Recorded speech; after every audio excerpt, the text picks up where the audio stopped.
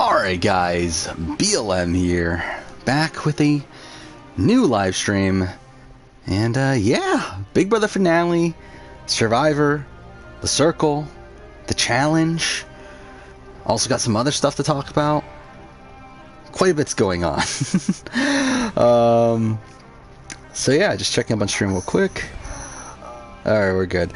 Alright, oh my god, we have so much to talk about. There's literally so much. It's only been like 2 days yet. I feel like there's like a billion things, even outside of just reality TV.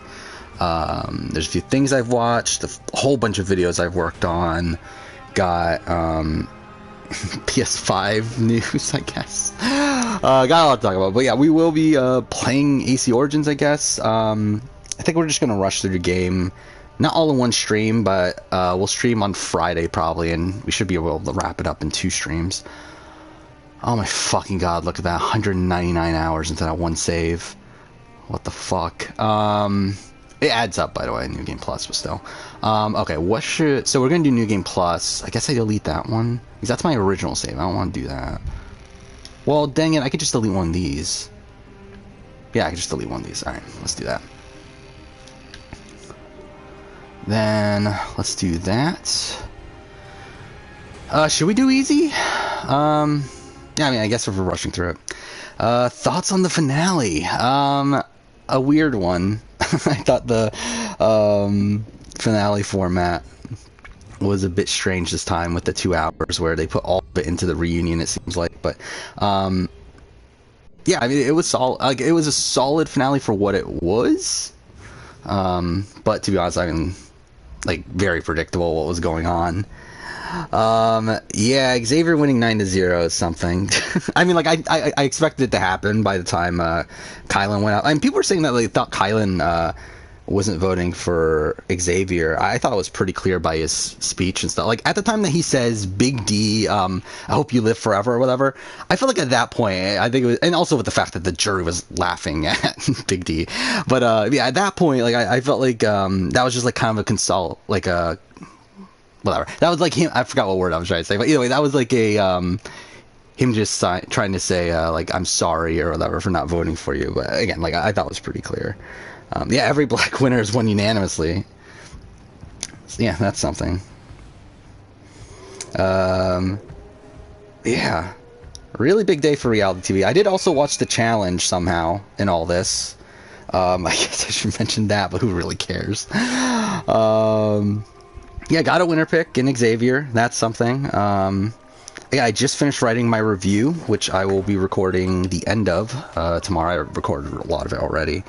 Yeah, should be up this Saturday. It is going to be long. It is actually the longest script I've ever written, by another 1,000 words. After, I believe, Australian Survivor Brains vs. Brawn was my longest by 1,000 words.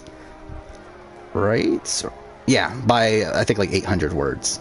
Yeah, the Big Brother script's longer than that script by 1,200 words, pretty much. So it's gonna be long.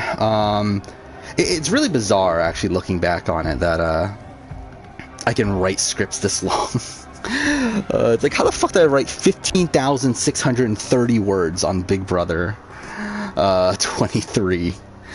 But yeah. So, yeah, I did see the Circle a lot. Like a Circle, Challenge, Big Brother. I even watched the Squid Game.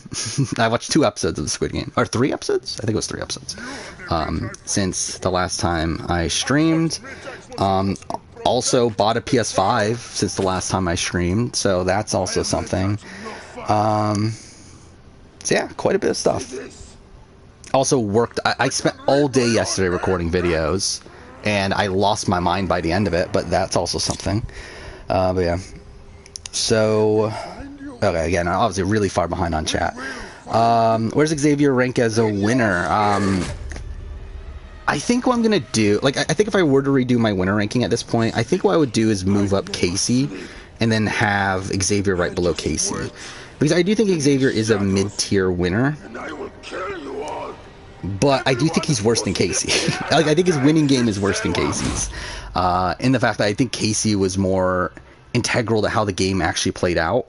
Then Xavier, like Xavier was very important to this end game, obviously, but it's like, again, I feel like even though a lot of what Casey did was her being told to do things by Tyler, like she at least did things effectively. So I think what I would do is move Casey up and then put Xavier right behind Casey, which would probably be right below Jackson, is what I would think. But I haven't 100% solidified that at this point. I talked through one of my favorite scenes in all of gaming, but whatever, who cares? Again, this is mostly just an excuse to talk. What else do we got? Big D. Yeah, Big D, I found it hilarious how the jury was just laughing at Big D. Like, I think it was so clear that Big D did not have any respect there. I do wonder how Ozza would have fared against Xavier. I don't think she wins, but, would be interesting seeing what the jury says about Ozza. Let's see what else. Yeah, do I think Cookout is one of the best alliances? I think it is the best alliance in terms of, if we're talking about an alliance as a group of people that like got to the end together. Like, we're not talking about like the individual members within it. We're not talking about like, if we're just like talking about how effective they were in getting themselves to the end. I mean, I think they are the best alliance.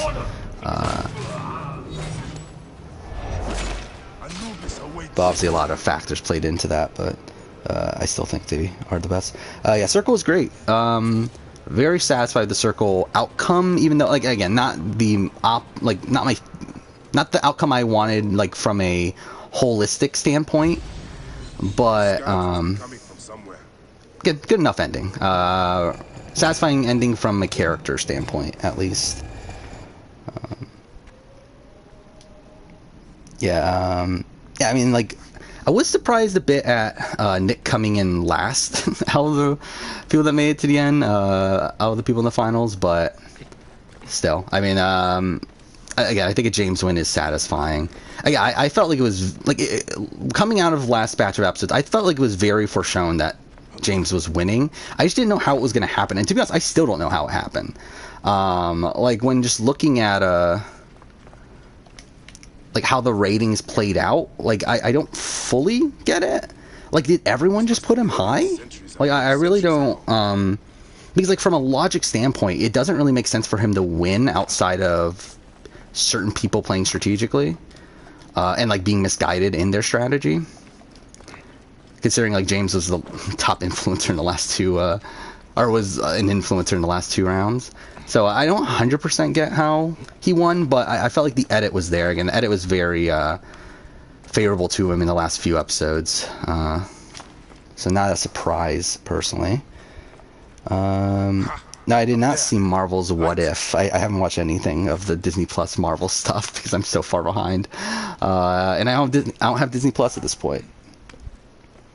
Let's see.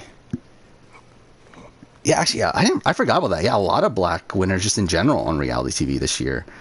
Is what both Big Brothers, Big Brother 23 and Celebrity, and Big Brother Canada.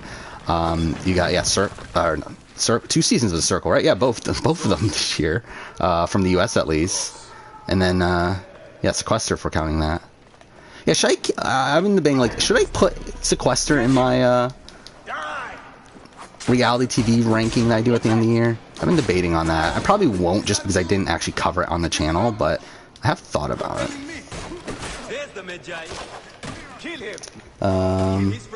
Let's see.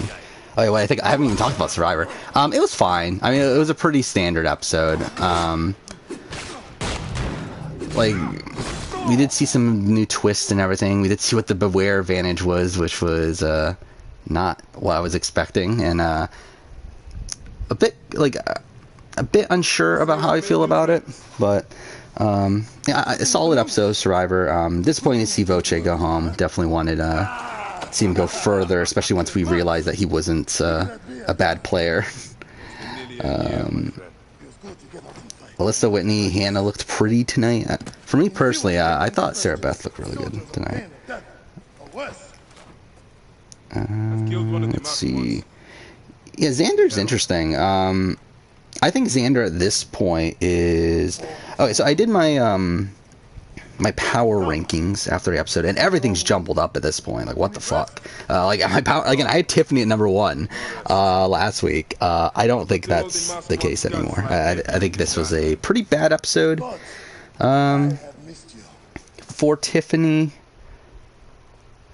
And I also bumped Xander down quite a bit. Who else? I mean, like, a lot of people just got jumbled around. There you are, boy. Where is he? Oh, yeah, the Eternal Maw. Out here. Alright, actually, I forgot. Danny went up despite him getting no content. That's kind of funny. I didn't even realize that.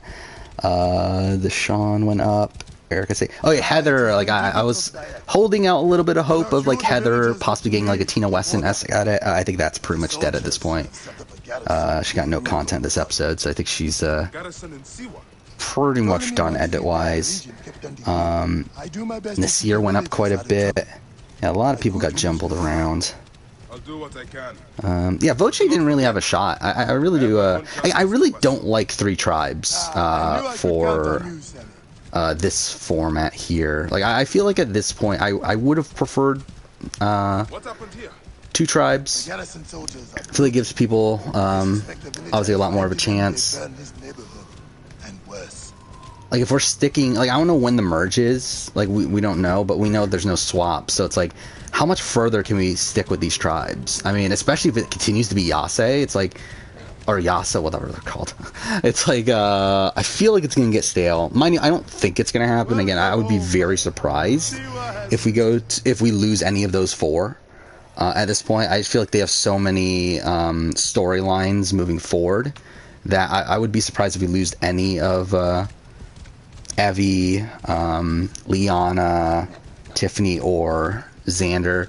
I feel like Xander's probably the most likely to be voted out of those 4, and he's in the bottom gameplay-wise too, but I feel like he's going to make it out of it. I would be pretty surprised to lose him over some of these other people that have been set up for downfalls at this point, but still, it's like, I don't love the current format, because I believe they're doing the same thing for 42, from what I understand. It's 3 tribes, no swaps, which, again, not ideal in my eyes. Where do I rank, where do I rank the unanimous votes for winners? Dan, Kevin, Tamar, Dane, Cody. I think Cody 1, Dane 2, Dan 3.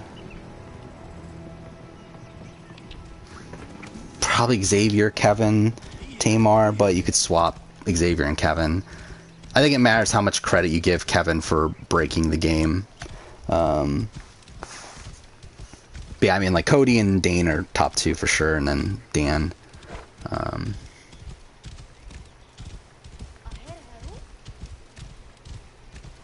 Yeah, like, I get why everyone voted Nick low, strategy-wise, from the, going back to the circle. Like, I get that, but it's like, still surprised that they didn't do the same thing for James.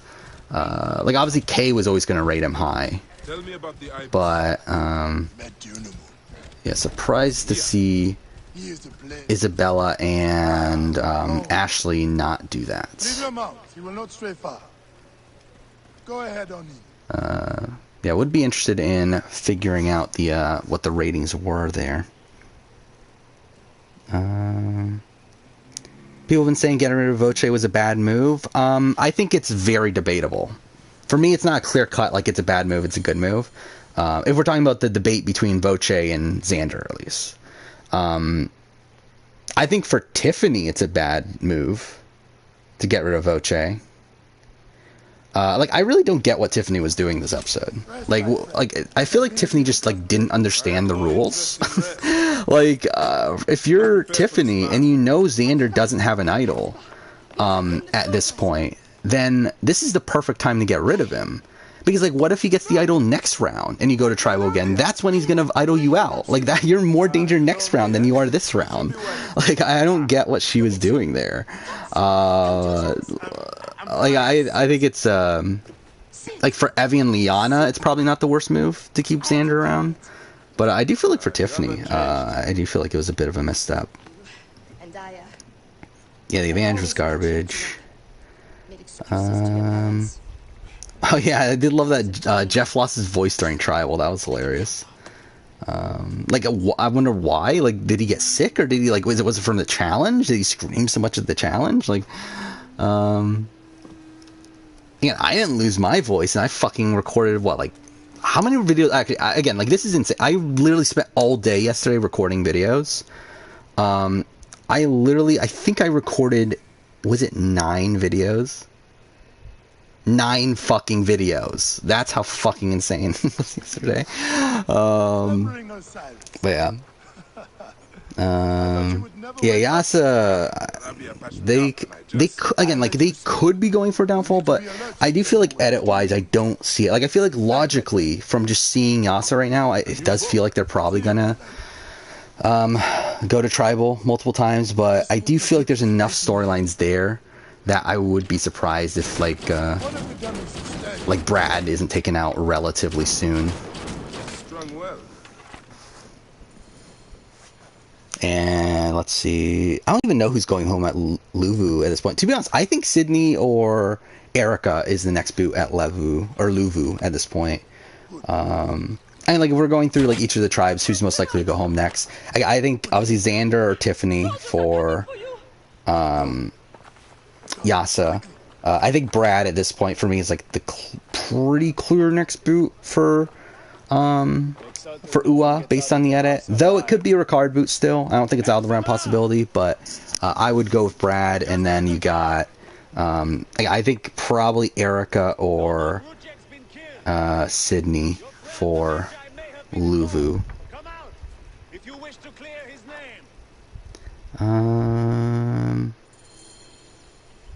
Yeah, I'm like really far behind chat. Let's see.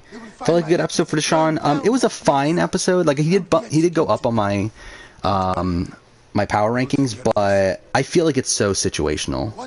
The content that he got, like, it's kind of similar issue that like Danny and Xander and JD got last time, where it feels like they got content because they needed to get content. Like, they got content because they were going to what were we calling it? I don't even know what we're calling the island thing, like fake exile island. The summit, I guess. I don't know what we're calling it. But like that, again, it feels like he got that's the reason he got content here.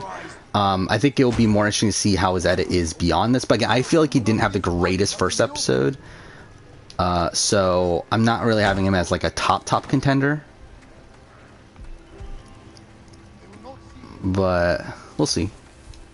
I mean, he is number 5 on my current power ranking, so he is pretty high, but I mean, and to be fair, like, I feel like almost everyone has a flawed edit at this point. Yeah, actually, everyone has a flawed edit. Like, I think the only one that doesn't have a necessarily flawed edit is Evie, but I feel like Evie's is so blatant that I don't feel like they would make it this blatant so early. And I feel like she's so overexposed. Like, she has 19 confessionals, I think I saw, from the first 2 episodes. That's ridiculous. So, and like, she got 10 confessionals this episode, opposed to the next highest, which was Xander with 4. So, and to be fair, Evie also got a lot of situational content because she could go to the summit and she was important in the vote. But, her edit does feel a bit too much to me. Yeah, like, I don't think there is a clear front runner at this point for from an Edgic standpoint, because I feel like the people who I thought were front runners last episode have gone downhill at this point. Thank you, bye. Again, like, I felt really good about Tiffany after last episode, but this was a bad episode for her. I always love the way he says it is sad. Yeah, I mean, like, Danny got nothing, but then I think it's fine that Danny got nothing this episode, considering he did have a big premiere. Same thing with JD. JD got little content on his own, at least. Yeah, I mean, Nasir got a great episode. I do feel like I suspected that there was a chance of that after the last one, because again, I felt like it was either he's just an early boot, or he's going to be getting this, like, maybe like David Wright-esque storyline of like, oh, he's like sketching out people early on, but then he starts to. David Wright was not the best example there, but probably like a Kathy. I don't know, but like he starts to do better as time goes on. Let's see. Did I have Tamar above Kevin before? Again, when a ranking change, I don't know. Again, like I don't know. Like Tamar. Let's see, Tamar. I mean, it's like she does win unanimously, which is actually like. But then we're talking about people that were rated unanimously. I can make that myself. Weapons are more difficult. I don't know. I feel like, again, I think it matters how you assess Kevin. Because I think Kevin's just one of the hardest winners to assess. Because, like, on paper, he plays a mediocre game, but it's a game where, like, he pretty much all but won by the time of, like, the final 7, just due to the fact that he broke the game in terms of how he pretty much studied the game well enough to where he knew every single competition moving forward. And how they would write questions and all that sort of stuff. I wonder how Derek's reacting to 0 votes. He seemed fine at the time. I mean, like, I don't know. Like, I feel like him losing to Xavier, I feel like, is his best case scenario. But, like, I feel for him. I mean, like, I feel like he's content with that. But yeah, I'm sure he's disappointed. You would think. Like the fact that, like, oh yeah, by the way, we haven't even talked about this. I haven't streamed since Big D blew up his own game, or at least it hadn't been confirmed that he, like, we were already at the point where like Ozza was considering voting out Big D due to how much of a dick Big D was being to her. But we haven't streamed since Big D actually, like, until we haven't streamed since Ozza explicitly said I'm taking Xavier to the end, which is insane. And yeah, I mean, what is there to say? I think Big D has further cemented himself as probably the, again, I haven't done this video yet, and I probably will at some point, but worst player to make the jury phase of the game. I think it's probably Big D at this point. Like, I'll be, like, he's definitely up there. He's definitely very high on there, I feel like. He's definitely the worst player to make Final 2. I said this earlier. He's probably the worst player to make Final 3. Like, he might be worst player to make with the jury phase. I don't think he's the worst player of all time. I made my top 10 list. Like, I don't think he cracks in that top 10 just due to the fact that he at least made it as far as he did. And has demonstrated that he can under a scenario, which hasn't been seen with certain other people, but he is so bad at the game. It's really hilarious how much he sabotaged his own game. Yeah, he thinks he's a mastermind, which is even funnier. I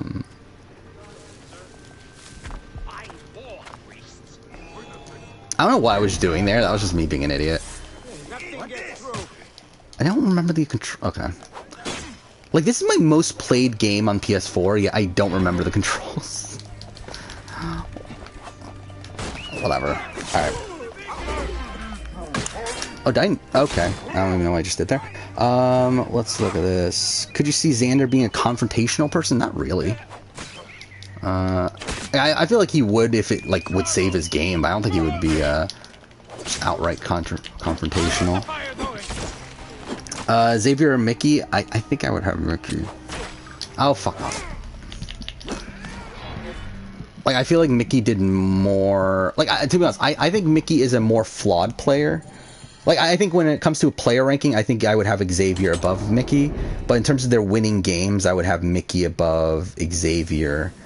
Mainly because I feel like Mickey was a lot more active in him getting to the position he was in than Xavier, even though Xavier benefited greatly from that position. You have returned. Let's see, what else is there? Yeah, Brad was fun. I thought Brad's, the entire him chasing down Ricard and JD and then hiding before they arrived and then running back, like, all that was pretty fun. Again, I still think he's a bad player, but definitely was fun there. What is one boy Where's Xavier on the player ranking? I mean, I guess you'll see.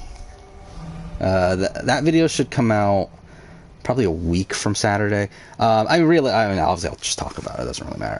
I haven't like fully solidified the list, to be honest. Like I'm thinking probably 3 or 4. Like I would personally have Tiffany and Kyland as the top 2. I think there's a debate between him and Hannah. That's kind of where I'm at. I think the bigger question is where the fuck does Ozza go? Like Big D, he's low, and like I feel pretty secure in where he's at. I have no clue where to put Ozza. Like I tentatively have her like number 7, but I feel like in my gut it says it's too high, but it also feels weird to put someone lower that like was so close to winning the game. And like this is again comparatively, because obviously I put Nicole at number 8 on my South Africa one, but again, like I feel like in comparison to a lot of the players she was up against, I do feel like she was not strong. But I feel like on this season, like comparatively, I don't know, I feel like 7 feels about right, but it might be lower. Yeah, like I don't get, did Deshaun get an extra vote? Like is that really, like are we just giving out extra votes every time we're going to the summit? That's something I didn't fully get. Like that's what, like I'm assuming that's the case, right? Because that's what she said. But they never, I don't feel like they actually explained it. I think it's just like, so I'm assuming they're assuming that we're gonna, well, I'm assuming that they're assuming that we're gonna assume that, that it's the same as last time, which is weird. Again, like it's so weird they're just like handing out extra votes, because I'm assuming this is going to be a normal thing. Like I'm assuming this is, I mean it's happened in the 2 rounds of the game so far, so I'm assuming this is going to happen every round, like I would think. I mean if they don't, it's just kind of weird they just randomly did it in episode 2. And to be fair, I guess they've done twists like that in the past. But again, to do it 2 times in the first 2 rounds and then just stop it afterwards, I feel like that's kind of weird. But yeah, weird they're just like handing out extra votes. Big, giant horns. Oh, yeah, that was ridiculous too. The entire quote thing where he has to recite a quote and like all 3 people have to recite a quote at the challenge. That's just bizarre. It's fun. Like I mean, like, it led to a fun moment, but it's still weird. Not what I wanted to do. My eyes and hand are in line with the arrow. That is the only. Alright. Do you think they're going to give an obvious winners at? Not really. We're like obviously I'm assuming we're talking about Survivor. I feel again like in my gut I would say that we're going to get a weird winner at it this season. I feel like they're going to try to change things up. You can. Your arrow will have to become Senu. And to be fair, they've kind of already, because again, like I feel like Evie is the only person to not get a massive knock against them out of literally everyone in the game. These even like as of right now, I did move Chantel up to number 1 on my power rankings, but like she has a flaw in her edit. Like I think we didn't get any personal content from her outside of the fact that she mentioned that she's a pastor. I also feel like her relationships weren't well defined in the premiere. Again, in this episode, we did hear that that she is loyal to Ricard, I guess, or at least Ricard thinks so. At least, like Ricard said, "How dare you tell my number 1, whatever." So it's like we get it there, but even then, we didn't hear it from Shan herself. So I think that's also worrying. So yeah, I mean, I don't think anyone's gotten a particularly great at it. So I think just inherently at this point, I think anyone. Well, not anyone. Again, I think like there's certain people that can't win, but again, like I'd be very surprised if like Brad wins. I'll be very surprised if I don't know if Erica wins at this point. Probably Heather. But I feel like everyone else at least has a sliver of a shot. Okay. Let's see. Yeah, I feel like Heather, again, like I was coming out of the premiere hoping that Heather would get a big episode 2, or not big episode 2, but at least like get more content in episode 2, and that way like there's more of a winter edit there. But the fact that she like literally gets 0 content, like she wasn't even in the episode outside of her cheering at the immunity challenge. So I think she's done. I would be surprised. Because even like the little bit of content that she got in the premiere wasn't super strong content. So yeah. Surprised Lawyer didn't give better jury performance. Yeah, I mean the jury performances from both of them were pretty bad. I did think he had a good final speech though. But yeah, I mean the entire jury questioning was weird. Like it's always bad, but I felt like this one in particular felt very robotic, where it really felt like everyone was just like literally handed the card right beforehand, didn't even know what they were doing. Yeah, that was pretty bad there. Yeah, again, like I just love how the jury was laughing at Big D.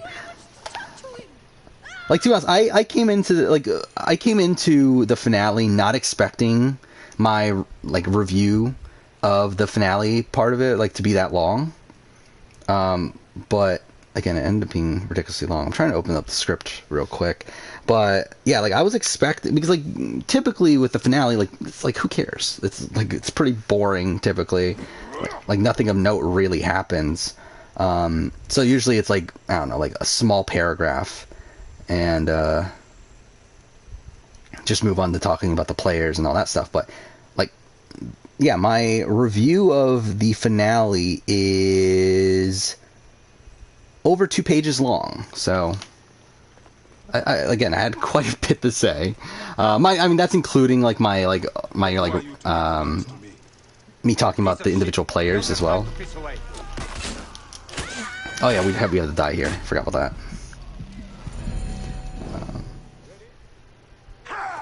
Yeah, like, I did like, I mean, like, it felt weird that we got a longer reunion, but I did end up liking it by the end of it. I mean, I felt like Big D and Xavier had some fun reactions to things. I mean, there was a lot of awkward moments throughout, but I still thought it was pretty solid. I did like the moment from Brittany, like her revealing her autism, and just lots. Like, I felt like it was a overall fine finale.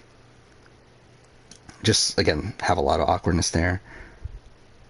What do I think about Xavier winning unanimously? It's fine. It's like, I mean, again, it's against Big D. Like, we're talking about against Big D. It's like, how many other outcomes were there? Oh, hey, it's me, Raccoon. Yeah, I got another winner pick. Yeah, I'm doing better with Big Brother, at least. We'll see with Survivor. Not feeling great about Survivor, but we'll see.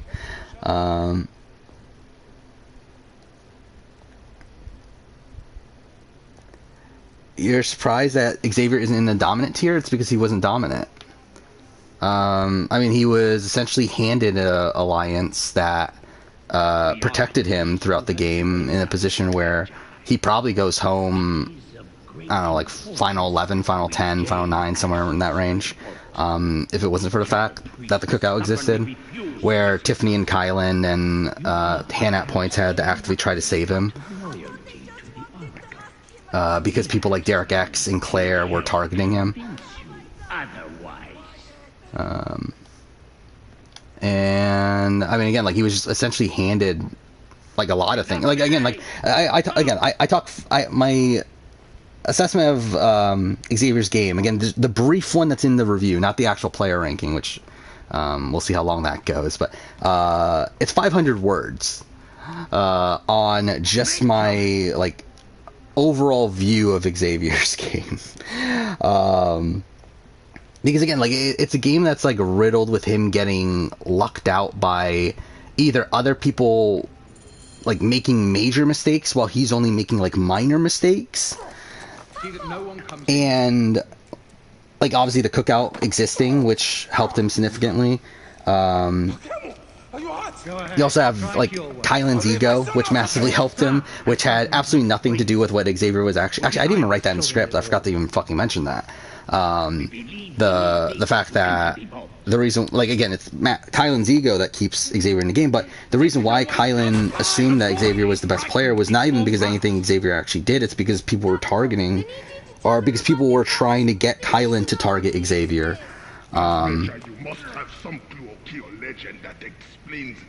Which made, like, Kylan, like, think that he was the biggest threat. Which, again, is, like, entirely out of Xavier's hands and really to the detriment of Xavier. And it's just because it's Kylan that it ended up working out in his favor. Talk to your son. What do I think of Voce as a player? I think he's... I mean, again, like, he's the third boot on the season. He's the second boot from his tribe. It's like I can't really assess him too highly, but... I don't, I forgot about that. I saw a notification on Twitch, and, I was watching Terran Armstrong's live stream, and I was gifted a sub, so that's something. But yeah, yeah, I don't think he's a bad player in the grand scheme of things, but, like, when we're getting down to the 41 player ranking, he's gonna have to be pretty low. Though I do think he was, like, in a position where there wasn't much else he could do. Again, there just weren't any options, especially when they're, like, taking votes away from people on a small tribe already. It's like, what the fuck are we doing? I think that's such a questionable decision, to be taking votes away from a tribe that's already, like... Again, like, what are we gonna do if, like... Well, I mean, I guess this can only happen to one person, right? But then if you risk your vote... Let's say... Okay, yeah, actually, let's... So, if Evie risked her vote and lost her vote here... There would have been only 3 votes at this tribal. Like, that's pretty insane. I don't really get what they're doing with this sort of stuff.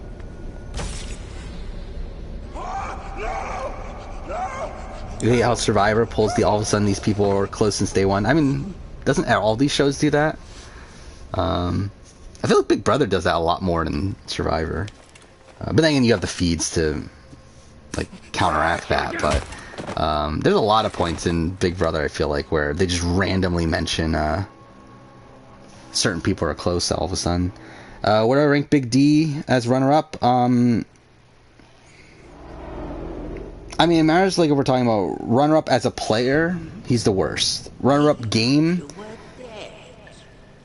I mean, he's still pretty bad.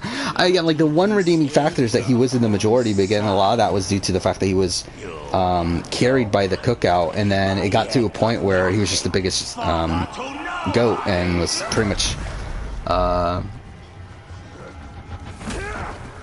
like carried by Kylan and Xavier at the end. So I don't know. It's pretty bad. Again, he actively sabotaged his own game at the final 3, where he should have been guaranteed first time playing the game? No, it's this is like my 20th time playing the game. I don't even know. I've played this game a lot. Again, this is my most played game on PS4. I think like, I mean, on this save alone, I have over 200 hours at this point. But I have another one that's like 40. I have more beyond that. Yeah, just playing this as something very casually to play while I talk about a whole bunch of other stuff. What else do we got? What's your favorite milkshake? I don't know.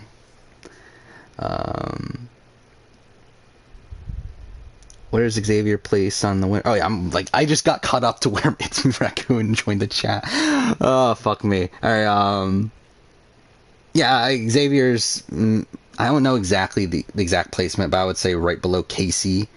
But I would have, like, I talked about this earlier, I probably would bump Casey up to the middle tier, but then put Xavier right below Casey.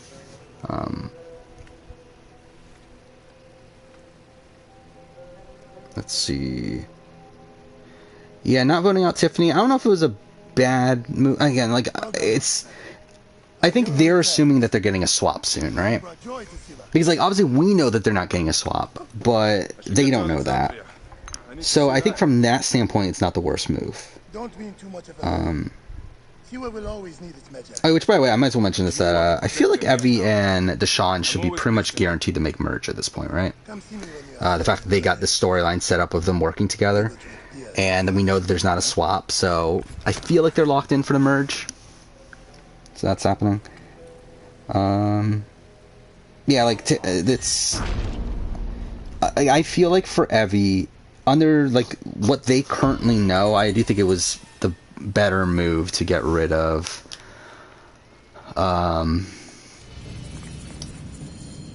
wait, what am I doing? Oh yeah, I have to talk to Hepzibah. But I do think it was the better move to get rid of Voce here.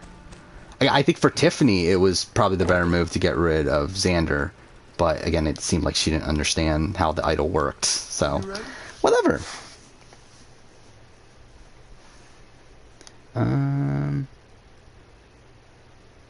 Yeah, I did love how like Xavier got asked like what was the biggest mistake you made in the game, and like he couldn't answer it. Like he took forever to figure out an answer to that. I found that hilarious. And I was watching Terran Armstrong stream, and like he mentioned that like he can't answer the question because he doesn't even know his own game, and I feel like that's a very accurate assessment. Serapis. The god that Greeks and Egyptians share. Yeah, Ozza wanting to take Xavier to the end, that was like due to the mistakes of both Ozza and Big D. I mean, there's like so many points in the game where like Xavier gets benefited by things that are completely out of his control. How am I 41 minutes into stream and I just got to this point? 'Cause I'm pretty sure in the speedrun this is like less than 10 minutes into the run, but whatever. Oh yeah, the Ty and Braden stuff. Yeah. They didn't even mention that till like final 6, right? Because I think it was the Jed week that they did first mention that Ty and Braden were close, which is hilarious. But yeah. Oh, I'm almost caught up. There we go. We're almost there.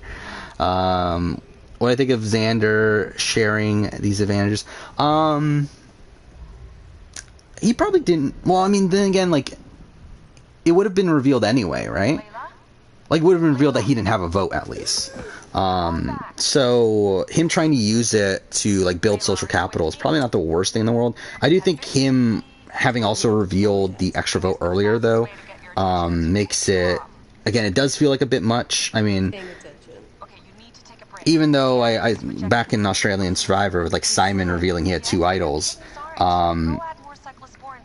like I talked about at the time, it's like, well, this is like Danny and Chelsea are dumb for like thinking that, oh, he has 2 idols now, we need to get rid of him. But like at the end of the day, it's like that is a thing that like people are threatened by people that have a number of advantages, and I do think that definitely put a target on his back. But I don't know what else he would have done in that position.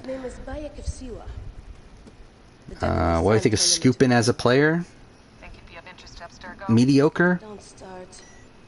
Pretty. I mean, like, again, as a person, obviously terrible. But like, as a player, I mean, like, I think he struggles to win the game in most scenarios. Australian Outback, I think, was probably one of his better case scenarios, and even there, before the fact that he was medevac, like, he wasn't really that well respected. No, probably not. Probably not a good player. Realistically, doing like a full player ranking is probably middle of the pack or so, but not good. But then, I've said this in the past, like I think the majority of players are bad.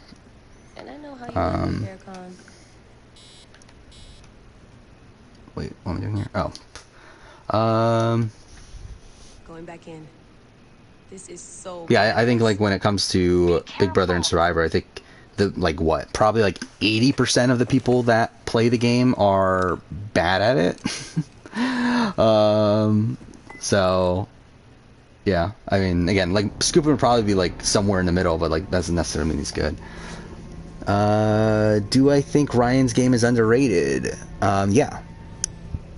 I mean, like I think, I don't know, I think it is underrated in the sense that more so, like, I think Chrissy's game in general is overrated, but then again, I felt like I underrated it too much. Like, I feel like I kind of had the, like, again, like, I feel like it is greatly overrated by, like, the superfan community as a whole, but I also, like, reacted to that too much, to where I ended up underrating it.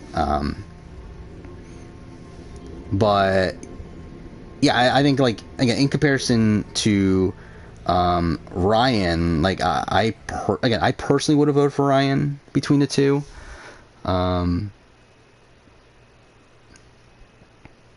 But I mean, like, again, it's not like, I don't think it's like that big of a difference between the two either.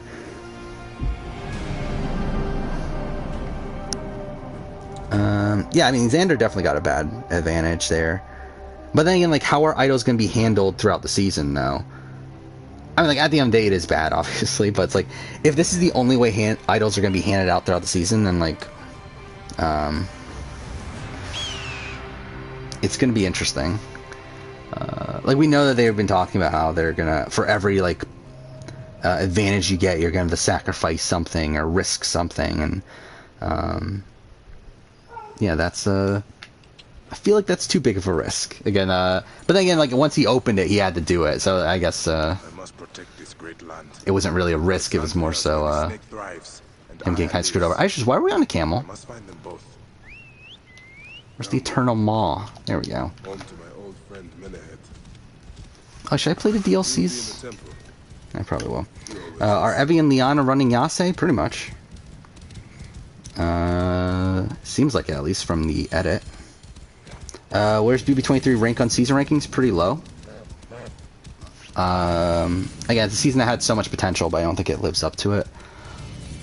Because again, like, for me, I even talked about this in the pre-jury, where even at that point, I was like, I'm not really loving, like, how, like, I didn't love, like, the Brent weeks and the Whitney weeks, as they felt like they were kind of slow, but, like, it felt like the season was, like, leading up to something. Like, it felt like there was a lot of setup, like, there was a lot of players positioning themselves for the future, and, like, that was the interesting part. But it all leads to nothing. And, like, we did get the Christian week, which was fun, but beyond that, it's like, that's essentially when the cookout started to steamroll, and, like, it just became boring until, like, with us, like, kind of just waiting until when the cookout's going to have to turn against each other. But then, when the cookout turns against each other, it plays out in, like, the worst possible way. Where Tiffany, who is the most, like, integral to the cookout success, like, ends up going home first. Then Hannah and Kylan immediately afterwards, who were the next two. So, and we're left with, like, three people who have no clue what happened in the entire game and are delusional in thinking that they ran the entire game. So, it's a frustrating season, definitely. I said this in the past, I would have it below BB19. Like, again, I'm someone that personally enjoyed BB19 more than most people. But it's pretty low. Like, it's above 22. Yeah, it's above 2. I don't remember what other seasons I had exactly down there. I know 4 or somewhere around there, and mind you, I would bump up 19 since the last time I did a season ranking. But still, it's down there. I think it is a bottom tier season. But again, I mean, at least we got, again, like, the main positive from the season is the story of the cookout, which at least we got that. And hopefully it doesn't have to happen again. Hopefully we don't have to have these, like, really great players sacrifice their games for the sake of a higher purpose, and for, like, these not as great players that end up winning the game. Hopefully Tiffany gets in her shot. I mean, like, at least the consolation there, at least she got fan favorite. Was very happy with that. Better or worse than 16? I would say worse. Because, I mean, 16's, like, filled with, like, pretty, like, interesting characters. Like, oh, that's another thing about 23. I think I forgot to write it in the review, too. I think as a TV product, it was also pretty bad. Because, like, I think 23 here has a great cast. I just don't feel like the show utilized that cast. And I feel like we, even, like, what was it the Sarah Beth boot? I think that was, like, the first time we got any, like, true character moments. I mean, I guess we had, like, a little bit here and there, like Big D's sleeping around the house and stuff. But like it was that one moment with the fire and the beetle and stuff. Like that was a great sequence. That's like one of my favorite scenes of the entire season. But it felt like we were really lacking like a personal element for this season, where it felt like okay, I just got that. That was something. Ghost of Tsushima update just finished installing, so yay for that. Because I'm definitely playing Ghost of Tsushima again sometime soon. But yeah, I think the show really did not do service to its cast there. What else do we got? I think I'm far behind on chat again. What else do we got? Can Xavier use his extra vote? Oh, is his extra vote also blocked? I didn't know. Like, I did hear that they talked about it, but I didn't exactly know. Like, I didn't exactly hear the exact wording of it. So it is blocked also. So he can't use the extra vote. So that's kind of shit. I mean, like, at the end of the day, I don't think it's not going to benefit him that much at this point anyway. What am I doing? I don't have the mission. I don't have it fucking picked, do I? There we go. Where is it? Over here? Okay. Yeah, the house fire and everything. That was like one of my favorite scenes. Yeah, Probst talking to the camera is weird still. I mean, he only did it one time this episode, right? And that was at Tribal, but it's still bizarre. Like him, like, setting up the Tribal. It's like, oh, this is going to be a really interesting Tribal. It's going to be tribe strength versus personal game or whatever he said. It's like, yeah, I mean, like, this is a thing that we've been talking about, like, since all the way back in, like, Marquesas and stuff. It's like, why is this still a thing we're, like, debating over on the show? How will I find the iron among all these endless scrolls? Okay.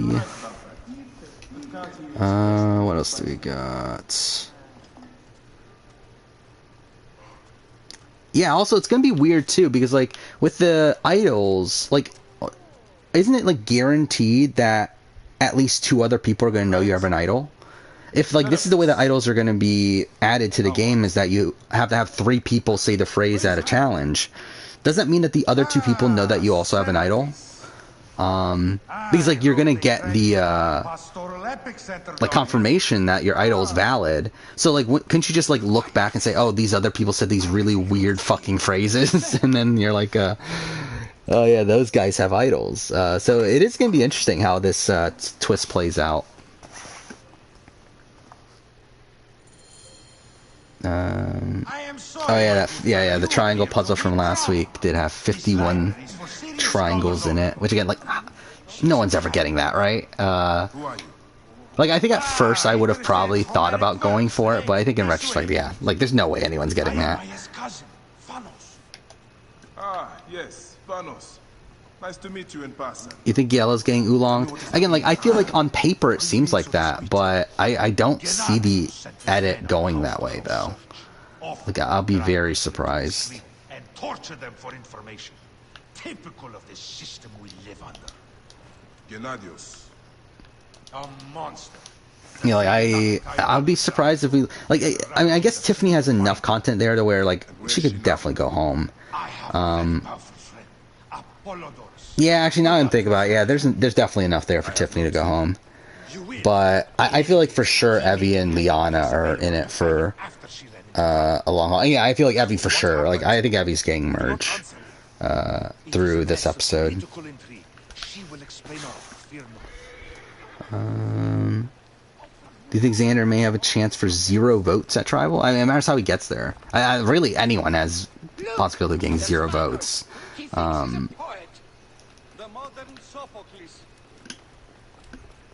Like, I would guess that if Xander gets the end, you would assume that he would get some votes, but, like, technically anyone could get no votes based on how things...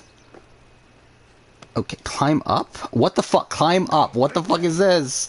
Okay, can you go here? Thank you. There we go. Okay, or not. There we go. What a masterpiece. Oh my god, thank god I didn't fucking do a speedrun of this. Whatever. What else do we got?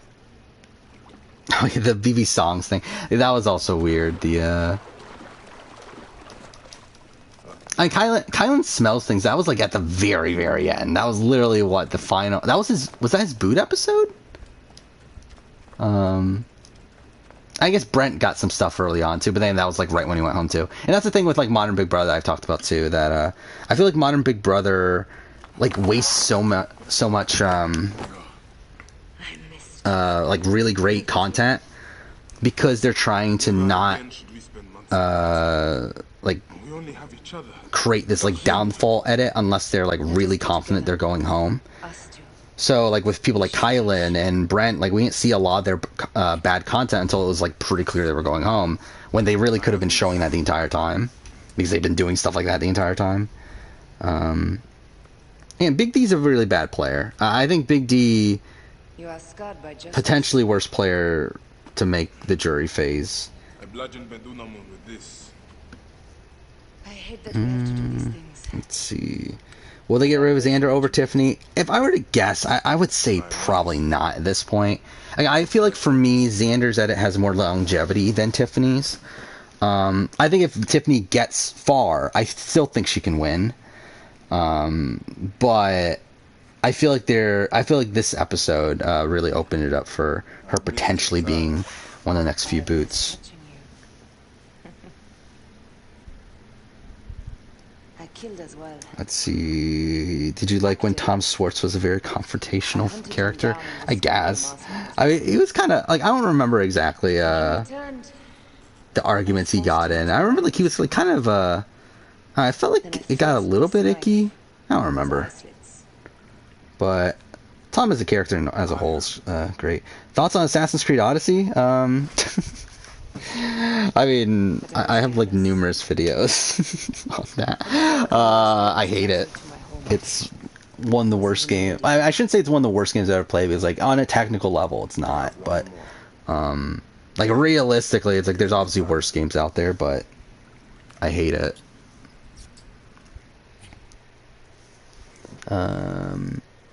Do you think Big Brother will have a more serious tone in the future? No.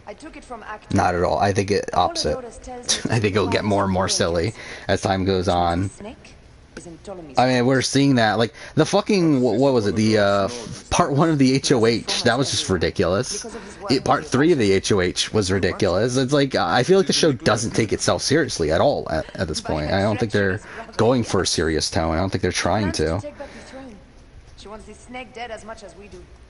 Oh yeah, Cheryl, I guess that. Yeah, I guess technically Lori made the jury phase, didn't she? If we want to be technical about that. A weapon of justice. It is weird to be playing Assassin's Creed again. I haven't played Assassin's Creed since the last time we streamed an Assassin's Creed game, which was, what, like 5 months ago at this point? And like Assassin's Creed's just been like so far away from my mind. But yeah, I barely look at this Assassin's Creed anyway. Where I rank Will on a player ranking? Oh, on BB2 player ranking. Oh, is that? Oh yeah, I forgot that video's not out yet, is it? I forgot about that. Yeah, I mean he's I'm pretty sure he's number 2. I made that video so long ago at this point. It was when because why do you have to player rankings for retrospectives? Like for like old seasons, like I literally make them back, like I usually record them back to back with the retrospective, so they're recorded like well in advance. So again, like with the BB2 player ranking, I don't actually remember it anymore, but I think he was number 2. Most overrated season of Survivor. I don't know.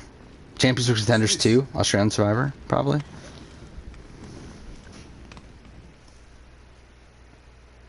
Yeah, I feel like that's probably the answer for me personally, at least. I don't know. I mean, like, I'm trying to think of, like, Survivor US seasons, but I feel like even the seasons I'm not as high on as certain other people, I don't feel like it's as big of a difference as Australian Survivor. Champions vs. Contenders 2 is, so I feel like that's probably the answer.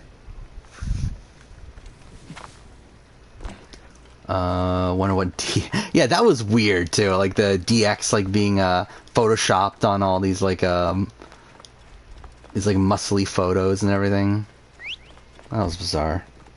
Who's Lori? It's the first boot from BB23. Then again, I would actually say, I think I would say Tanya is a worse player than Lori. Probably. I don't know. I haven't rewatched BB3 recently. But, where am I going? Oh, Ganadia. Okay, I'm doing this shit. Okay, I need to actually select these then.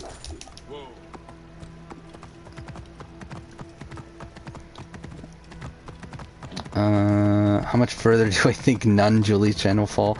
I mean, yeah, like, Julie Chen has lost her mind, right? Like, I don't know if it's, like, the fact that... I mean, I'm assuming it's Les Moonves, right? Like, that entire situation has caused her to become a lot more religious, but it's hilarious, like, how much she... like, again, reading her interviews are bizarre. Like, just how much she mentions, like, oh, rooting for Azza because of her faith and all this stuff. It's like, what the fuck are we doing? Like, what was it? I was just waiting for her to make a comment after Azza mentioned, I think it was during her exit interview, that this was all God's plan or something. Like, I was just waiting for her to say something, but she didn't. But yeah, definitely, I think Julie Chen's kind of losing it. Kagen's the most overrated season. Is it, though? Again, like, I can get why. Obviously, it is like almost universally looked at as a top 4 season, right? And obviously, I have it at number 1. So it's like, if you don't like it, then obviously, like, yeah, I mean, it would be the most overrated season. I'm surprised I can actually get this. Fuck, actually, this would have been great for a speed run. What the fuck? I've never gotten this lucky when doing a speed run of this game. Like, he was literally right, like, in the perfect spot. Again, U.S. driver for overrated. Again, like, I think Cambodia is overrated. You sought to kill my wife. I don't know, what else is there? That I have a big... I feel like there's, like, seasons that I think are underrated. But I feel like it's rare that I think a season is... I mean, Australia, if we're really going there. I mean, like, I feel like Australia is the clear answer, but I feel like the reason most people like Australia is not because the actual season, more so what the season means, and, like, the timing of the season and all that sort of stuff. The Lord of the Duat awaits. Oh, yeah, well, I mean, I think Cook Islands is a very, like, divisive season. Like, I feel like there are people that don't like Cook Islands. And I very openly don't like Cook Islands. And you have people that love it. So, like, that's why I'm, like, hesitant to say that's overrated, necessarily. Holy shit, the, Survivor Know-It-Alls is already up. Like, I just, because I'm subscribed to the, RJP thing, and, like, it just, like, instantly downloads when it gets uploaded, and, like, Know-It-Alls already got downloaded on my phone. Like, that was a bit quick. I guess it was 2 hours ago at this point, but that still seems a bit quick. What is 41 power ranking? Oh, fuck me. Wait, oh, I'm pushing the wrong buttons. That's my entire problem. Again, like, this is my most played game on PS4, yet I still don't remember the controls. Dang, I haven't played it in over a year, but still. Actually, when was the last time I played this? Has it been 2... Wait. When the fuck was the last time I played this? I think it's been 2 years. Holy shit. I didn't even think about... Holy shit, it's been 2 years since I last played this? Because I think it was at the time that I did the retrospective, which was 2 years ago. Either way. Shan BB2's worst player to ever make... I mean, like, if we're considering... I actually think Autumn's worse, personally, than Shannon. Yeah, I mean, at least Shannon had allies. Like, Autumn literally had nobody. Or at least no one that was willing to fight for her, while Shannon had Will and Boogie. And I think Autumn also had no respect and was never going to win a jury vote. So, like, I would personally say Autumn is worse if we're talking just from BB2. Which, again, I'll talk about in my player ranking whenever that comes out. Which I think, it technically should be out now. But because of the Circle and obviously all the Big Brother 23, Australian Survivors, Survivors of Africa, all that stuff, it's pushed back about a month. I think it's the 20th, if I remember right. It's coming out, but it'll come out eventually. Well, I say Julie Chen's a cult person? Not, I mean, it matters if you consider Christianity a cult. But if you don't, then no. Where am I going? Again, I'm not paying attention. I'm going the wrong way.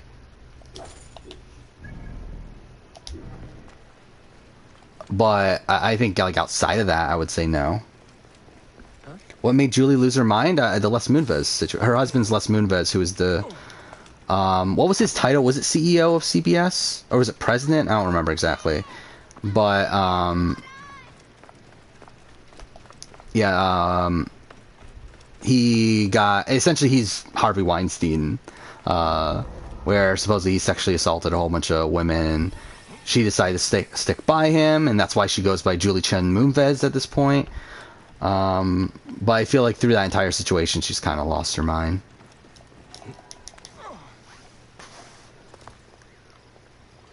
Let's see. Guatemala's the only season Survivor remember zero about. I mean, Guatemala is a great season. I personally love Guatemala. Like, where do I have Guatemala? I think I have Guatemala, like, number, 16 or so, right? But, yeah, I really do love Guatemala. Well, I mean, largely because, like, there's some really fun characters on there. I mean, really, Judd makes the season to me. Like, Judd is one of my favorite characters of all time. And like, even though, like, it would be cool to have seen him play again, I feel like it's actually... It adds to his appeal, the fact that he hasn't played again. Or, like, I don't know how good he would be on a return. To be honest, I don't think he would do particularly well on a return, but he had a really fun run. I mean, the final HOH thing is because the questions are so easy. I mean, that's why people are getting perfect scores, because, like, anyone that's studied should be able to do this, like, really simply. Like, again, Ozza got 7 out of the 8 questions, right? She only missed the first one. It's like, and, like, anyone that has any basic knowledge of studying the days and everything, like, should be able to do this. And not a surprise to me that's been people getting perfect scores there. Who's the BB player that murdered her husband? What is that? She murdered her husband? I thought it was like manslaughter or something, right? And was it her husband? Wait. Oh, no, wait. Yeah, what happened with it? It was Tanya, either way, from BB3. But I don't remember exactly what the situation was. What'd she get? Oh, no, it was arrested for murder. Okay. Well, that's something.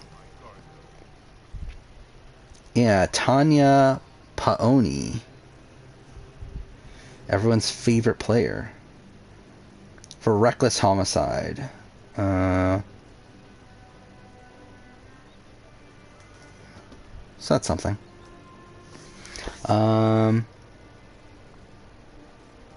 Jeff was honoring Mike Holloway's wedding with his strange voice that tribe. Oh, okay, yeah. Oh, yeah, I forgot about that. Yeah, Mike Holloway got married to Meg from BB17, so that's something.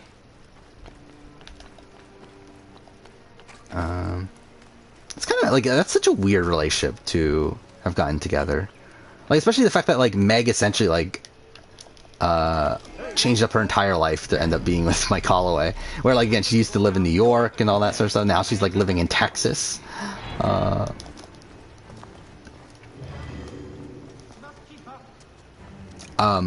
there we go. Oh, yeah, Julie sent Bibles. I forgot that was also a thing. Yeah, again, I think she's going through something.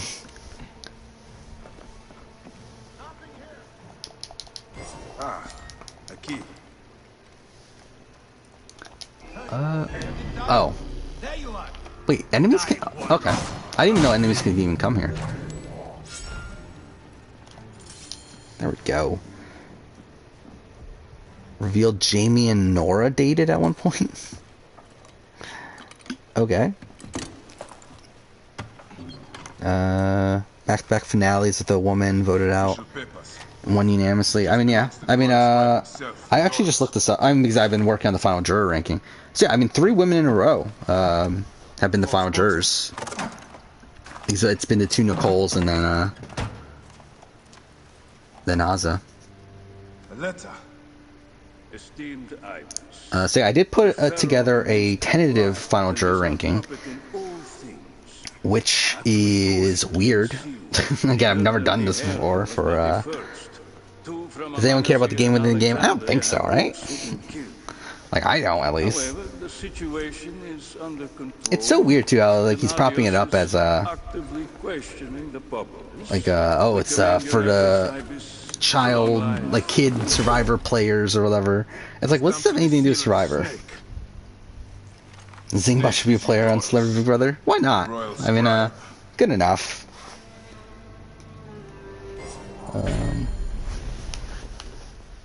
I have said that the royal scribe is often at the bathhouse.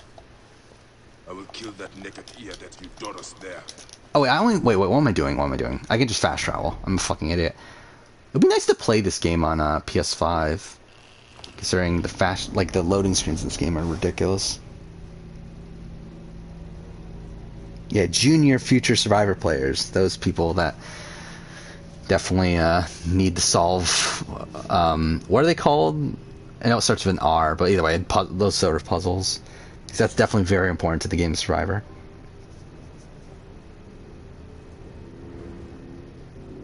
What do I think of Tanya as a player you're talking about? I actually mentioned her earlier in stream. I mean, she's terrible.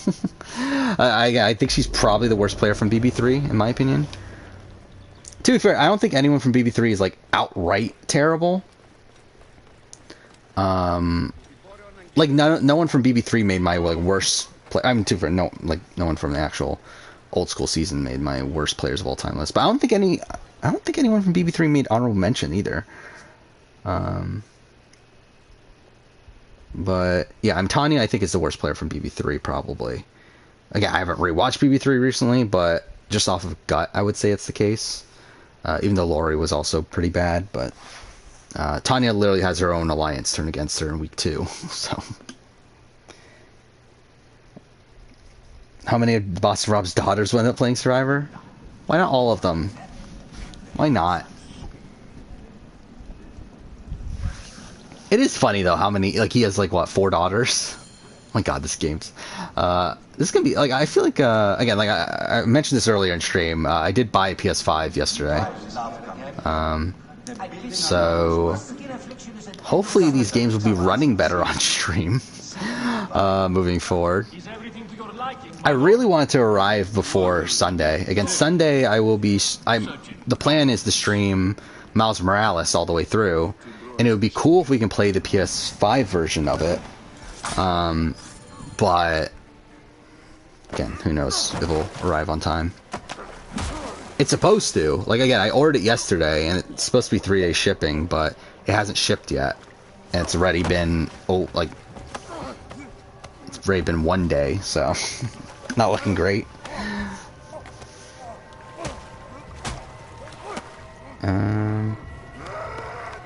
Yeah, like, also, yeah, it's weird because, like, the game within the game puzzles are, like, in a spot where, like, the other player, like, the actual players can't see it, right? So, okay, this is a ridiculous scene. I love how I'm just, like, skipping, like, talking over, like, some, pretty notable scenes here. Not that anyone gives a shit. Tanya's, like, really forgettable. Like, she was barely even on the show. I think her most notable thing is the peanut butter bikini. Peanut butter bikinis. That's really the main thing. I mean, like, I know she wasn't she in Playboy or something? That's a thing, right? But yeah, I feel like that's the most memorable thing about her. That, and also the fact that she was, again, like, arrested for whatever. Anubis awaits. Wait, is that really a thing? Wait, all 4 Boss Rob's middle names are Rose. Yeah, like, why? That's so weird. Yeah, that's bizarre.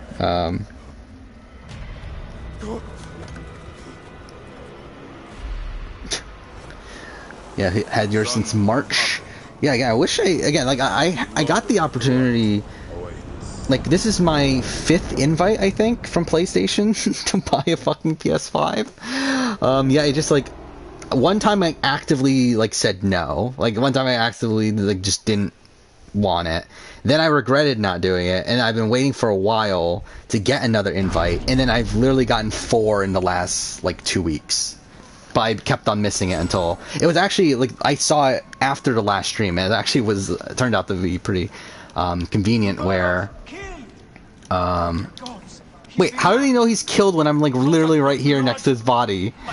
Whatever. Yeah, it was literally after I finished the last stream, like, I checked my email because, like, the stream summary that Twitch sends you after you finish the stream is more detailed in the email that they send you than it is on the fucking actual page for whatever reason in your actual analytics. But so I was, like, looking at that and saw the email of, like, invite from PlayStation again. So what? Okay, fine. So yeah, ordered one on Tuesday.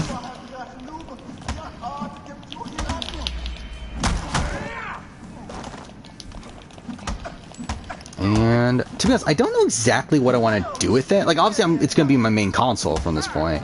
Like, I'll probably, like, again, I have a 5 terabyte hard drive with a whole bunch of games installed on PS4 here.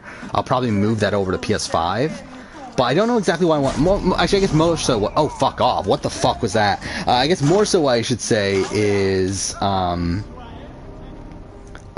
should I do with my PS4? I guess that's really the main thing. Because I'm not getting rid of it. Like, I'm gonna keep it, but it's like, do I still keep games installed, or like, I don't know. Not exactly sure what I want to do with my PS4 at this point, but we'll see. How do you get an invite? You pretty much just have to play games all the time and be a lunatic like me. I mean, that's essentially like what they do. They because how you get the invites through having a PlayStation account, and they supposedly have some sort of algorithm where they're randomly sent out based on like the amount of time you play and like all these other stats that who the fuck knows what they're actually using, but supposedly there's some sort of algorithm that they use.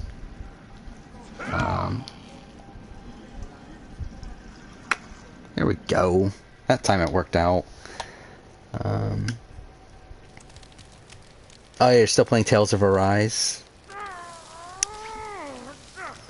Story's only okay? Yeah, to be honest, I completely forgot about Tales of Arise at this point. Dude, I'm so far behind on modern games at this point. I mean, to be honest, like, the last week, like, I've pretty much just been so focused on working on stuff for the channel that, like, I've actually, like, had less time to, like, because, like, usually, like, I'm like watching live streams or like doing some other, like, catching up on like podcasts and stuff in the background. Like, I haven't like had much time to even do that because, like, it's either that I'm recording videos or I'm I had to watch 3 fucking seasons of TV. Like, I had to watch Survivor Marquesas, Australian Survivor 2002, and Survivor UK Panama, which, like, obviously while watching those and taking notes on them, I can't really do much else. So, like, I'm kind of far behind just in general of stuff that's, like, happened in the last week outside of the world of reality TV. And yeah, I feel like there's been a lot of games that have come out recently that, like, I know Kenna came out, Lost Judgment came out not too long ago. Life is Strange obviously came out not too long ago. So I'll play them eventually. We'll see. I'm an idiot. I don't have a fucking mission log like that on here. What am I doing? Not that one. Oh, Aya. There.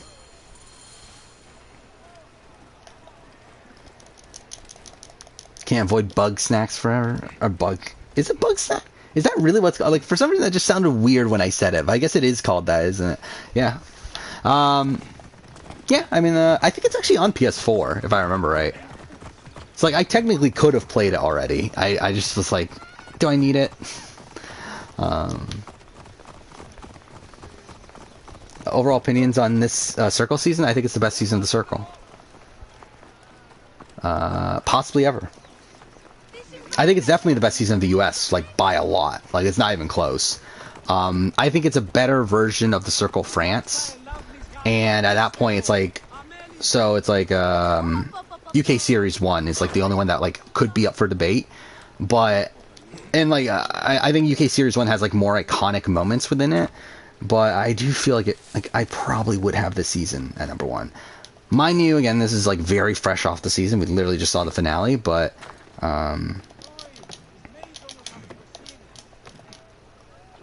I do feel like it probably will stay at number 1. Well, it's like Pokemon Snap? Is that really like a comparison? I did watch a live stream at one point, like for a little bit of someone playing Bug Snacks, and again, it just looks weird. Yeah, I wouldn't be opposed to playing it, but not really a top priority at this point.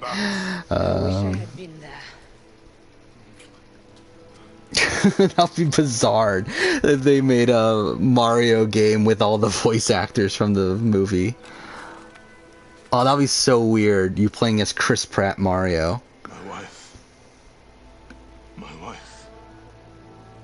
Bugsnack has a good story. Is that really a thing? That just sounds bizarre. Is it one? Oh my god, it's already 1 o'clock in the morning almost. Wow, we're really not making as much progress in this game as I thought we were. Easy, the plan was to finish this game in 2 streams. We're not really on pace for that, I don't think, but whatever.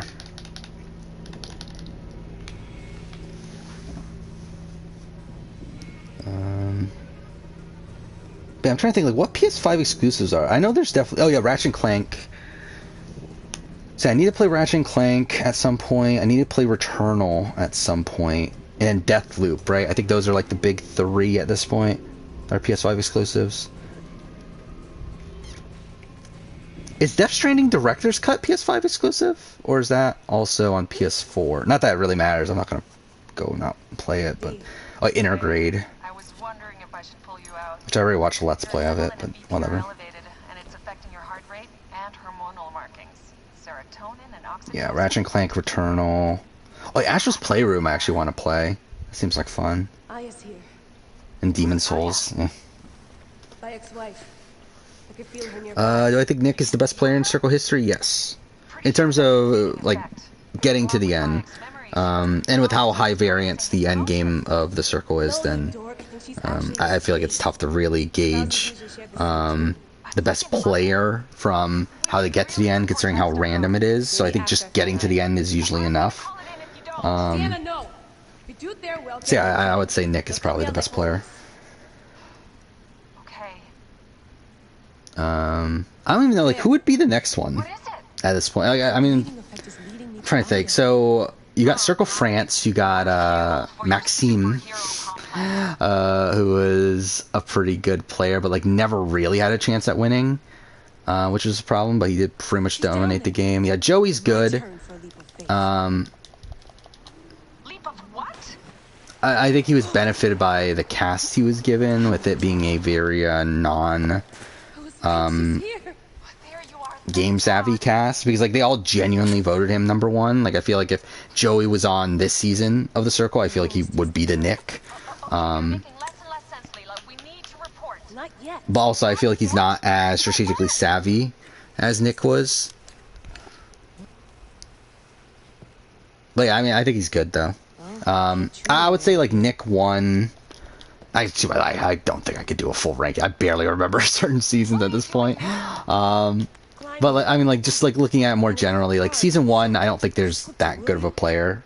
Season 1 of UK, at least. I don't think there's like that good of a player. I think Freddy's probably the best player, but like still massively flawed. Season 2 UK, you got James, or Sammy was named the catfish or whatever. Actually, the opposite is the catfish was named James. The character was named Sammy. Anyway, again, pretty high, I feel like. it's kind of weird. Like, I feel like I barely remember Georgina. I remember Georgina being like a really fun character, someone I really liked at the time. But then I feel like now whenever I think of Georgina, I just think of Manrika instead. I want to see your memories. Look, I get that you're excited, but There's probably not going to be another season of the Circle France. From what I understand, like, I think Circle US is it at this point. Like, I don't think there's again, Circle UK got canceled. Brazil and France haven't come back at this point. I know they were supposedly they were casting for Circle Brazil at one point, but it's been like 2 years. So, or not 2 years, but it's been like a year and actually, yeah, it's been like a year and a half at least. So, I mean, I think it's looking very unlikely. So I think Circle US is probably it at this point. Chloe's fine. I just don't think she. I mean, she's probably like around the same level as someone like a Joey. Probably less. Like, I don't think she was very strategically active in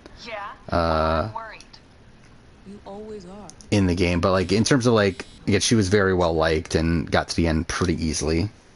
But I think if we were like again, she would probably be like top 10. But I don't think she's the top of the top. Oh, hey, Ja. You're talking about a billion different things. I mean, that's pretty much the stream in general. Whenever Nickelodeon All-Star Brawl will be nominated for Best Fighting Game, I mean, why not? What else is there? Again, what fighting games came out this year? Yeah, this I feel like this is gonna be a weird Game Awards. Where like what's even the top contender for Game of the Year at this point? Like, I genuinely don't even know what it would be. I'm trying to look up right now, like, the top rated games. I mean, we got, like, yeah, Resident Evil Village, Monster Hunter Rise, Ratchet and Clank Returnal, Deathloop, Hitman 3. Like, none of these feel like games that should be number one. Oh, yeah, I did also officially pre-order Horizon. Along with my PS5 purchase, because along with buying the PS5, I mean, the thing is that to get free shipping on the PS5, you need to buy something else. So I was like, well, pre-order Horizon then. So that's something. Yeah, this is a weird year. I mean, there's really nothing that stands out as like a clear Game of the Year contender to me.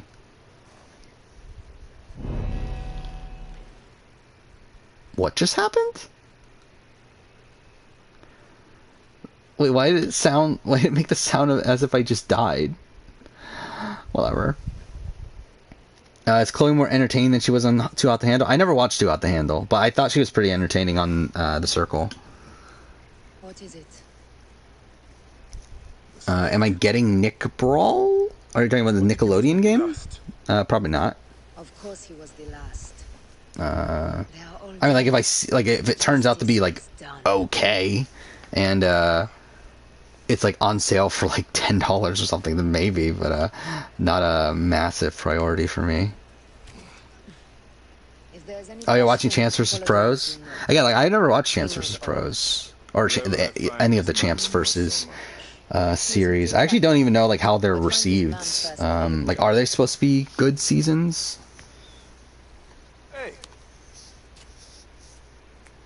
Yeah, Lola Jones is standout. I mean, they did bring her to the main show. Oh, it was her, and there was like, is that the one? Is that the season with that Luis something? Because I feel like that's also a person that's like brought up as someone that they want to have on the main show. All right. You think Resident Evil Village Deathloop will win? Yeah, I mean, I think they'll definitely be nominated. And it's like, again, to me, they don't feel like games that would be Game of the Year material. Again, like, if Resident Evil 2 didn't win Game of the Year, I feel like it's weird that Resident Evil Village is going to win Game of the Year. But again, it's obviously all relative. Actually, I'm using a shit bow. I just realized that. Because it forces you to switch bows. I have 7 of these. Why not? Let's just pick that one.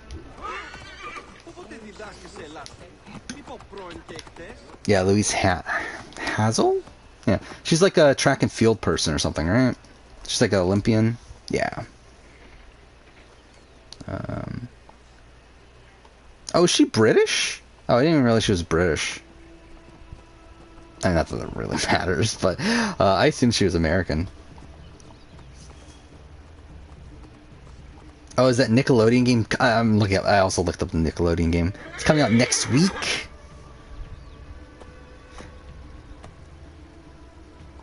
Like, has there been another? I feel like there have been other. Yeah, there's been other Nickelodeon fighting games, right?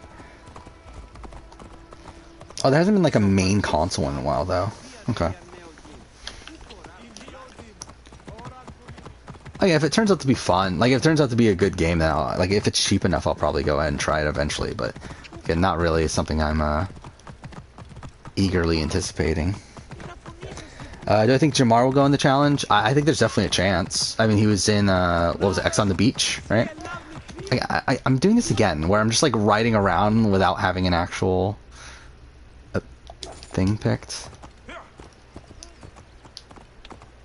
How do you follow road in this game? I don't remember. Again, I don't remember the controls. Wait, no, not that one. Not that one. There we go. It's X in this game. Whatever. You think Tales of Arise will win RPG of the year? What else is there? I mean, what, like Scarlet Nexus? Yeah, Neo, The World Ends With You.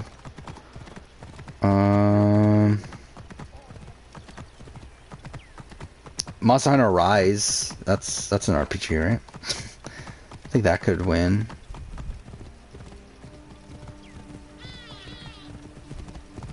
Oh, Shin Megami Tensei 5. That's coming out this year too. Yeah, I still don't know what I'm gonna do with a Switch. Like I should buy a Switch because there's definitely games on the Switch that I do want to play, but I don't know. Who won the challenge? Hasn't aired yet. the winner, at least. I know who won because I'm spoiled, but I'm not gonna. Wait! It just fucking went past the thing. Whatever. But yeah, I'm challenged. This episode's boring again. Like there's been like little moments here and there for the season, but I felt like as a whole, kind of a lackluster season of the challenge. PG liked one of your tweets. Yeah, what is PG doing now? I feel like PG, is she still doing Secret Hitler stuff? I know she was at one point. And I did watch like I felt like there was one game of Secret Hitler that they did that I did really enjoy that had like Mike Holloway and Carolyn. And I thought that was a lot of fun, but I've only watched like one or two of her Secret Hitler streams. Yeah, I mean, how is the challenge not called Anthony Douglas? I mean, for me, he should have been a lock. Like, he should be a lock for any season of any show. Bring him on The Circle. Bring him on Survivor. Why not? It really is incredible how good Anthony was, considering he had never watched the show. I'm sure you can appreciate that my master takes precautions concerning those he meets. I have a question only he can answer. I will tell Is it true that all Australian Survivor casts are recruit heavy? Yes. Wait for tonight. Well, I don't know about all, but like seasons 1 and 2, I think were a bit more mixed. And this is so dumb because this is so forced in the game. But yeah, it's like the recent ones have definitely been like Champions vs Contenders was very, very. Both of them have been very recruit heavy, and then Brains vs Brawn here was almost entirely non-fans. Like, I believe the only people that were fans coming into, and it's funny because like the two biggest fans end up being the final two, in George and Haley, but most of the rest of the cast had no clue about anything about the show, which is just hilarious. Yeah, I'm trying to, like, who was even a fan on, like, I think Wei was, right? I think Wei was a fan, and then Phil, but Phil was the first boot. And I think, like, almost everyone else didn't know much about the show. Because, what, like, Flick didn't watch the show, Danny didn't watch the show. Andrew didn't watch the show. I feel like I missed someone, didn't I? Kara was the fan, actually, I believe. Even Simon, I believe Simon was like more of a casual fan. Like, I mean, it's not like he was like a super fan. But I mean, like, I think he had watched the show, so I guess that's what we're talking about. So, but yeah, I mean, like Emmett never watched the show. Again, like, there's a lot of people on this cast that knew nothing about the show. Like, I know Big D didn't know the show. I thought Kara did watch the show.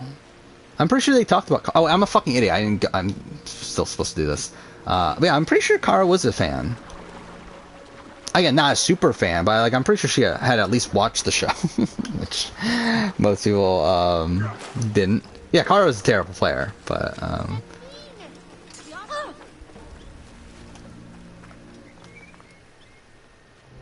yeah, I'm pretty positive that like she is one of the people that have watched more of the show out of the cast. But yeah, why does Australian Survivor recruit a lot? I think it has to do with Australian Survivor, like Australian like TV, and the type of cast that they're going for. You there? Are you here to kill me or to be my friend? Friend. Bike of Siwa. Ah, then you're help. I mean, obviously, with Champions Contenders in general, like the entire concept of that, kind of like forces them to get recruits, and if not recruits, then I mean, like, it forces them to get like people that are well established within their field, which is like very tough to get without recruiting. And then Brains vs. Brawn, it seems like, I mean, this cast was essentially like Champions vs. Contenders, just not actually themed that. Because like most of these people were also very well accomplished, and yeah, definitely not like your standard like normal person was making these casts here. I mean, yeah, Sharma's a fan, but yeah, I was talking about this latest season here. Like in general, like there are people who are fans like over the course of the show, but I'm talking about like this last season, Brains vs. Brawn. Like there was almost nobody that was actually a fan on that season. PG has a podcast about escape rooms? Is that really a thing? How much can you talk about escape rooms? Okay. There we go. How many recruits on 41? I don't think many, right? I don't think Survivor doesn't recruit as much anymore. Survivor US, I should talk about. Like Survivor US is very applicant heavy at this point, because they're trying to go for fans and people that know the game. Like even Big Brother, it's like how many recruits were there even on this season of Big Brother? Like I'm trying to think. Like I think I would expect that Big D was, but I'm not 100%. Like Xavier, I'm pretty sure was a recruit. Ozza was a recruit. Sorry, applicant. I mean, Xavier was an applicant. Ozza was an applicant. Kylan was an applicant. Was it Hannah was probably an applicant. Tiffany was an applicant. So I mean, like most of the people, I feel like, yeah, because then you got Claire. Oh, DX was a recruit. I guess I don't know about Brittany, but I would suspect that Brittany applied.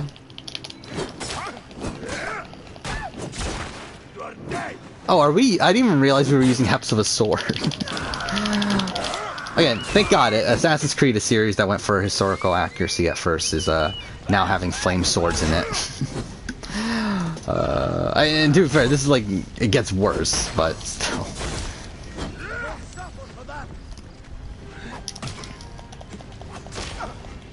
But, yeah, I forgot, Christian, I think Christian was a recruit, right? I guess that was another one of the recruits, but, yeah, like, I'm pretty sure, I think Alyssa applied. If not, she's at least a fan, so, I mean, at least there's that.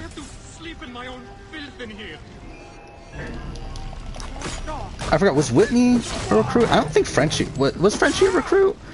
I'd be pretty surprised if he was a recruit. But if he was a recruit, he's still a fan. Like he's still a massive fan of the show. Like he's probably the biggest fan of the show on the cast. Maybe Tiffany is a bigger one because, like, again, supposedly Tiffany's been on like BB Twitter for a while, and also I believe Ozza too is also a big fan. But yeah, I mean, like Frenchie is definitely one of the bigger fans on the cast, at least in terms of like, again, like he was a notable BB Twitter person coming into the season. Yeah, Garrett. We'll never know who Garrett is. Not that I really care who Garrett is, really, but.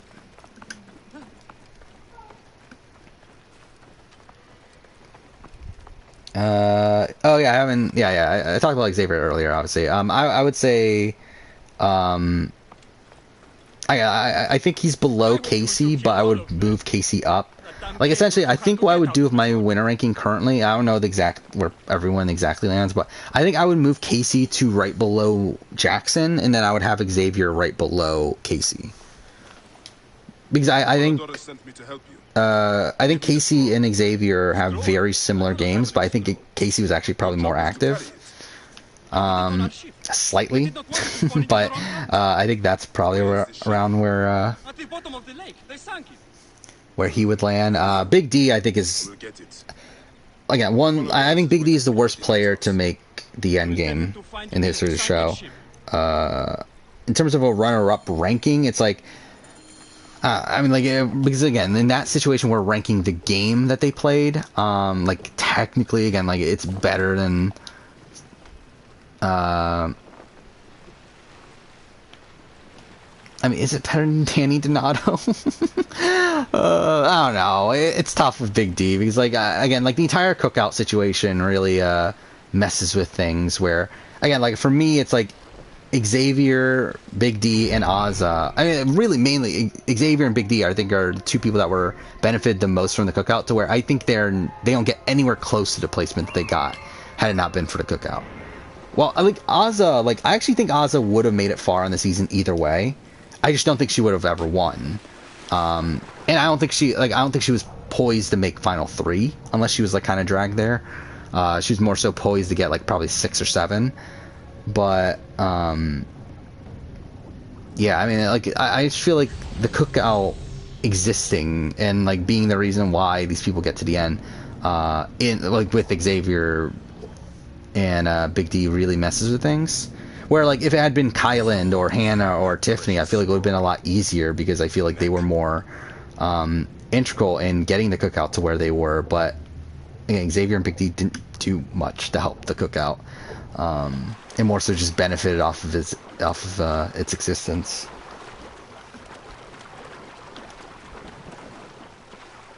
Oh, was Frenchie hyped up as a master strategist? Yeah, I mean that's the thing. I mean, yeah, there's a lot of people that are recruits but fans. Like again, like the entirety of the cast of Survivor Fiji, with the exception of Gary, were recruits, but there were like fans here and there on that cast. I mean, like Anthony, I know was a big fan on that cast. So, I mean, just because you're a recruit doesn't mean that you're not a fan. It just obviously decreases the likelihood of it.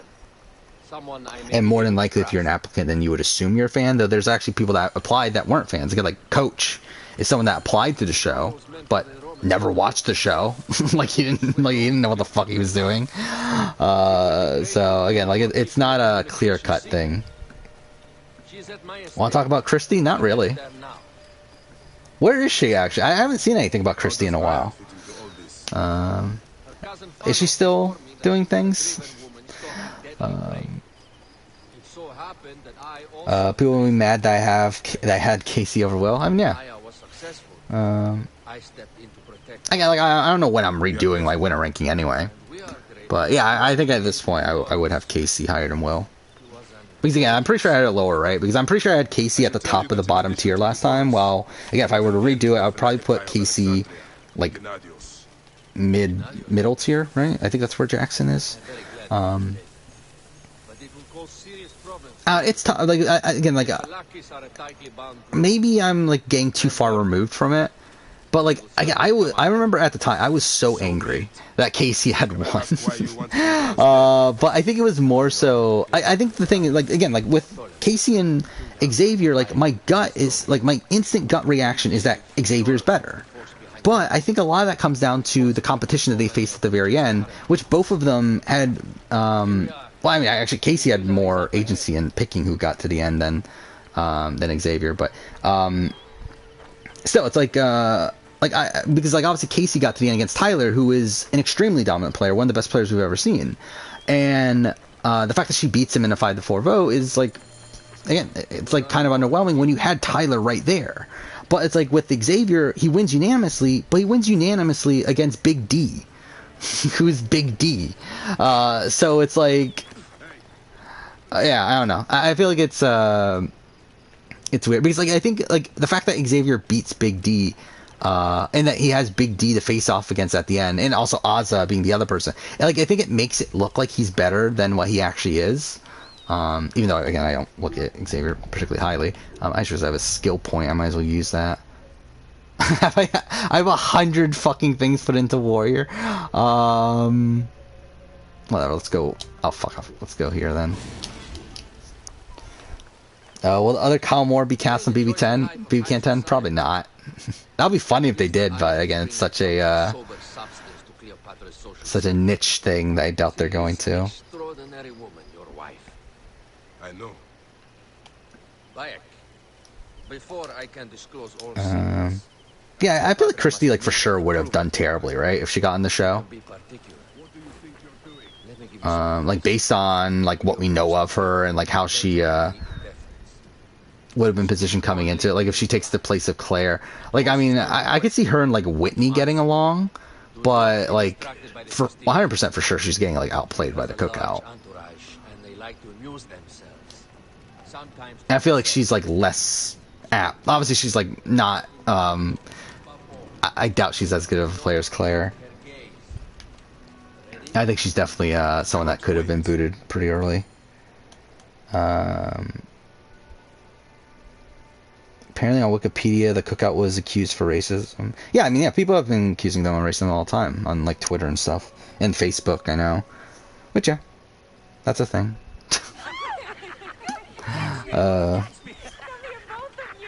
Brent saying Tiffany was amazing. Oh yeah, that was great. I was really happy with that. It's surprising that it's Brent of all people doing it, but I love how they didn't call on Whitney, because Whitney posted on Twitter earlier today that if they called on her, she was going to talk about the misogyny on the season. So very convenient that they didn't call on Whitney. I will sleep with anyone as long as they agree to be executed in the morning. Best line in the history of Assassin's Creed. He was well satisfied. Just imagine if Christy got cast over Claire. Well, she did. I mean, she was literally on the cast over Claire. Who's better, Xavier or Ty? I think Xavier's a better player, probably. I think if we're talking about their winning games, I think it's a lot closer. You have chosen well. I don't know. I'd probably have to reassess Ty's game at this point, because I'm probably too far removed from it. Where, like, yeah, I barely even... Like, because, like, again, the tough thing about Ty is obviously that he was, like, a target for the majority of the house for the majority of the game, but just got very lucky at HOH results. And he got to the end game to a point where he was able to win out, but it's like... win out / also. I mean, like, what he did essentially win out, right? We do not know what your efforts are. I mean, like, he would have survived anyway. Like, he had Braden that wanted to take him to the end and all that stuff, but like, either way, he got into an end game position that benefited him due to a lot of lucky circumstances. But like, so did Xavier. But like, Xavier got there through like circumstances that probably only happened on this one individual season. Where like, I don't think a Cookout style situation's happening probably ever again. So I don't know. Again, I think it's tough to really decide. Where I see Kyle back than Tina. I mean, yeah. Does anyone want Tina back? They have been unable to touch the order.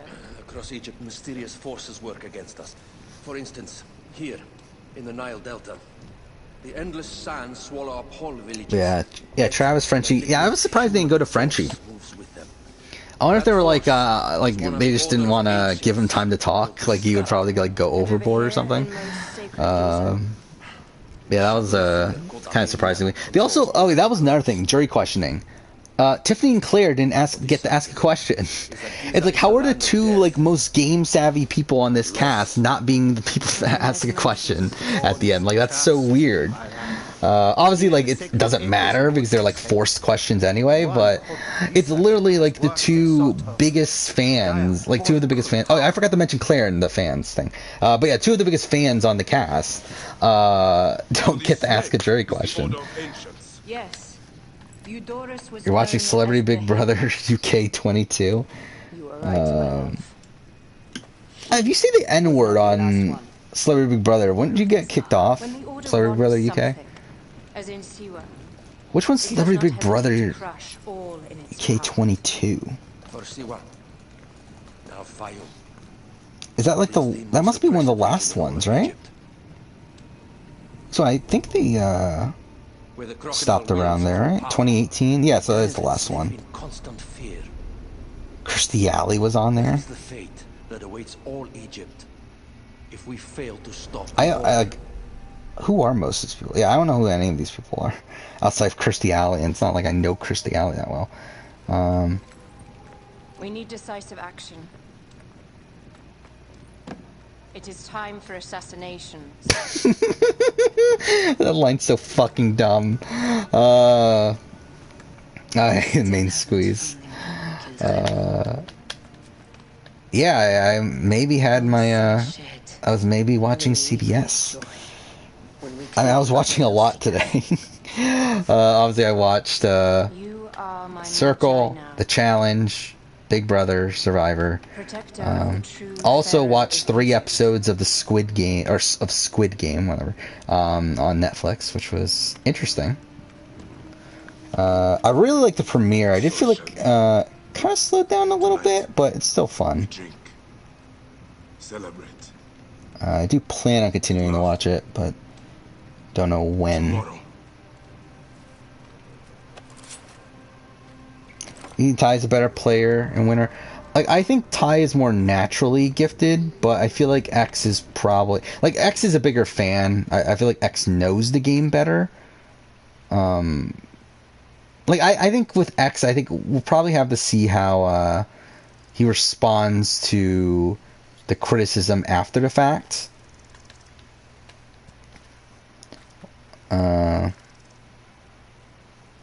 Where, like, I wonder, like, after the show, is he still going to be claiming that Tiffany didn't do anything?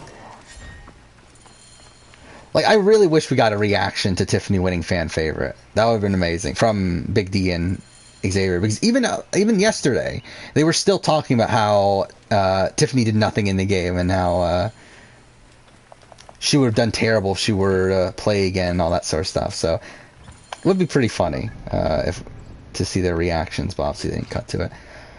What should I do here? I guess we're just gonna go in order.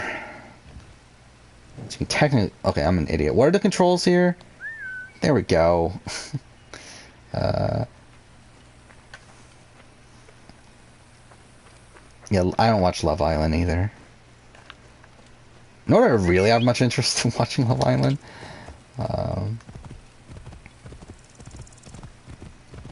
Oh yeah, I love all Derek's jury questions were funny. I really like everything about Derek in the final jury questioning was pretty humorous, and apparently the jury thought so too. I still like this is. I feel like this is the only time in the history of the show where we have people actively laughing at a jury member, or at a final two person in the final two. That the jury is like laughing at him after they're like not laughing because of the because like they're actually saying something funny, but like laughing because they're like, this guy's game is a joke, pretty much. Yeah, I mean it was pretty humorous.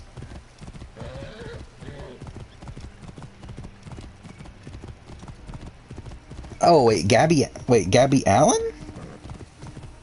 She was on there? I didn't even see her name on the list. Did I just like completely miss it? Yeah, I like Gabby. I mean, she's fine. I mean, it's not like she's like a top tier fucking reality TV character or anything, but I liked her on the challenge. I wouldn't mind seeing her back.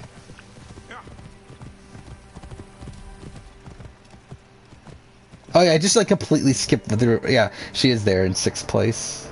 Oh, for fuck. Either way, yeah, like did not she's like one of the only people that doesn't have a Wikipedia page. I think that's kind of why I skipped through her. Is she that old? Huh. I thought she was like my age, but I guess she's like nearing 30. Said she won't come back to the challenge. Yeah, either way, personally. Again, like it's not like it's not like it's the worst thing ever if she never plays again, but I personally wouldn't mind it. Especially now that we what's her name? I have no time. Oh my god, I can't think of her name. What's her name? The girl from Georgia. That she's probably not coming back at this point. I think Melissa's still in the running, right? Like they're all like kind of blended, like these like young, like blonde British girls. Like they all kind of blend together. I feel like Melissa's probably the best one of the 3 anyway. So if she were to return, it'll be fine. And the weight of Ptolemy's taxation crushes the breath from us. Yeah, Derek's post-game interviews should be interesting. It'll definitely it'll be interesting to see if he continues to fight the narrative of him being the worst player. Yeah, I'm pretty sure Melissa has been asked back continuously, and she just like couldn't do it, right? Like I know she just had a kid not too long ago. Yeah, I would like to see her back though. I am sure Apollodorus told you. I don't know how, because like she was like really great on her first season, where she was like really confrontational and she was getting in a lot of hookups and all that sort of stuff. And then her second season she got kicked off, right? And then I feel like her last season was total madness, and she got like really far, but and yeah, she was pregnant during it, which is really weird. But she didn't really make for the greatest TV. Mind you, I think like Total Madness as a whole is just a clusterfuck of a show where they like re-edited a lot of it at the last second to like get rid of D, and like there's a lot of weird stuff going on there. I'm pretty sure that it's also been confirmed that like they like edited out like her hooking up with Kyle, which like he was like engaged or whatever at the time, and like all that, or like he's like in a relationship with like the girl that he has his kid with now or whatever. So it's like, I don't know. Like I'm sure we missed out on stuff that she did on that season, but The last man who asked questions about the scarab was near beaten to death, with his tongue cut out. Who was he? Orgupa. Chloe Eiling Powerful men in the region, the Haka. was part of a kidnapping, which was okay. That's kind of weird. Like she's on a celebrity thing? Okay. Yeah, I'm looking this up now. I guess she's a celebrity. Oh, this isn't even that long ago. This is like literally, like she was kidnapped like a year before the season. That's really fucking weird. So she... okay.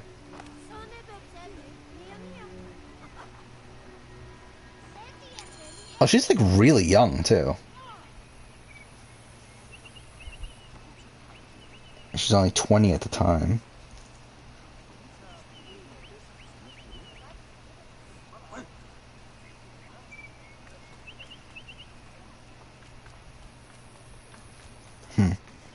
Okay, that's kind of weird.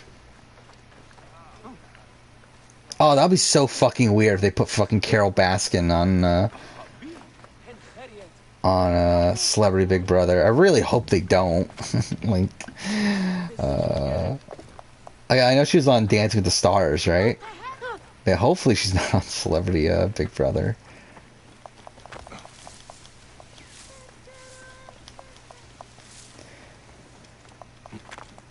Yeah, I did find it funny that we also got the reaction from the players when, like, of Celebrity Big Brother coming back.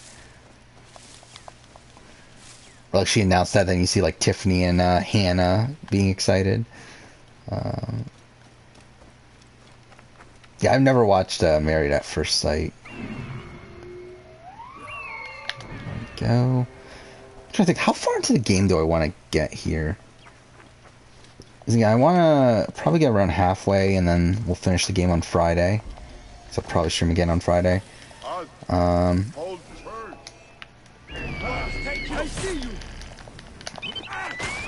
I hate Celebrity Big Brother 2? I didn't like the live feed experience of that season. I just felt like the live feeds were a lot of, like, there's just a lot of negativity, particularly from Tamar and Lolo and Nally, Eva Marie, and that grouping of people.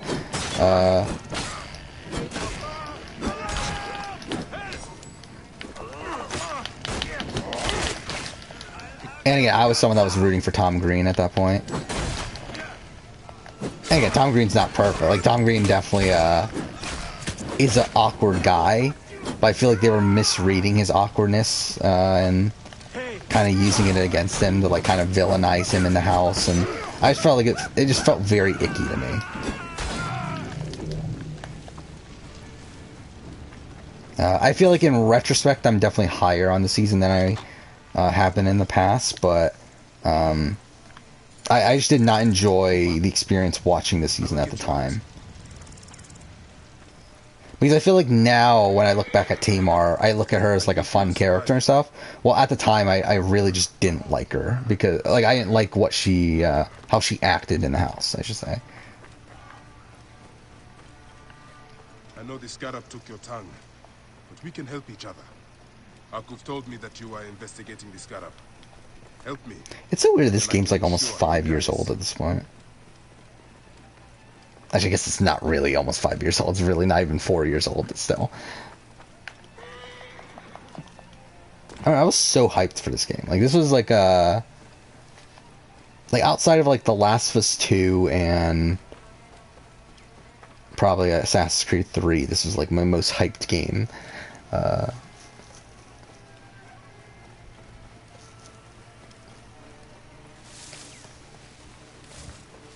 Okay, how the I keep forgetting the fucking button to call a horse. There we go. Dang, it's too fucking late at this point. Okay, well, that's something. Fuck me. Like, I get the Big Brother review done. Oh, you just found out Chada was 21? Like, that was, like, my main point of contention of, like, not picking her as a winner pick. For her was that she was 21.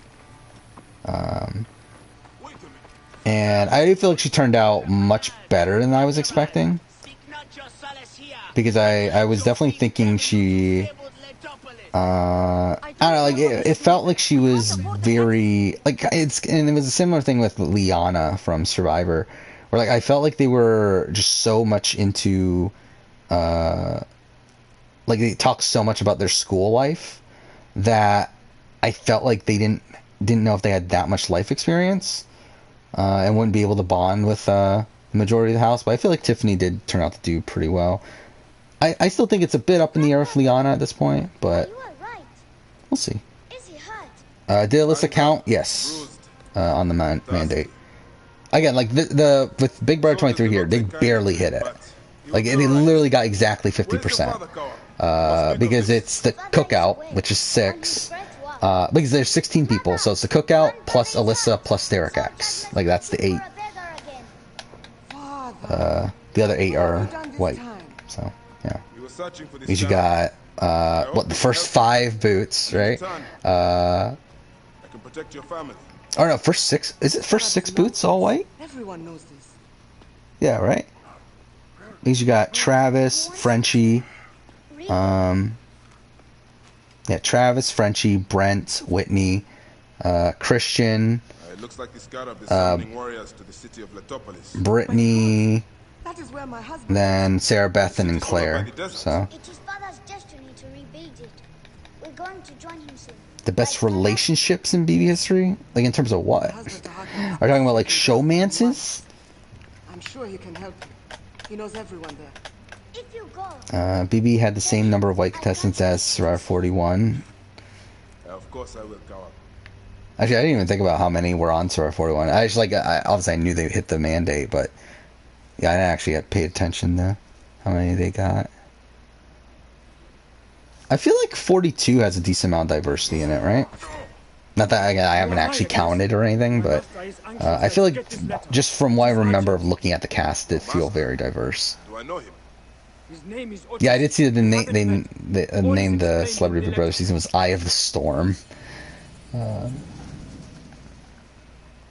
Oh, is that what it was? Like, oh, that's such a weird theme. Like, imagine, like, Celebrity Big Brother 3, like, set up the theme, like, oh, all these people have, like, have terrible careers. Now they want redemption or whatever.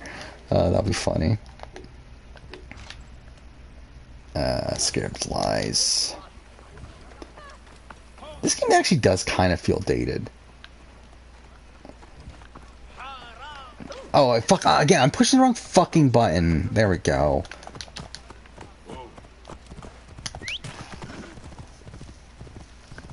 Zach Wurtenberger? I'm assuming that's a person, right? Again, I barely remember the 42 cast. I remember there was a guy named Romeo, right? I feel like that's someone I remember.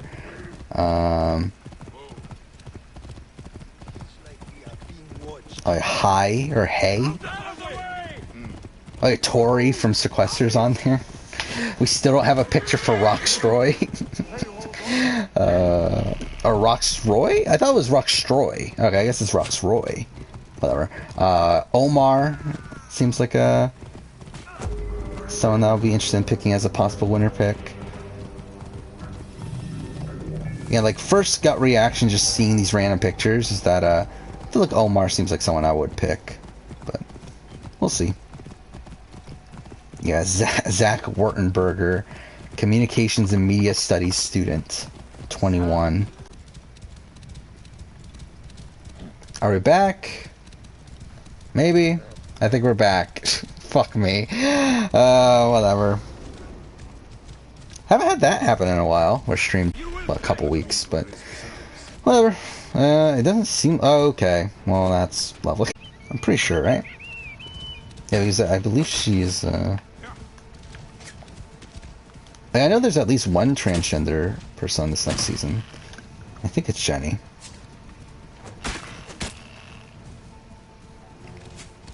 Yeah, like Jackson to me doesn't look like someone that would be on Survivor. Like Marianne doesn't look like someone that would be on Survivor. Kind of Mike. I guess I could see Mike be on Survivor, but he doesn't seem like someone that would do well on Survivor. Romeo doesn't look like someone that would be on Survivor. Swati doesn't look like someone that would be on Survivor. There's like a good chunk of people here that just feel very different from who they would normally cast, which isn't a bad thing. It's just that it does feel a bit weird. I love how my bitrate is still fucked. Like, I'm pretty sure stream is bad and it's fine, but it's like, yeah, bitrate is still, like, all over the place. Oh, whatever. What am I doing here? Oh, I'm just meeting Tahaka. Fuck me.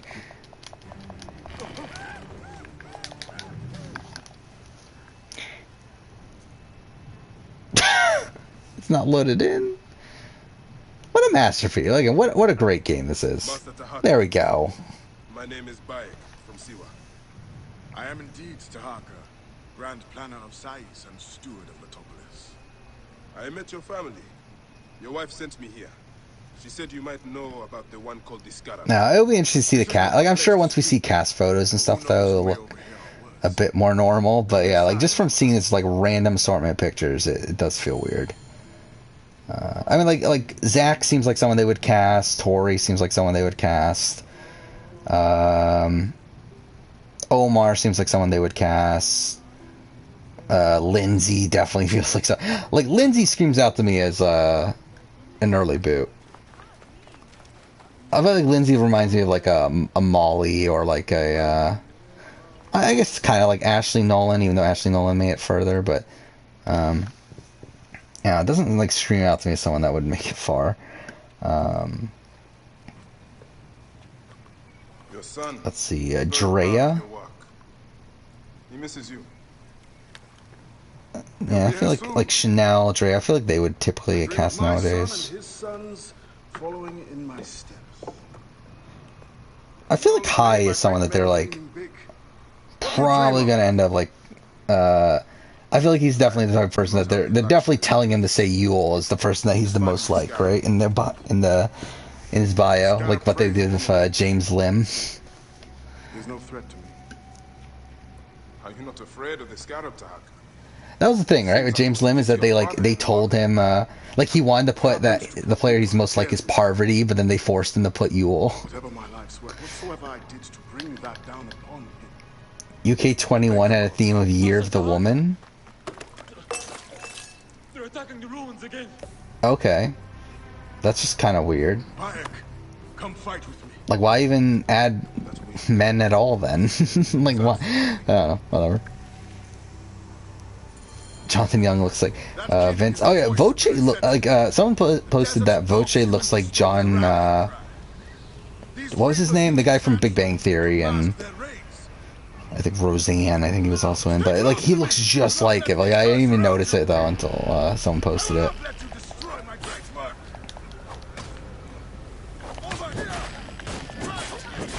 Brad or Tony? I mean, like, in what aspect?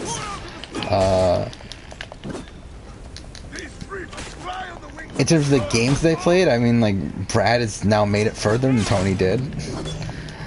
So at least there's that. But I find Tony's game changes run a lot more fun so far.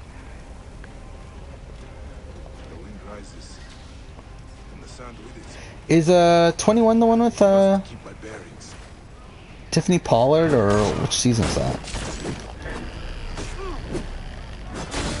Alright, let's look it up.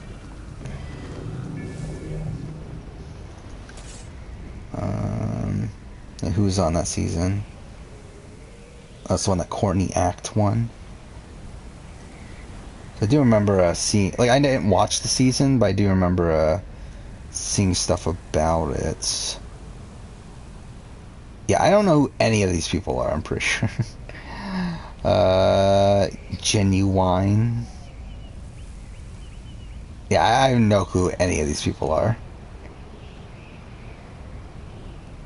Then again, it is a British celebrity show, but still.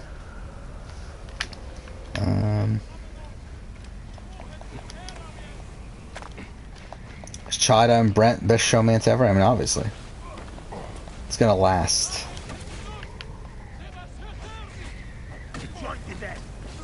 Yeah, I do wonder if we're gonna see anything from Derek X and Chada. And they did get to spend some time in jury together.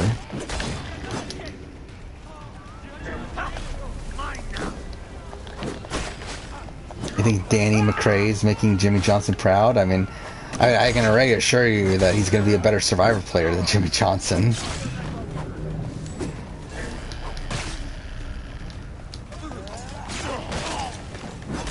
Yeah, it is funny too with Luvu that like the only challenge that they've lost. Oh fuck! I didn't mean to kill him. The only challenge that they've lost so far is the opening challenge, which is a challenge where they didn't know that they had to unhook the boat. So and like where Jeff explicitly tells Uwa to unhook their boat, but doesn't tell Luvu, which is interesting. So yeah, Luvu does seem like the strongest tribe. I would guess, like, I don't know, I'm already going to tribal. I feel like Uwa for sure is going to tribal again before the merge. I don't know, Luvu might not go to tribal for all we know. Magi, show them the teeth of justice. Bayek, do not stray into the storm. You accepted to find our soul. They should run a season of Love Island with just BB and and Survivor alumni. Yeah, that'll be fine. I'd probably watch it at that point. I don't know if I'll make a video on it or anything, but I'll probably watch it.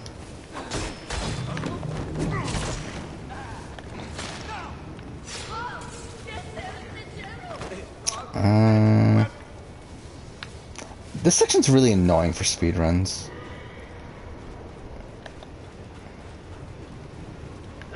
These weavers think themselves lions. They are but mythical. Oh fuck, not what I meant to do. Bayek, hunt them down.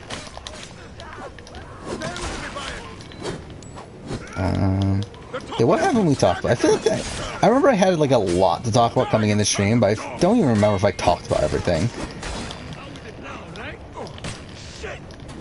And we talked about the Circle, talked about Big Brother and Survivor, and didn't really talk about the challenge, but who really cares?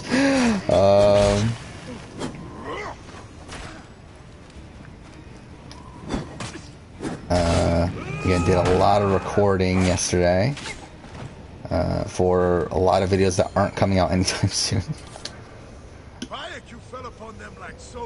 And I'm probably going to have a pretty long recording session tomorrow as well. Because obviously I'm going to record the Circle review, going to record Big Brother review, probably the Big Brother player ranking, and then there's a few more other Big Brother videos that I wanted to do that I've been waiting for 23 to end so that I can make them. So I'll probably end up doing those tomorrow too. If not tomorrow, then at least like probably Friday, and then that'll probably be it for the videos I plan on recording before my vacation's up. Alright. I will join your course for today. But I already have a lot of videos in the back burner ready to be edited. I just haven't touched yet, so that'll be something I'll be focusing on at that point. Okay, not what I meant to do. There's still certain other... I still need to write all the scripts for those season retrospectives. Again, I watched Marquesas, UK Panama, and AU20 or 2002, but all I have is the notes. I haven't actually been able to write the script yet. And I still need to write that Mass Effect Andromeda video, which, how the fuck am I going to do that? And then also I thought about doing a Disco Elysium video, but I feel like at this point I'm kind of so far removed from it that I don't know if I can still write it in the way that I want to.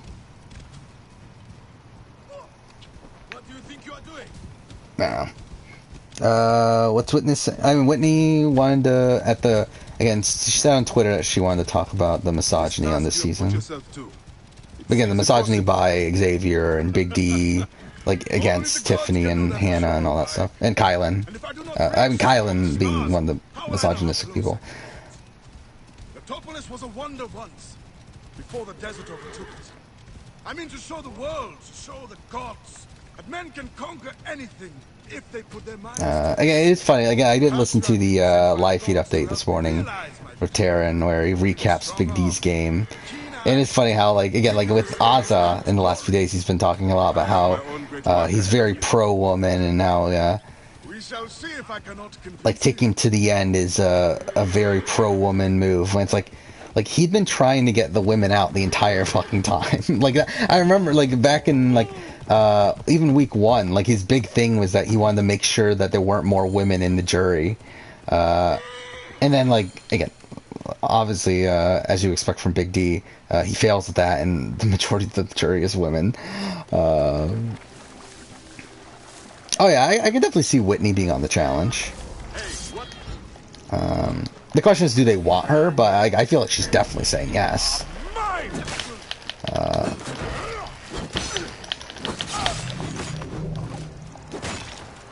Like, who from this season could be on the challenge? I feel like there's a decent amount of people from BB23, right, that can be on the challenge.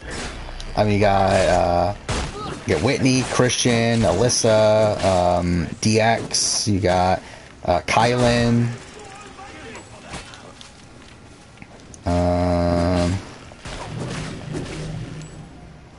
Is there anyone else? Hannah, maybe? I don't know. I don't know. But, yeah, I mean, there's a good chunk of people. Yeah, I feel like Hannah feels too smart for the challenge.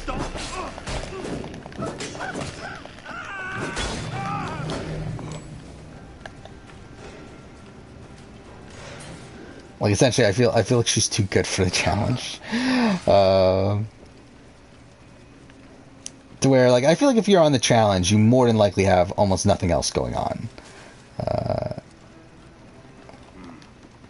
Sounds like a few bandits are roosting up top. Yeah, I don't see Hannah being to have to do it again. Just like, does Hannah even want to play Big Brother again? Like, we did see that. I like, obviously, I'm assuming it's like partially joking, but when Julie announced that, like, oh, we're casting for next season or whatever, like, Hannah says no, like, don't do it. Like, so it's like again, like, I wonder if she even wants to do it again, even be on Big Brother again.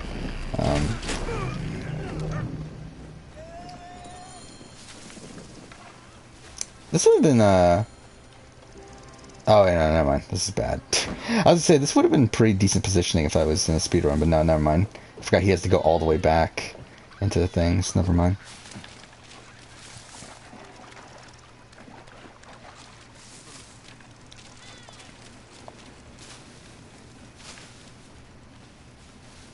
How much do I think you have to pay for Whitney to what you? Yeah, probably a lot. How much is he charging for OnlyFans at this point? That's still a thing, right?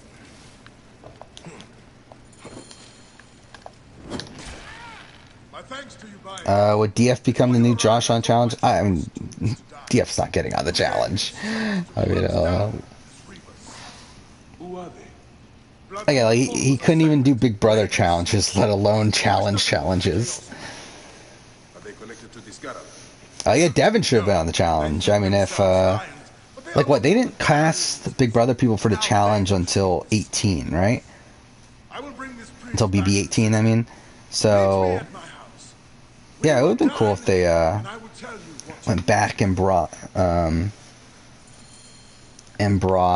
Devin, but... Was it 17? Like, wasn't, it was Victor and Natalie were the first two, right? And it was on Vendettas. These what, like Liz? Yeah, Liz and Julia, but like that was after that, though. Like, they've gone back and brought back people. Like, they have Amber on there, who was from BB16. But I'm talking about, like, when was the first time they actually cast people? Because, like, I feel like if it was around the time BB16, then they probably would have considered Devin. But I feel like Devin's also, like, is like an early boot and, like, someone that's kind of forgotten about by that point, to where they're not going to bring him back. And then again, they fucking brought back Jen Lee from Amazing Race 29. So I guess that probably doesn't matter that much.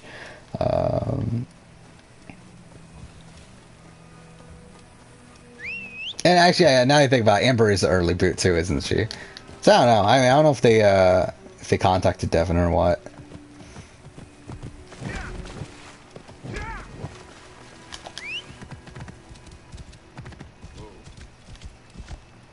But yeah, Devin Return would be so much fun. I really would love to see Devin play Big Brother again. Dude, I don't know if he would do it anyway. Like, I don't know if he... I don't think he came to the reunion. He came to the BB20 reunion, so it's like...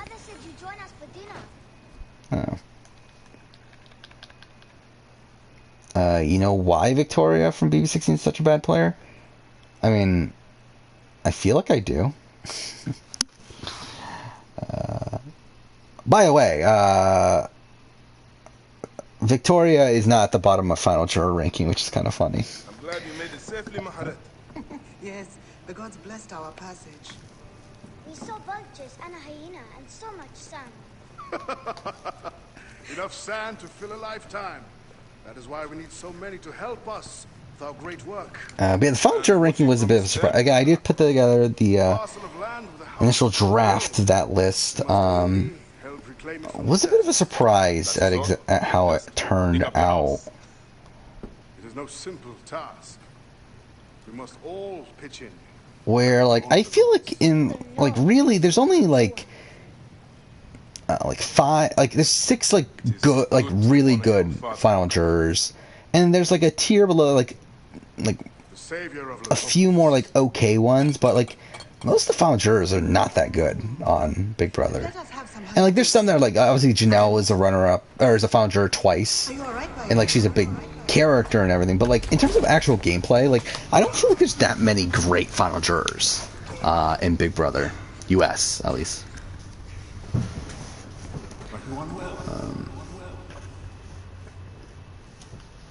I love Tahaka.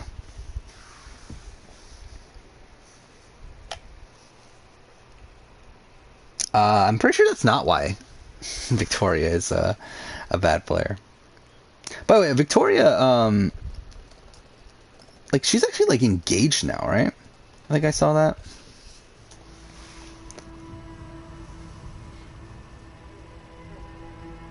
Yeah, she's 29. That's kind of insane that Victoria's that old at this point. Because I think she played, like, when she played, she was only like 21 or something, right? Has it really been 8 years since BB16? It's been 7 years probably. I think she was 22 then. Either way.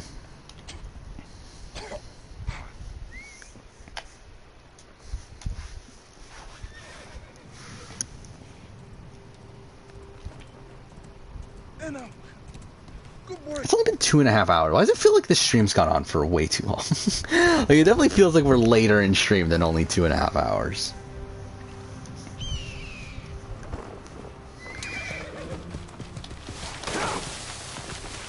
Do what Orthodox Jews look like? No, I don't. No, do I really care. Like, when they just look like any other person?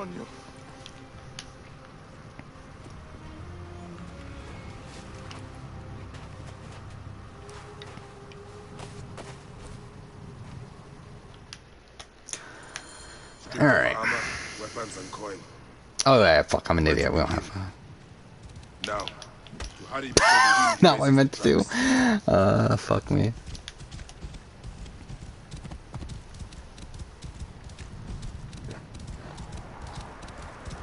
Alright. First my steel, then the scarab. Alright,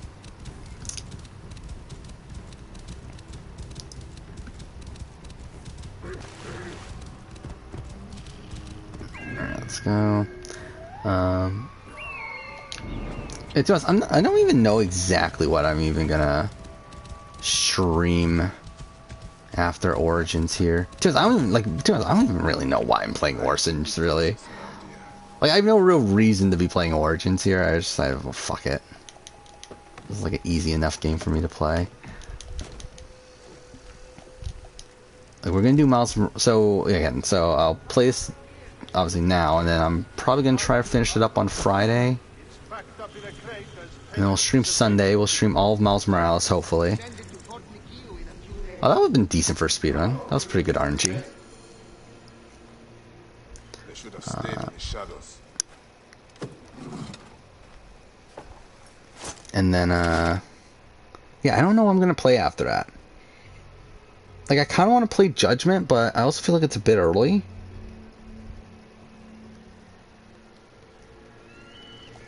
Because I'm not really ready to do the video on it just yet. I don't know. Big Wendy got asked to go on the challenge. That seems like a weird pick. I don't know. I mean, I guess I can see it. I mean, like, it's like, what's her name? Emmy from this season. I feel like there's a lot of similarity between her and, Big Wendy. So I guess I could see it. But definitely not the first person I would have called from Edge of Extinction.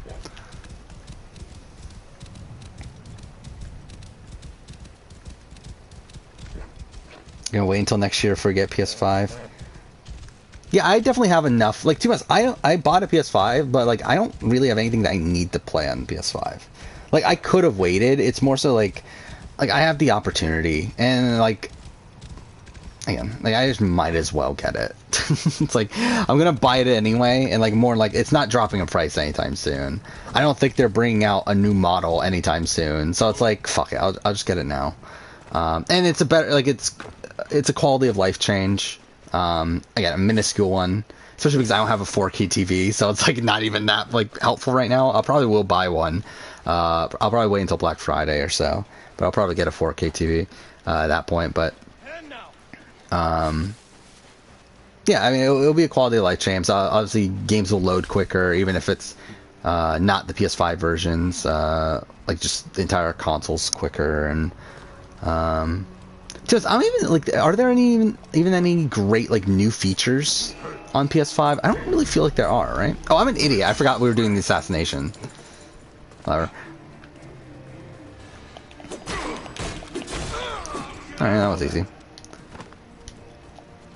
Yeah, like, even a game like this, like, I mean, it's pretty janky even on PS4, and I feel like it would run better. And like Control, I was actually going to start playing Control. Okay, that didn't load in properly, but whatever. I was going to play Control right now, but I think I'm going to, I'm getting the PS5 soon, hopefully, anyway. But I'll probably just wait until that comes to play it. Because that was one of my biggest issues with Control when I played it, is that it ran like shit on PS4. And it got to the point where, like, I got into a combat section where, like, it would, like, everything would just, like, the frame rate would just drop really radically, and it's like, it just became a pain to play, so I was just like, fuck it. And I was gonna go back to it and try to play it before doing the Top Games Generation video, but, now that I have a PS5, it should run better on it. What sucks is that it doesn't, the upgrade to PS5, the PS5 version is not free, and you have to actually buy, you essentially have to rebuy it because you have to buy the deluxe edition. So that's annoying. But again, even the base PS4 version should run better on the PS5. So we'll see. Yeah, but it'll be fun to play certain games. Like, there's a lot of games that have gotten free upgrades. And to play the PS5 versions of those games would be good. If I ever played AC Valhalla again, I'm sure the PS5 version runs a lot better, because the PS4 version runs like shit. Cyberpunk, if I were to replay that again, I'm sure the PS5 version's better. Yeah, it's Miles Morales. Hopefully we get the PS5 before Sunday. That'll be cool. Again, it's supposed to be 3-day shipping, but it hasn't shipped yet, so worried if it'll arrive on time, but... it'd be cool if we can play the PS5 version of that. Yeah, I mean, what was it? We could have played Jedi Fallen Order if we didn't just replay it, and same thing Ghost of Tsushima. But God of War, Horizon, both of those got patches. Last of Us Part 2 got a patch. So, there's a decent amount of stuff. What do you think of X winning 9-0? Makes sense. Again, he was against Big D. I know people were thinking that Kylan was going to be bitter, but and I thought he was going to be bitter coming into it, but by the time of the voting and like the jury questions and everything, I felt pretty confident that X was probably winning unanimously at that point. Again, the entire jury was literally laughing at Big D. I mean, I think it's pretty clear they just had no respect for his game. I mean, when they asked Sarah Beth, who do you hope to see here tonight? And like her immediate answer is Big D. I think it seems pretty clear that the jury had no respect for him. And then you also see like Tiffany being like upset at Big D and all that stuff. Again, like I just think he had no shot. Oh, we're about to get to naval section. That's gonna be fun. Oh, I never fucking put his hair back. Whatever. I wasn't even paying attention. Oh yeah, Kylan, that was so awkward. I didn't even talk about that. Yeah, that was one of the awkward parts of the reunion. Was Kylan, like, it's so weird because like it's like they asked them just so that they could say, oh, we talked about this on the reunion, but like didn't actually want to dive into it at all. Or like at the moment where Xavier starts to respond, they're like, "Oh, wait, no, we don't. You can figure this out after the show." It's like, then why the fuck are we talking about it on the reunion? Like, why is this even here? I don't know what the fuck they do. Again, like, they make some very questionable production choices here. Like, I really don't get why we can't just get genuine jury questions. Like, why does it have to be this like really forced? Like everyone reading off of a card, and like it's very clearly just like really generic questions. Like, it's really strange to me. Like, I would even prefer if they like BB Can did this at one point, right, where they allowed the final three to ask questions to the jury, and it wasn't like a full on jury questioning, but they were all allowed to like talk to answer questions for the jury, and I feel like that would be a better format to me. If we just straight up did the jury questioning at 3, because like, to be honest, like not much is going to change based on who gets voted out at 2. Like, I feel like at that point, like in the current format, like the jury questions don't matter. So it's like, I feel like it's just better if they give them all the time they need, pre-tape the jury questions before the final vote out. Like, I feel like it's better that way. Why are we delivering all this treasure? We could retire to But again, they're not going to do it. My bitrate is still fucked. I don't know what the fuck's going on there. Whatever. Oh yeah, Hannah was not. I mean, again, like Kylan is just so. I don't know what the fuck's up with Kylan. They should go back to the old format, but they're not going to, because they like to have this like exciting finale where who knows what's going to happen. Anyone can win. We still need to see who's going to win Final HOH. Yeah, I wish they did go back to the old format, though. I mean, I get why they don't, but I would personally prefer it. But again, if we're stuck with this format, I do feel like having jury questions at 3 would be better. I think Tyler probably wins if they had full-on jury questions. Like, I feel like it would legitimately change results. While like now, like it literally doesn't matter because most of the jury has their minds made up anyway. Why they changed the format again? Like, it's because they like to have this like exciting, like they like to have the results still up in the air by the time of the finale. Where like I don't think they like having like in the past there used to be like 2 episodes with just the final 2, right? Actually, no, I don't think that's the case, is it? I think it was like 2 episodes with the final. Well, either way,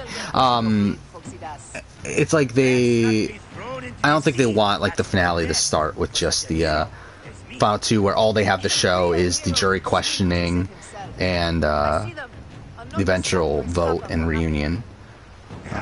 Especially because like nowadays they do at least an hour and a half for the finale, where like they used to only do an hour. So I think they like to have more things to fill up the finale with, which again, not my ideal. I completely missed that comment earlier about Kingdom Hearts PS5 exclusive. I doubt it will be. I'll be pretty surprised if they make a PS5 exclusive Kingdom Hearts game. Though I think that was a rumor, right?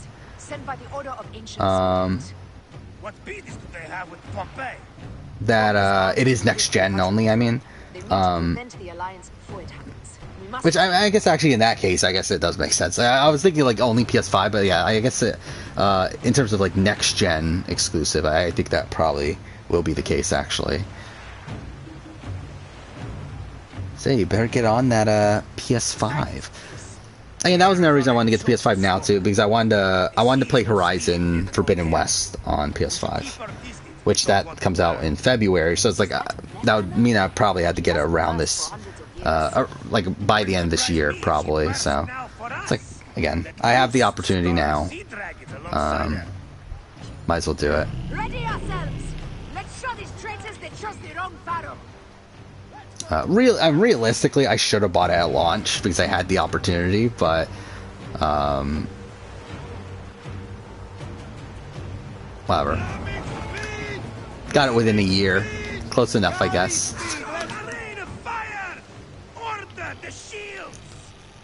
I mean, if it ever ships, at least. It's been on preparing the ship for ever since I got it, so a bit worried that there's been no update there, but we'll see.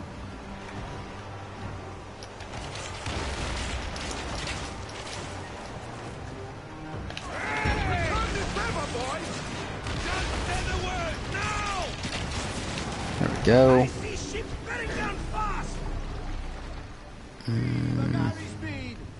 It's so weird too with the Big Brother format that Big Brother Canada never had the original format, did it? Like they always had the final 3 come into finale. That's kind of like a weird thing I never actually thought about. Teresa is going to be on a podcast on RHAP? That's kind of funny. Like, does anyone need to like hear Teresa's opinions on the game? Mind you, I just because you're bad at the game on the island doesn't necessarily mean that you're not that insightful outside of the show. But still, it's like I thought Teresa was pretty bad. Like Like, I don't know how she could have performed worse on that season.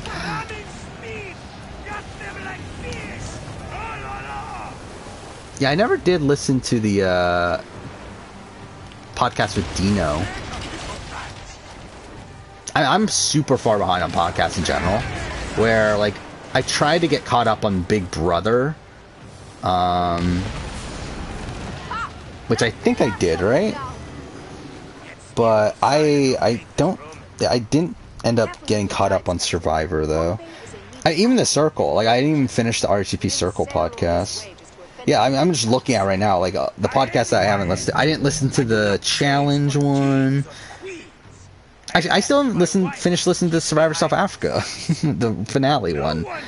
Yeah, pretty much all the Survivor content outside of Know-It-Alls, I haven't listened to. I still haven't fucking finished listening to... What is this one? I'm still at number 14 on the all-time season ranking. So yeah, I'm super far behind on podcasts. Will I go on Reality Pop? Probably not. That's a YouTube channel, right? Is that the one that does Survivor South Africa stuff?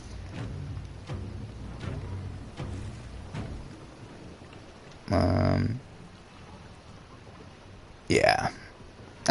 Me personally, I've never really been that interested in collaborating with other people or doing other podcasts or whatever. It's like, not really interested in it.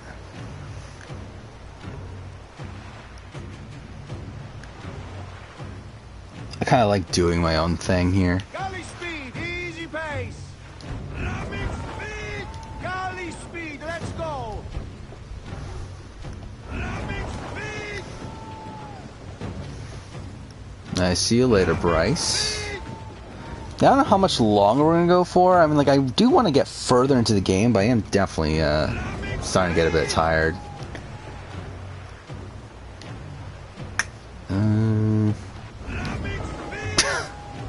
This is so boring. I mean, come on. Oh, did I just crash? Oh, I'm a fucking idiot. Oh, I'm an idiot. Okay, I can push this. Okay. Yeah, I did think about playing Black Flag on stream. I really want to. I really want to replay Black Flag. I haven't played it in so long, but I'll maybe wait for when I play C3 and then play Black Flag immediately afterwards. Because that'll probably be within the next, like, 6 months or so.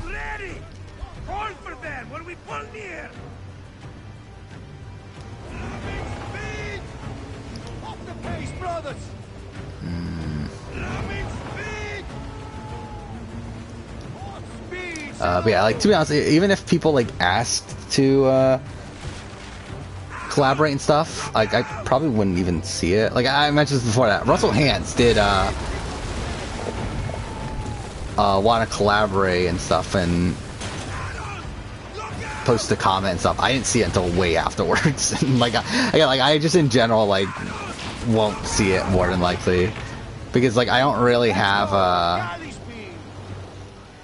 like an email set up for the channel, and I don't read my comments, so really, and, like, I don't, like, post on Twitter or anything, so really, it's like, the best way to contact me is literally through these live streams, which I very much doubt that anyone is going to, and then again, even if they do, not really that interested.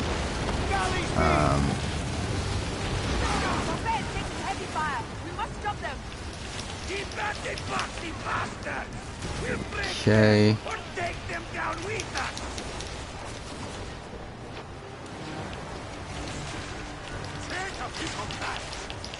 Let's go! Galley speed! Galley speed! I mean, to be honest, I'm barely able to keep up with the way I run the channel now. Oh, fuck, am I almost dead? Holy shit, I didn't even realize that. I'm literally almost dead. Oh, this is ideal.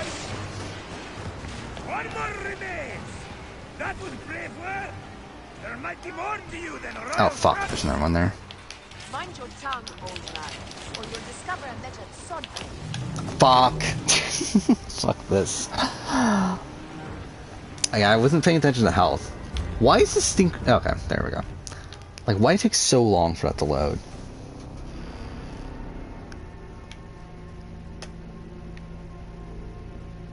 I forgot, on PS5, you can use PS5 controllers for PS4 games, right? I'm pretty sure you can, right? Because, like, that was the thing, I mentioned this before that. I'm pretty sure my controller's, like, starting to give out a bit. Like, the analog sticks feel very loose at this point. I didn't really notice that until after my Last of Us playthrough. But I do feel like it's starting to give out. So, that'd be very convenient that I get the PS5 at that point. Because obviously it comes with a controller.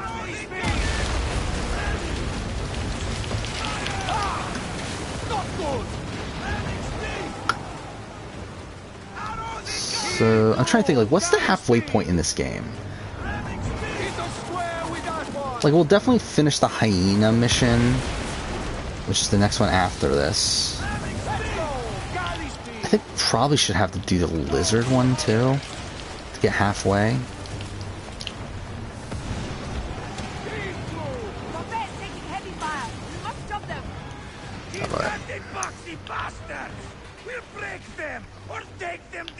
Fuck off. There we go.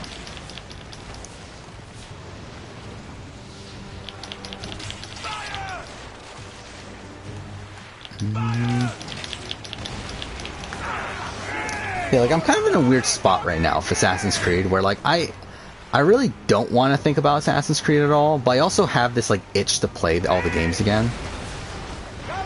Or at least most of the games again. I have no interest in playing Valhalla or Odyssey, but at least like Unity and Black Flag and some of those.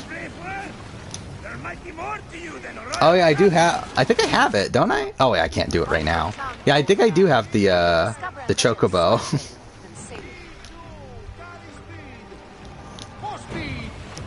I should. I mean, this is my new game plus save, which is based off of my original, so I'm pretty sure I should have it on this save. But I usually use the best horse, which is the Eternal Maw.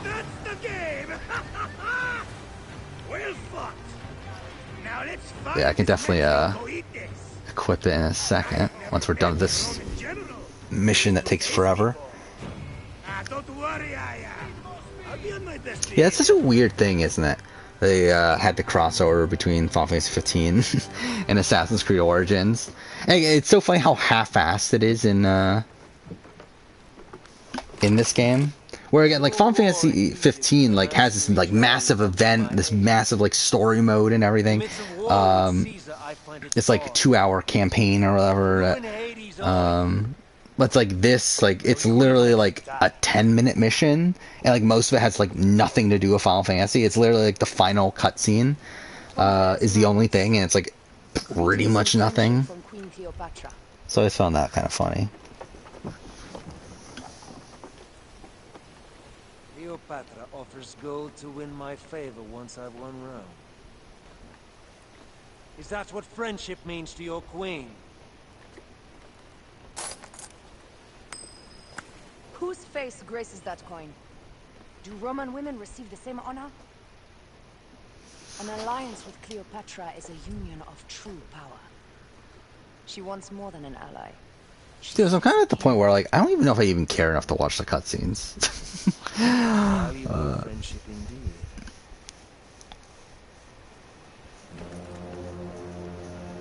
Agreed. Yeah, like Square Enix, like in the Assassin's Festival, it's like it's filled with like references to Assassin's Creed, and like it really feels like a whole bunch of fan service. Like with Ubisoft, it's like they literally just like reskinned the camel. They had like actually, can we? I think we can play the mission, right? Or did they take it away? I don't remember if they took it away. I guess we can check in a second. But yeah, we can play the mission. Again, it only takes like 10 minutes. So I'll probably do that pretty soon. I will probably do the hyena first, but I'm pretty sure it's pretty close to that mission anyway. Actually, I want to look this up. I might as well look up my one of my previous playthroughs of this game, just so I can get a sense of how far I should probably get into it. Yeah, they should have put in a Buster. I mean, like, obviously it's not really 15, but yeah, it would have been cool if they did that. Because what the sword they do have a is it the I forgot which weapon it is, but they do have they do give you a weapon. Oh, did I ever talk about I finished Celeste? Not that I'm pretty sure I have talked about it, right? Which I did really enjoy. I don't think it's going to make my top games of the generation, but it's definitely going to be at least an honorable mention. Again, when was the last time I played Origins? Like, has it really been 2 years?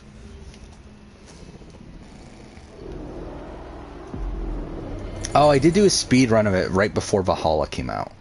But I'm pretty sure that was like a terrible speed run. I failed. Like, it was a disaster. But yeah, my last official playthrough was, yeah. That's weird. I can't believe it's been that long. It's been pretty much 2 years.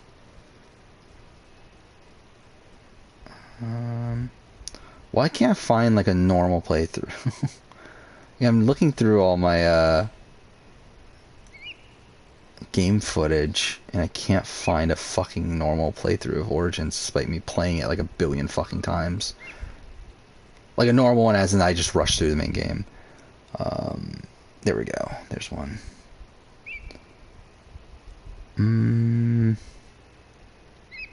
Yeah, it took me 12 videos to get through it, and we're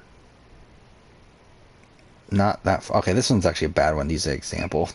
This is riveting right now. Okay, so let's see. So I'm pretty sure Gift from the Gods is what it's called. It should be down here, right? This one. There it is. It's still there. Yeah, so we can do that mission. I think we'll do the hyena first because I believe the hyena is like around here. Yeah. We'll probably do it.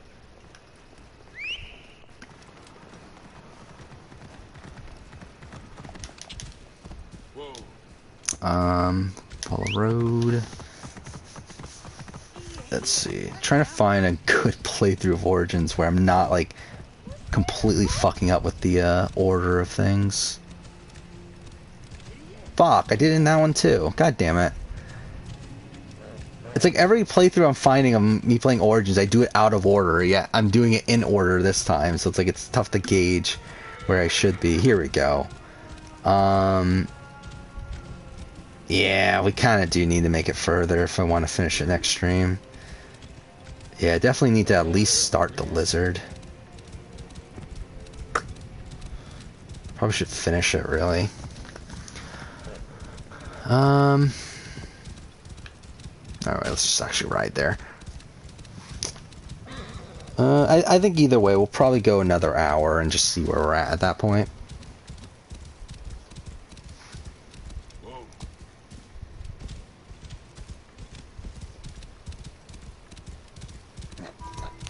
Oh shit, actually it's 2:20 in the morning already? Okay, I didn't realize it was that late. Watch Only Murders in the Building. What is that? It's on Hulu. Selena Gomez, isn't it? Created by Steve Martin. Mystery comedy series. That seems interesting. I don't know if I'm gonna watch it personally. Yeah, I'm surprised I even found the time to watch Squid Game. Which I really do want to finish that. Is it 9 episodes, I think, right? Yeah, I did really like the premiere.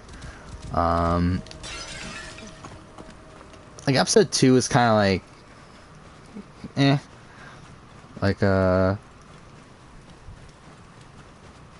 Like, once they go back into the real world and all that stuff, it's like, I just felt like it would have been a lot more interesting if they just stayed in the game the entire time instead of like having this like lull period where it's like he needs to leave and then come back and all that sort of stuff. But if I'm to find the hyena, I must first speak to Mered, Volador's contact. He is a merchant somewhere in this marketplace. it's, oh yeah, also another thing I didn't mention, the dub for that show is so fucking weird because the guy that voices the main character is the guy that voices Yagami in that's his name, right? In Judgment. And it's like I heard the voice, I was like, holy fucking shit, it's the guy from fucking Judgment. It's literally, I mean, it's just his voice. Like, it literally sounds exactly the same. And like now, whenever when I'm watching the show, I'm thinking of it as like a Yakuza spin-off, just because like I keep on thinking back to Yagami. Yeah, it is Yagami, so I did remember the right name. But yeah, I mean, it's fucking weird. You know, Greg Chun, right? I've nothing left to show you. But you've much to tell me about the hyena. Ah, funny. As it turns out, that happens to be the most expensive thing I'm offering. Funny indeed. Delivery upon payment. Obviously, everyone's favorite Assassin's Creed character, Mered. Do you have enough to barter with me? Yeah. I don't even care. I'm literally gonna skip that conversation. Okay, well that was something. The hyena is not her real name. Easy, easy. A poor attempt at humor, I'm afraid. Where can I find her? Her name is Khaliset. A favor. Some customers of mine took my horse after. Oh, I just realized this is the 30th. Their camp lies in a I quarter. didn't realize it was that late already. Take my man, retrieve my horse, and I'll give you what you came for. I guess it makes sense considering I'm pretty sure the Big Brother video is scheduled for the 2nd. So it had to be the end of the month at some point. Okay, so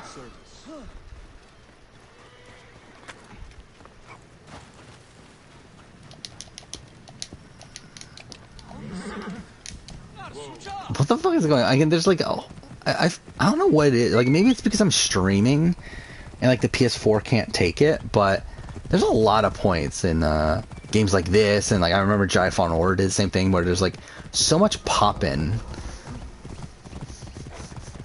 that like typically, like I don't feel like it's typically there when I'm playing not streaming.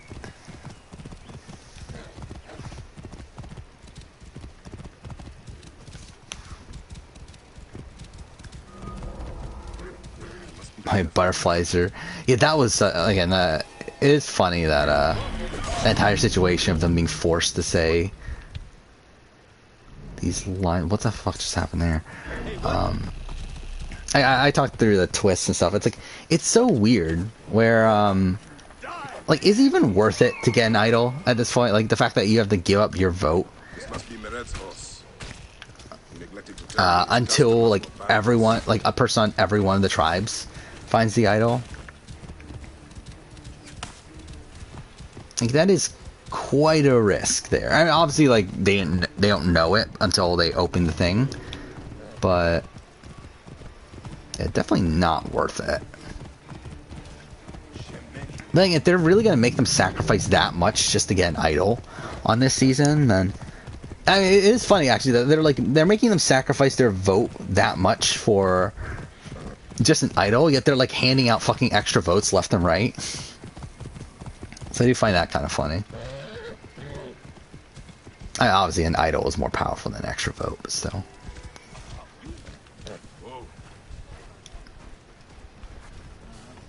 Well, I'm a fucking idiot. I'm supposed to bring the horse here.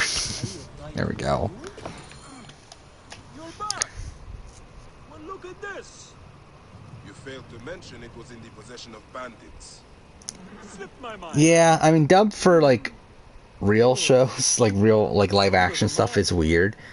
But see, when watching the Squid Game, like I'm kind of like I'm doing other things while doing it, so it's like it's kind of tough to watch it without a dub, because then I have to like literally be looking at the screen at all times to Done with your games. read the subtitles and everything. The hyena lives in a cavern just over those I mean, just in general, I typically watch dubs. Like even like anime, I typically watch dubs. Especially if it's something that I'm not super into. Like One Piece, I've watched If I find you've led me on another like not dubbed, and then like Yu-Gi-Oh, I've watched the like the original version. But for like any random like anime or whatever that I would watch, I usually would watch the dub if there is one.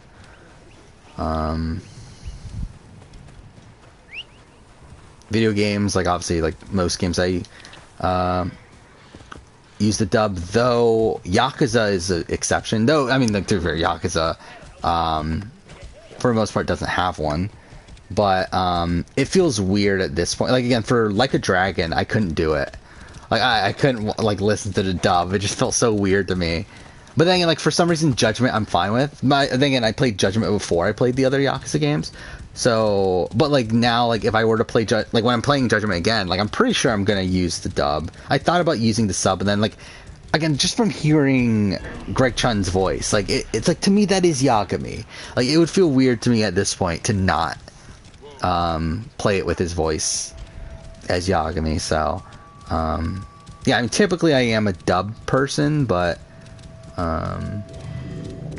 yeah, it is weird with live action though.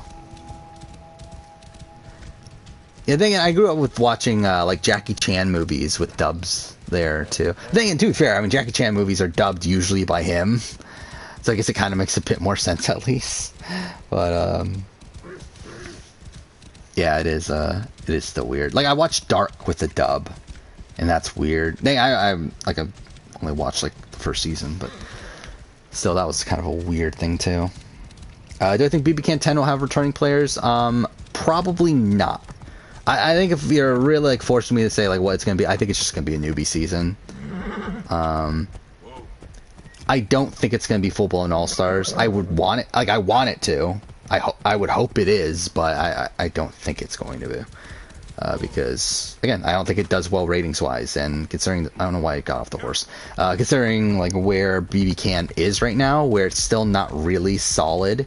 Like it's not really in a spot where it's like it can take risks with its its twists and that sort of thing, like in its like casting twists and stuff. And I feel like it's probably not the best spot for them to do All Stars, even though it would be a great time from a like pure like numbers standpoint of it being season 10.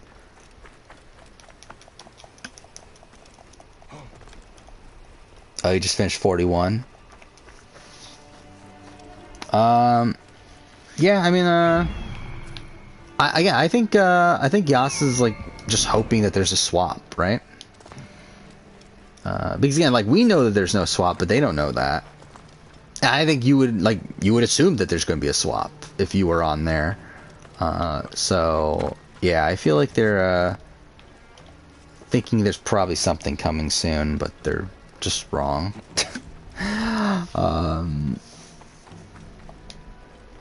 Yeah, I mean, like Voce. I mean, like I think Voce is a better pick than Xander in terms of physical strength, though. Like I think them going for Xander was probably like worst case scenario in terms of This is the hyena's lair. that sort of thing. Meret was telling the truth. I need to figure out where she went.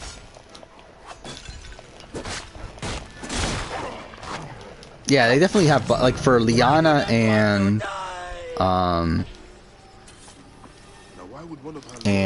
Evie, like they definitely have buffers there. I think the one thing about Xander though that I think is a massive worry is that again he could have an idol. like for me it's like I especially for Tiffany I feel like it's a clear-cut case she should have gone for Xander. Like I feel like she is just leaving it so open for her to get idoled out.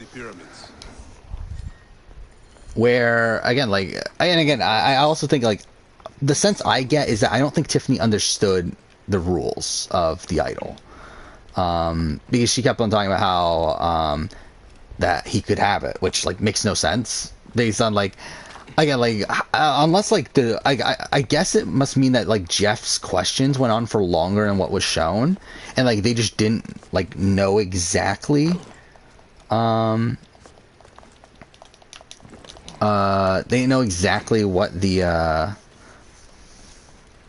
phrases were, obviously, but it's like they knew Xander's at least, so it's like you would assume that they would think that it would also be another weird phrase, which is like how many people are saying like really weird phrases out there? I don't know. Like it just feels weird that like to me, I feel like Tiffany doing like to me this very much felt like Xavier when he won the veto just to become the nom the next week.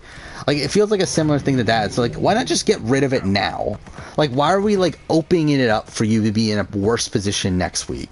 Where like again like this just gives Xander another chance at getting the idol next round. To where if that happens, then she's screwed. So yeah, I don't get the move personally. And the only thing that makes sense to me is that she just misunderstood how it works. Yeah, it'll probably be a Jatia Spencer situation. And I feel like at that point you gotta vote out Tiffany, right?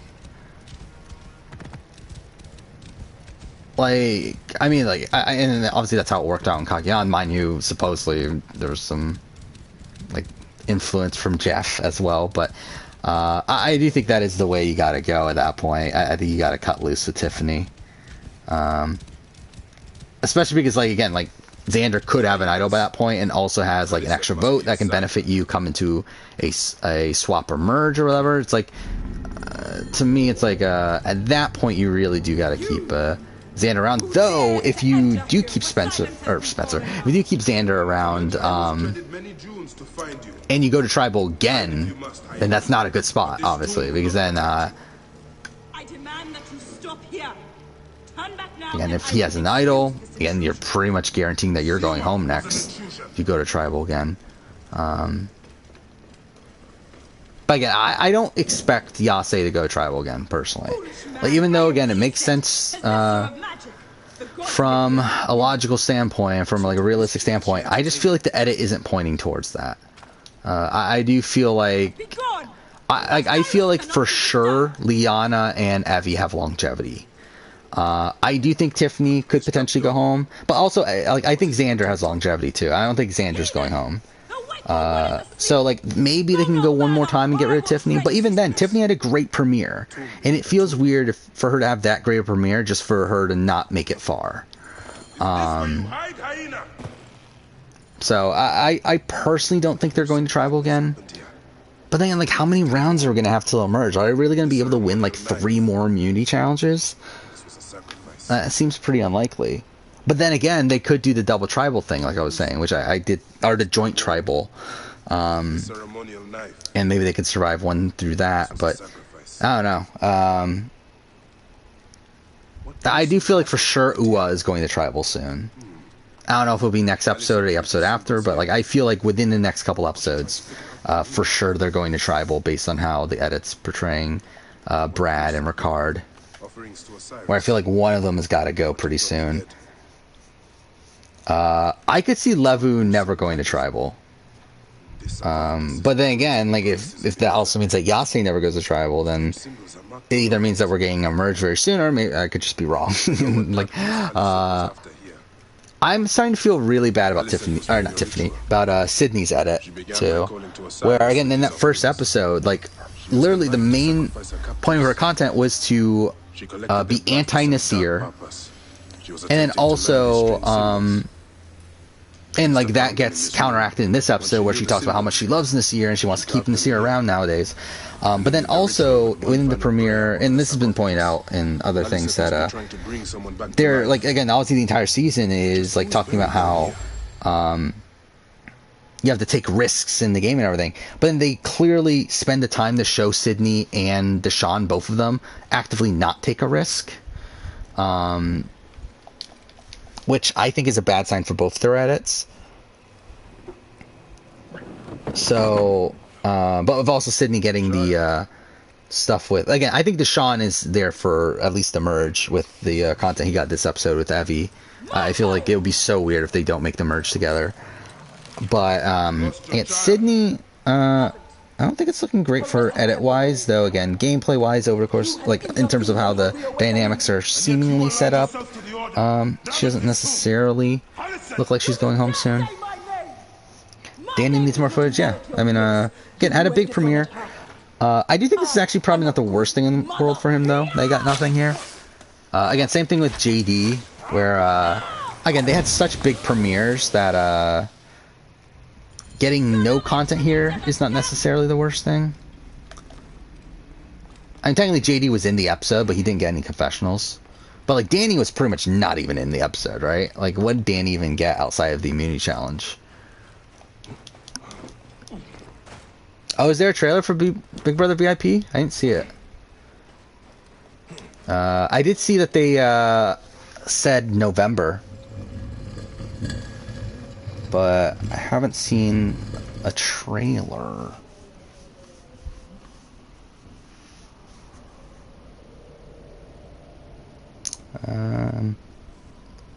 Yeah, I really wish they would just give us the date already, but whatever. Instead of just like, I really hate how, like, Australian TV just in general does this all the time. Like, they don't give you much heads up on anything. Like Survivor US and like, I'm really most shows in the US. Like, they give you a lot of heads up. Like Celebrity Big Brother, US. Like, we literally know it's February from like what we knew like a month ago, right, or so. So, like, again, that's such a massive heads up there. But like Big Brother VIP, they're just like, oh, it's sometime this year, and then they just now, like, I think like less than a week ago, announced November. How long is the season? I don't think that long. I think it's gonna be a few weeks, from what I understand. I think it's like 9. Is it 9 episodes? I think I saw. I don't remember anymore. But I think it's gonna last a few, like probably last around a month or so. Where is she? Nah, whatever.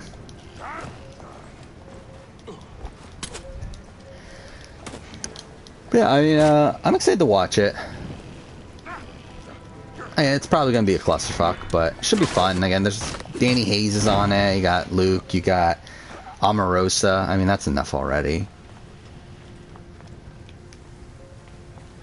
Where'd she go? Isn't the lamest thing of Assassin's Creed 2 that the final boss is a fist fight? Not for me. To be honest, that's one of my favorite scenes in... I mean, the entire ending sequence is one of my favorite things. Like, I mean, the fight itself is, yeah, I mean, it's just a dumb fist fight with the Pope. But, I mean, like, there's so many story revelations during that. That, I've talked about this in the past, that scene made me recontextualize religion. And really, I guess, as this is to say, really changed the way I look at the world. I adore the ending of Assassin's Creed 2.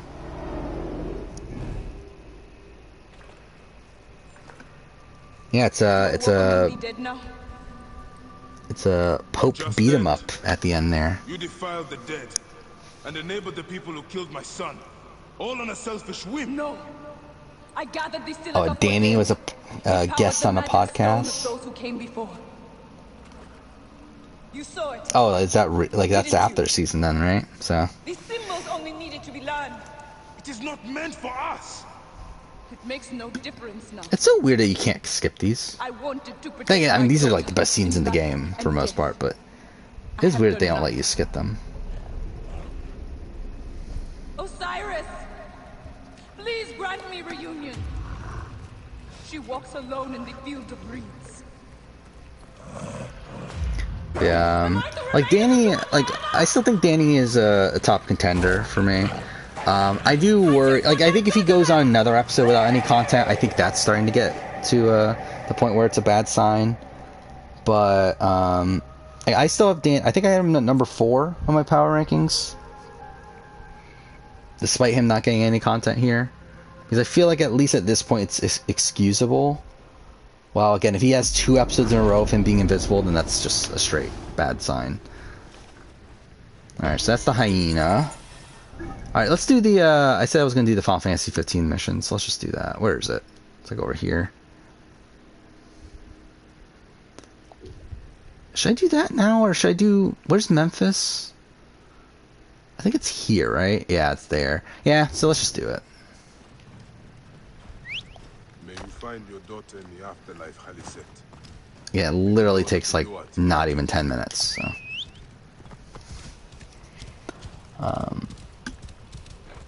Yeah, I like this edit though is really weird at this point. Or there's really no one that I have that much confidence in. And right now I have Chantel number 1, but like I don't feel great about it. Again, I don't think she had a good premiere, but like one that has holes in it. Again, she didn't get that much personal content outside of just acknowledging that she's a pastor. She doesn't really get much explanation on her relationships, and considering that seemed to like pretty much be the deciding factor on the vote, like weird that they didn't show that. And we got that this episode where we do see her talking, or we at least get talk about Ricard says that Chantel's his closest alliance, but then like we don't hear it from her. There are major red flags there, but I currently have her at 1. Again, Evie for me is number 2, and like she's the technical number 1, but I feel like she's so obvious right now that I feel like it's very rare that they're going to make it that obvious this early, and she seems way too overexposed. Again, she has 19 confessionals over 2 episodes, when the next highest is 11, so that feels like a lot. Liana has major red flags just inherently, even from that first episode. Even though I did like that they set up the relationship between her and Evie, you also have her saying that she 100%, like Evie's her ride or die, or Evie's her number, whatever, I forgot the exact phrasing of it, but that Evie tells me everything, and then we literally cut to Evie like not telling her things, so not great. Yeah, Sheree has more than Natalie White. That's kind of funny. I didn't even think of that. Yeah, I mean, there's a good chunk of people that she probably already has more confessionals. Like, she has what? Like, how many confessionals did Chelsea end up getting in Ghost Island? Like, didn't she get like 3? I'm trying to look it up right now. I'm opening my confessional charts. 4? Yeah, so I mean, she already has almost 5 times the amount that Chelsea had, so that's hilarious.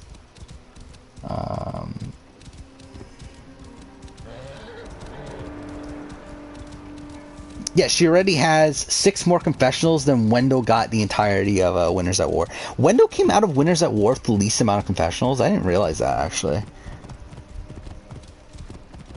Yeah, actually, yeah, this is insane. Evie already has the same amount of confessionals as Sophie, Kim, and Denise throughout the entire run of Winners at War, and Ethan over the entire course of that season. Like, that's pretty insane.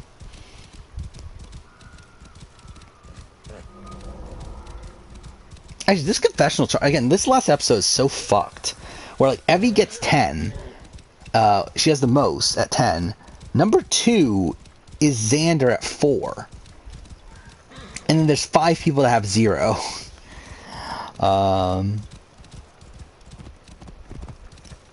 Yeah, this is a weird confessional chart. Yeah, Xander has 9 confessionals. And that's another thing. Like, Xander, I feel like we barely know anything about Xander as a person. Yeah, I feel like he hasn't really gotten much game content, and a lot of his content seems to be very situational. So that's why I'm not feeling great about him.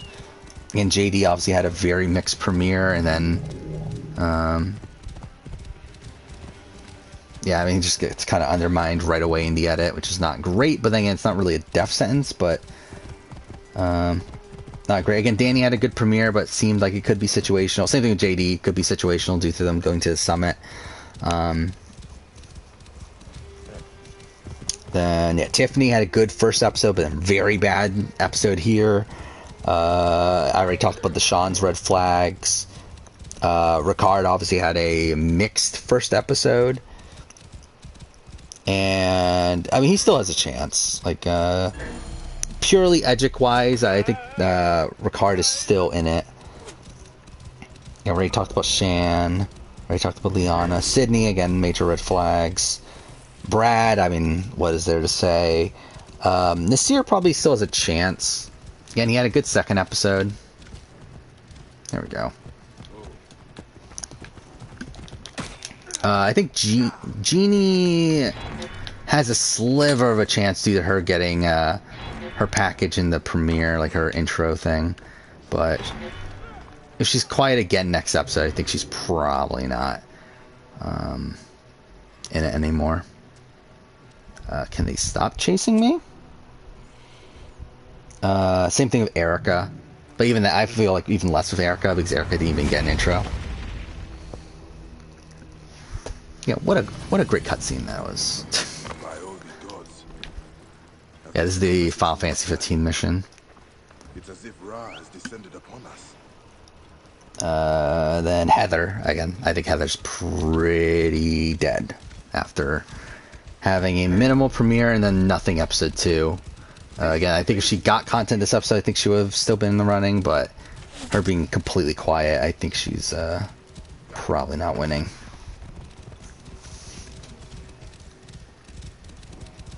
I mean, in-game, I think Jeannie's doing fine. I just think, edit-wise, it's a bit more of a question mark.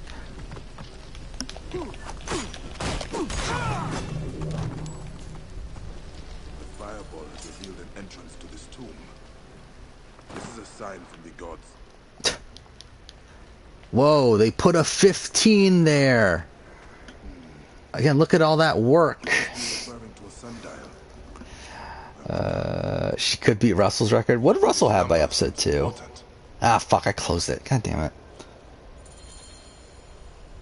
it. Yeah, what is the most someone has had by episode 2 in the history of the show? I want to look this up real quick. After I can get my spreadsheet open again. Alright, here we go. Yeah, so she has 19 after episode 2, which again is ridiculous. Let's see. So number 1 for Winners at War was 7 on episode 2.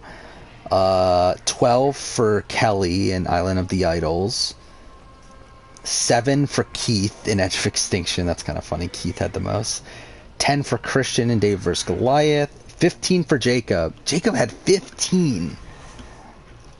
That's quite a bit. Actually, that is funny. Like, Jacob ends up being in the top half of confessional getters. Jacob gets the same amount of confessionals as Angela over the course of Ghost Island. That's funny. What? Ryan had 10 in HHH.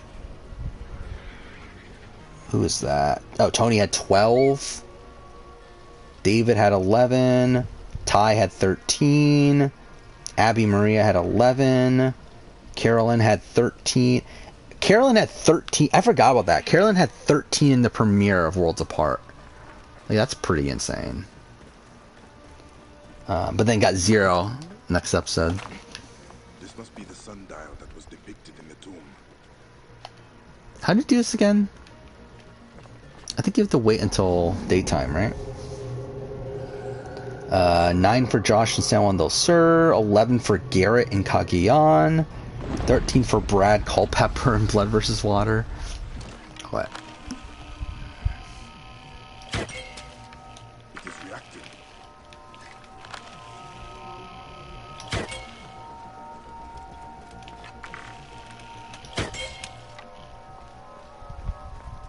Is that not it?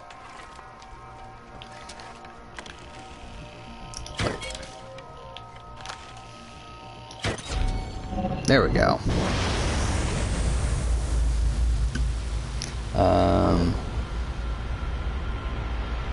Yeah, where are we at? Blood vs. Water. Kaguya, or Carmo and Philip had 8. Russell Swan had 11. Sabrina had 16. That's insane, actually. I didn't realize Sabrina had that many in one world. Like, I remember Sabrina was a big character early on, but that's quite a bit for Sabrina. Yeah, I know Russell's the only one in the US to have over 100. Yeah, I'm trying to see, like, by episode 2, who has had this much. Coach had 17 in South Pacific. Rob had 13 in Redemption Island. Jimmy Johnson had 10. Coach had 12. Russell Hantz only had 17, so she's actually ahead of Russell Hantz at this point. So that's kind of insane.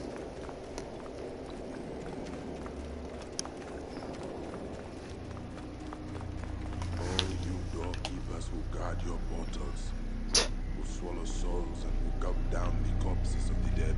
Yeah, what a great crossover, right? And this is a cool cutscene, though. Like, as much as I joke around about this crossover, this is a cool cutscene. GC had 13. That's kind of funny. Sri had 9 in Micronesia. Dave and Leslie were tied for 8 in China. Rocky had 10 in Fiji. Ozzy had 10 in Cook Islands. Sri and Shane were tied at 8 in Panama. Stephanie had 14 in Guatemala. Angie had 10 in Palau. It's kind of weird.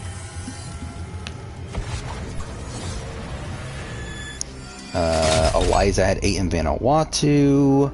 Jenna had 11 in All-Stars. Rupert had 18. So she's above Rupert in Pearl Islands. Rob had 11 in Amazon. Helen had 16. I didn't really she had that much in Thailand. John Carroll had 10 in Marquesas. Lindsay had 8. Jerry had 13. And then we're at Borneo where... Yeah, so I mean, Evie has the most confessionals after episode 2 of anyone in the history of Survivor US. Which is kind of insane. Actually, I have all the confessional charts here too. I might as well go all through international. I think she might have it international too. AK had 17 after episode 2. I guess that makes sense actually. But still, Evie's still above it. Who had 18? Luke had 18 on Championship Pretenders too. It's kind of insane.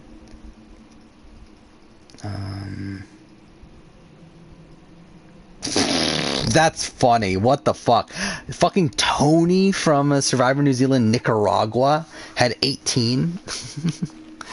Like Tony, who was like what, the 3rd boot? Yeah. Everyone's favorite character in the world, Tony. Ah, fuck. Tess had 23. Tess had 23 by episode 2. What the fuck? Okay, so Tess beats Evie. Tess from New Zealand, Thailand. How the fuck did that happen? Yeah, what the fuck did she do to get that many confessionals? And it's funny too because like she doesn't even end the season. Like Dave ends up ending the season with the most confessionals. So it is kind of funny that like how the fuck did Tess get off to such a good start edit wise on that season? What are we doing? We're doing the Lizard. Yeah, so I think we'll finish the Lizard stuff, and then that should put us in a good position to finish the stream, or finish the game next time. We might even do the hidden ones. We're not gonna do Curse of Pharaohs because fuck that.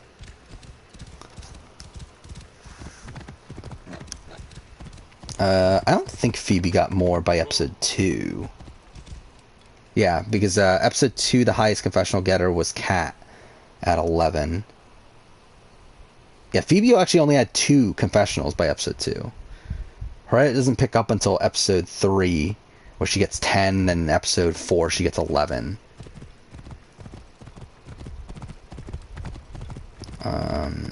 Let's look at SA. What do we got for SA? Imzy had 15. I didn't think Imzy got that many.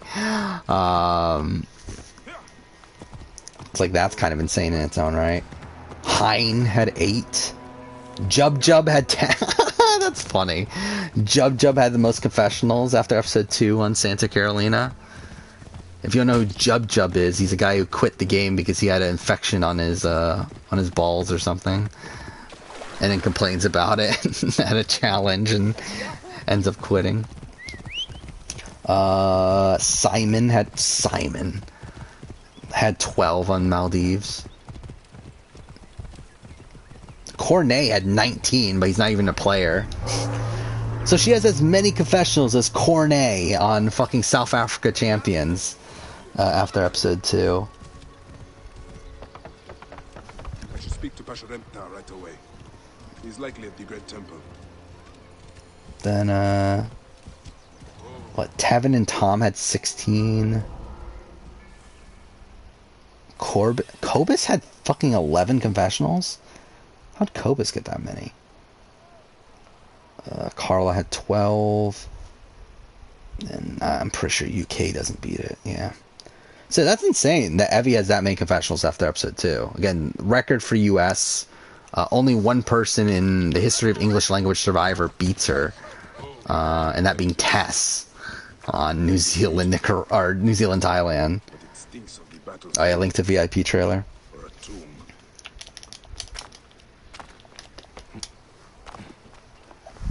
Ah, fuck off. Oh, wait, this is the one that came out. Okay, I did see this one, I think. Or I saw this one existed at least. I don't think I actually watched the trailer itself. Oh no, I did actually. No, I did watch this trailer. Yeah, this is from a few weeks ago. Yeah, I saw this trailer.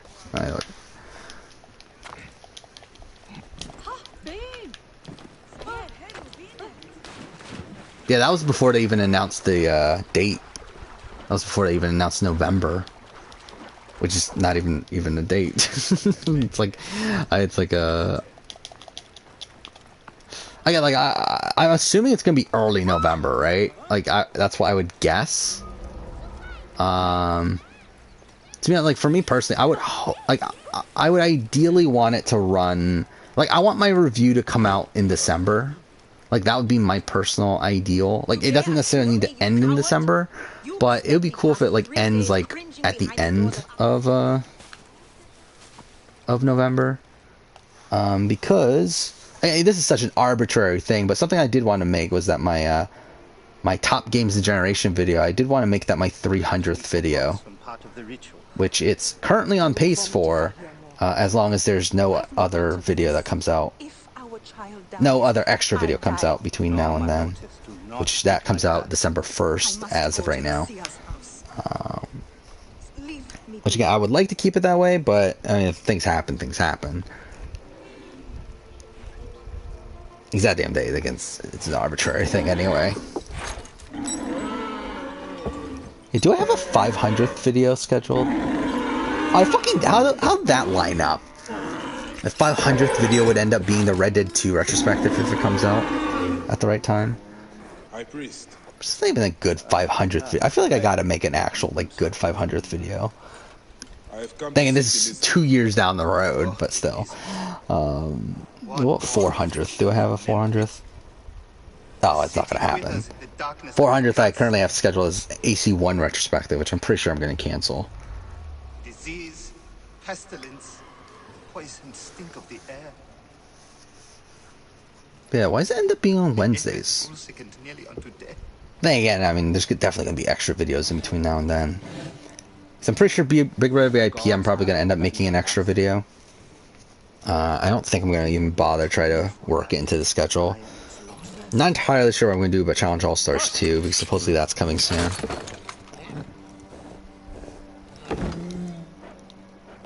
Actually, I forgot that I even fucking made a Yakuza Like a Dragon video. That's not even out yet. Actually, it's funny. Like again, like I've had a Persona 5 Strikers video that I literally recorded 4 months ago. Over 4 months ago, I think now, because like I was literally playing Persona 5 Strikers when I started this Twitch channel, which was at the end of April. And like I'm pretty sure I wrote the script and then recorded it immediately. So it's like I literally, like it's been literally sitting there unedited for like 4 or 5 months at this point. So who knows when that'll come out. If the gods are responsible, I will kneel beside you as they strike us down. Fuck, it's already 3 o'clock in the morning.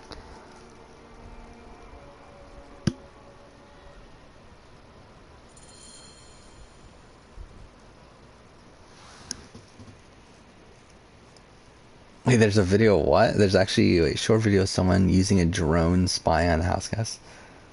That's weird. Yeah, how's that work? Like, I'm assuming it's a different studio, right? How does this work? Like the actual set. So it's just like, so they just like put fake like storage containers around. Oh, that's weird. Huh. Are there any spoilers in this, I wonder? I'm thinking, who really cares about Big Brother VIPs? Spoilers, but yeah, that's really weird. I actually never even thought about that. So it's like kind of like a, like obviously Big Brother US has this like open room, like where the wildcard comps take place, and like some of these other comps that is clearly not in the actual house. So I'm sure it's a similar thing there. And then Big Brother Canada in general, like the house is not connected to the studio where Arissa is, and they have to drive them across set, which is funny. Which is part of the reason they don't do live tapings. Yeah, the other video.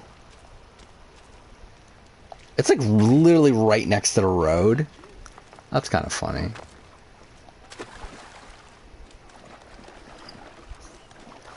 'Cause I believe even like Big Brother US isn't like right next to the road, right? I'm pretty sure there's like an actual. I feel like there's supposed to be like a body of water there, right? I don't remember.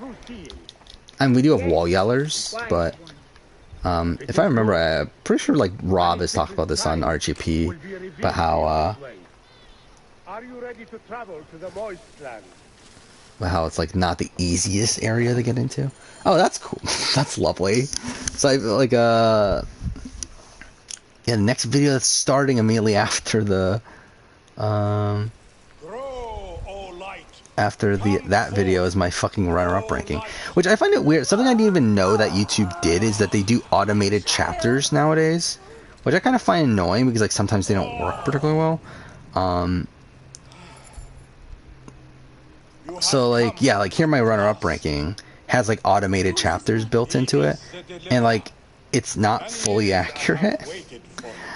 So it's like I feel like I should get rid of these, right? Help me dream my child away. Even though it's cool that it put automated chapters, but they're not accurate. So it's like it kind of just fucks things up, I feel like. Bring me the cauldron. I am the master of secret. Actually, I haven't even checked on the channel all day. Like pretty much like ever since the South Africa player ranking came out, I haven't even checked. I'm sure it's not doing particularly well. Do I think X and Ozza would start a romance outside of the house? No, I don't. I don't think X is interested in her at all. I think Ozza would be interested, but to us, I think it's more likely that X ends up with like Whitney than Ozza. But even then, I don't think that's particularly likely.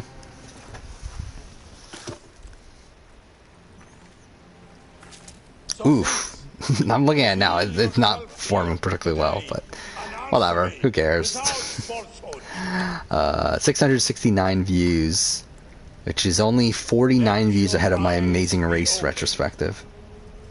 And is about half of what my season review did. So, again, not great, but too, I don't really care, really. Let your eyes be open. Actually, yeah, views in general right now are not particularly great. And I knew that was going to be the case for this month, with how many international Survivor videos we're going to have to come out. Where I haven't had a Survivor US video come out since the premiere ranking, which was 19 days ago. So, not surprised that this month has been pretty bad. Mind you, it's actually, I think it's better than July. Yeah, it is better than July in like every aspect. So, I mean, even though it was bad, it's not the worst in the world. Is Whitney married? No, she's not. She's single. She's divorced though. I hate this mission that we're about to do, by the way. It's literally my probably my least favorite mission in the game. Definitely from like a speedrun standpoint, it's my least favorite. It's just really fucking annoying. I mean, it's a cool set piece, but it's just not fun to play. Mountains of sand. Alright.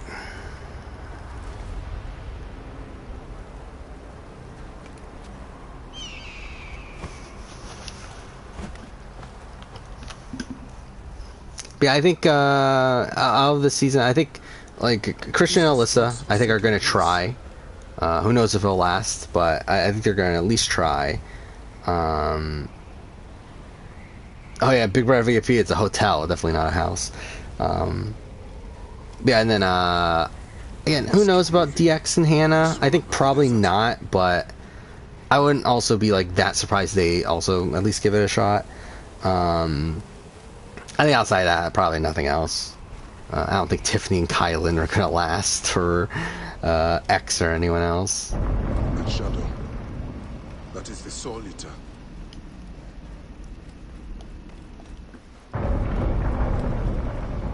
Oh, is that a thing? Were they on the same season together?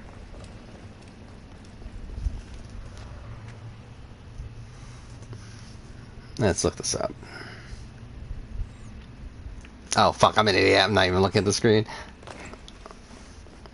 Oh, you doorkeepers who guard your portals. Fuck off. Why am I getting stuck on, like, the most random shit? Down the corpses of the dead.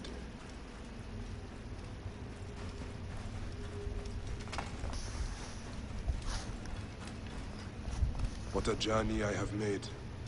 The things I have seen.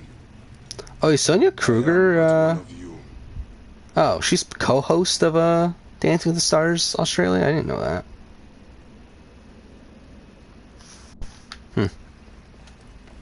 Or at least she was? Oh, no, she is still.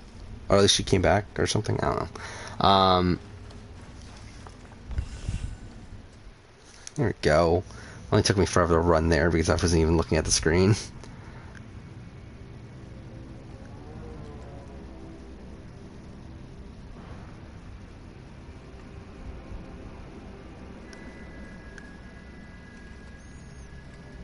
And I'm just like looking at the recent cast of Dancing with the Stars Australia. Don't know any of these people. You wouldn't think I would, but still.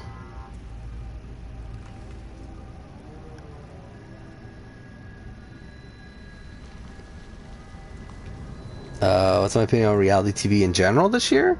It's been a packed year. And it's just gonna get more packed moving forward. I mean, to be fair, like it was packed early on this year because of The Circle. Because like we had 3 seasons of The Circle back to back to back, and then we got South Africa, Survivor, Australian Survivor, US now. We got Big Brother Australia, Big Brother Canada, Big Brother US. There's a lot. I mean, there's a lot, right? I think I counted how many seasons of reality TV there were, and there was like well over 10 already. So yeah, it's quite a bit. All Stars 1 and 2 for a challenge are going to be by the end of this year, I would think. There's a lot. And again, at the end of the year, my plan is to do a year in reality TV video like I did for last year, which will be interesting because I haven't actually put any thought into it, so it'll be interesting to see how that lands, where like all these seasons end up landing there. But yeah, I mean, next year's gonna be pretty packed too. Again, we got you would assume we are going to get Lord of the Dead. 2 seasons of Survivor US, probably 2 seasons of Survivor Australian Survivor. We don't know if we're getting South Africa, and to be honest, like, I don't know if we're gonna get it. And then again, I don't think they announced season 8 until late last time too, but like, I don't think they announced it right away.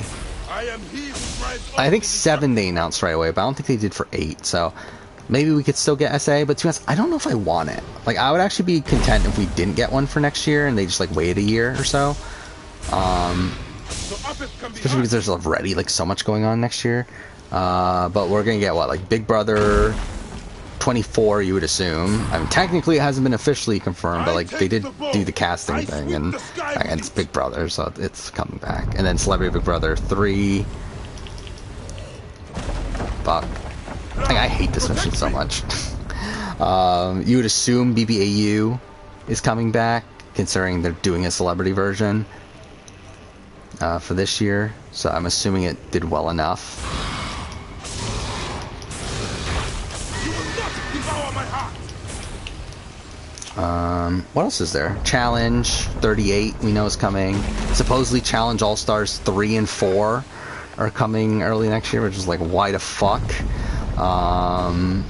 Again, they're doing so many All-Star seasons. It's so weird. Ah, fuck off, I messed that up. That supposedly 4 is going to film at the beginning of next year. Where it's like, it hasn't even been a year. Like, how the fuck are you filming your 4th season already?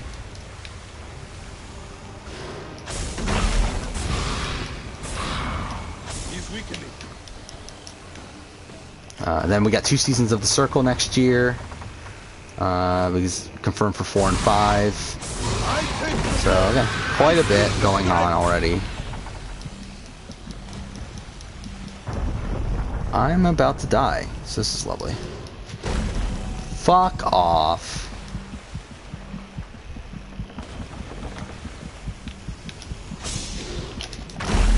Does it normally throw this much acid? Like, what the fuck? I don't remember it doing this all the time.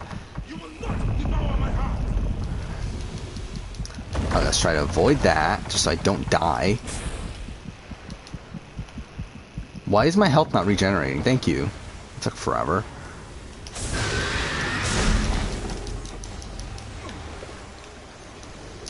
Pamela Anderson, Corey Feldman, Vanilla Ice were on a show called... Oh yeah, I have heard of that. I am he who drives off the destructive one. Yeah, what was it recently that, Oh yeah, it was, I think it was Australian Star 2002, where just in the middle of the immunity challenge, Joel just starts rapping Ice Ice Baby. It's like really fucking weird. Like that was just such a weird moment that I didn't remember. Yeah, I'll be honest, like, as much as I don't like Australian Star 2002, I probably did actually enjoy rewatching it more than I should have. Like, again, UK Panama is dreadful. Like, it's literally the worst season I've ever watched in my entire life. But, there is, like, at least a level of intrigue there in Australian Star 2002. I take the bow. I sweep the sky with it. Come on. Hurts, doesn't it? Ugh, this is so boring too. Yeah, this section's like literally my, oh fuck off. It's like my least favorite section of the speedrun because it takes so fucking long to kill this thing. And everything gets reset, like this is, even though we're playing on New Game Plus, like everything gets reset here anyway. So it's like the entire point of New Game Plus is taken away here.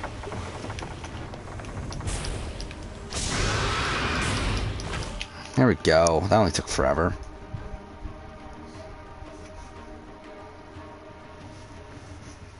Oh my god, we're almost 4 hours in the stream.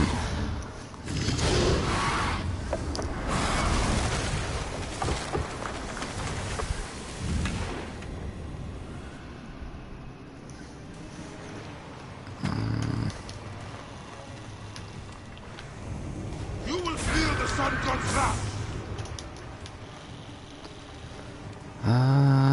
Where's it going? No.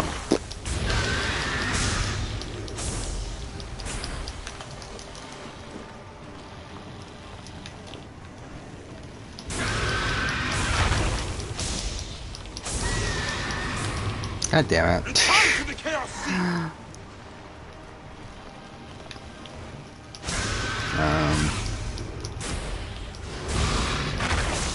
Yeah, so as I said, tomorrow I'm going to spend a lot of the day recording stuff. If I can get everything I currently have prepped recorded tomorrow, that'll be ideal, but to be honest, I don't know if I'm going to be able to, considering some of these videos are probably going to take a while. Specifically, the BB23 player ranking, I'm expecting to be very long. We'll see, but I would guess it's going to be. I will not go into the Valley of Darkness. Because I feel like even just for Xavier's game, I feel like there's just so much to talk about. Hey, who knows, I might forget about it by the time I make it, but like, I do feel like the Xavier section in particular is going to be pretty long. I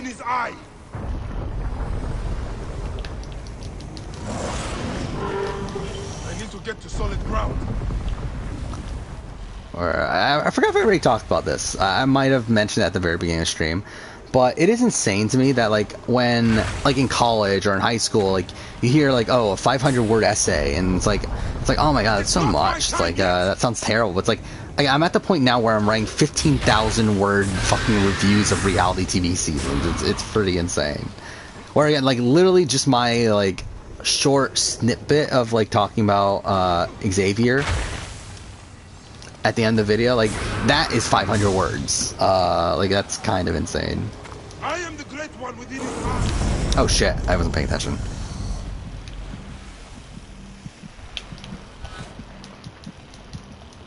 I prefer to not die here.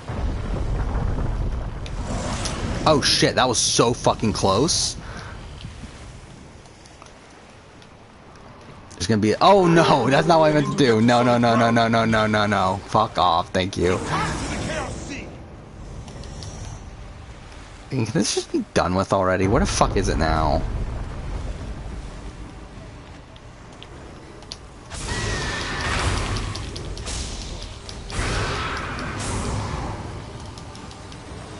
Is it done?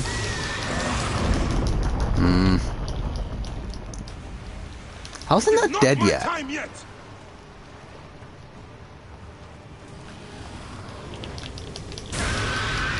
There we go. Oh, or not. What the fuck?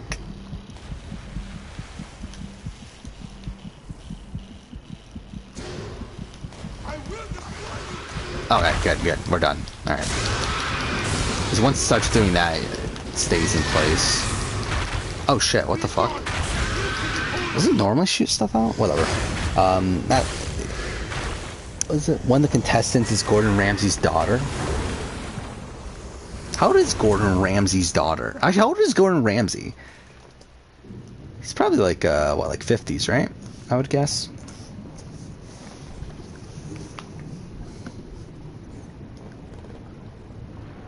It's 54.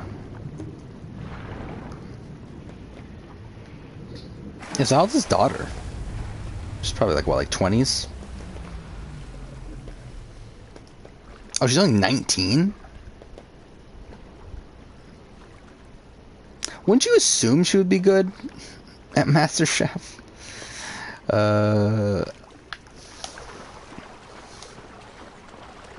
Yeah, are they like rigging it for her to win?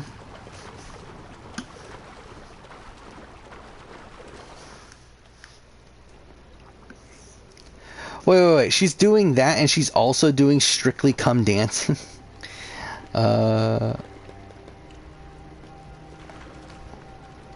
Is this gonna be like a Paul situation from BB18 or BB19 where they're gonna be like, oh, how's he doing 2 shows at once?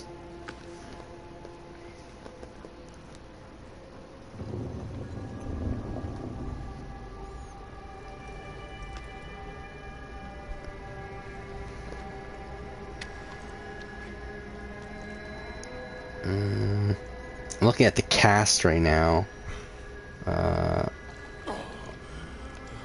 Yeah, I've never heard of most of these people. I have heard of Ian Thorpe, but mostly because I follow the Olympic stuff.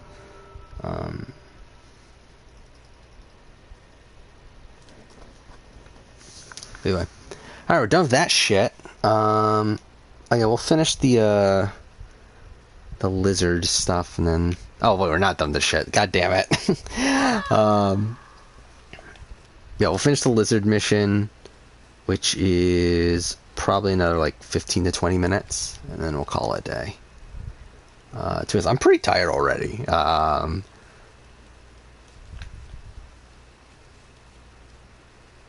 probably been tired for the last like what, hour and a half of stream at this point though. But whatever. Again, I want to get us in a position to where we finish the game on Friday. Hopefully I stream on Friday. Again, that is the plan right now. This is a loading screen, by the way. You're not actually doing anything. Just like hiding, loading, really. But yeah, I plan on streaming on Friday. Not that there's anything really going on, but I would like to finish Origins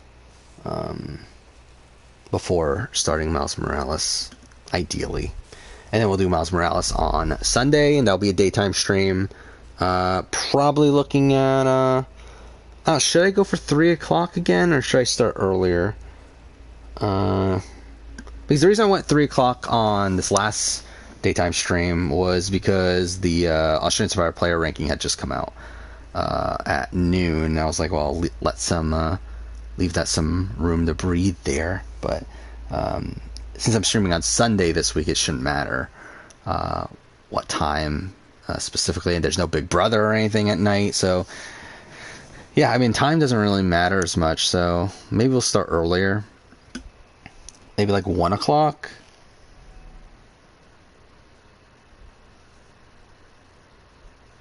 I'm trying to think, or maybe we can just go noon. I don't know. Probably 1.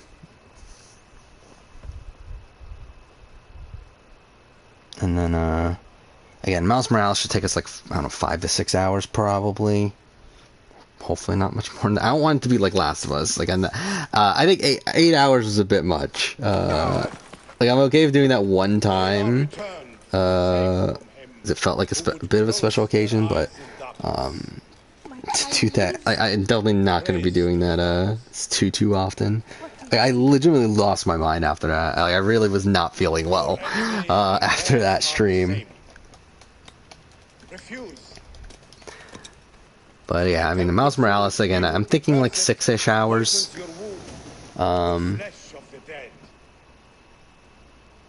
Go and slay the poisoner and lift Memphis.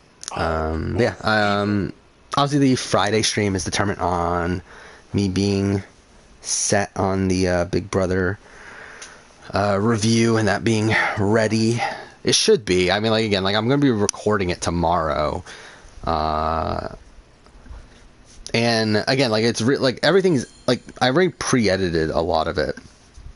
I really just need to get the really the final 3 round on, and while it is a decent amount, it's like, it should be very editable over the course of really like an hour or two more, like, and then like 2 hours. I might even be able to finish the circle review in that time too, but we'll see. Where am I going now? How long it takes, we'll see how long it takes to export those videos though, because recently my computer's been taking longer to export videos, which is kind of annoying, but whatever.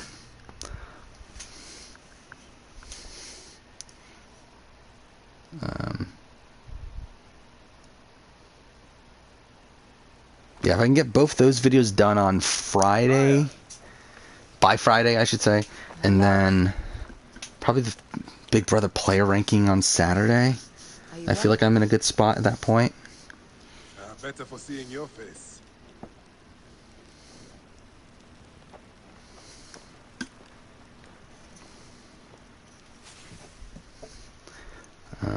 And what's sad though is that at that point my vacation's almost done, which is actually really depressing. I'm probably going to take it a bit more relaxed afterwards though.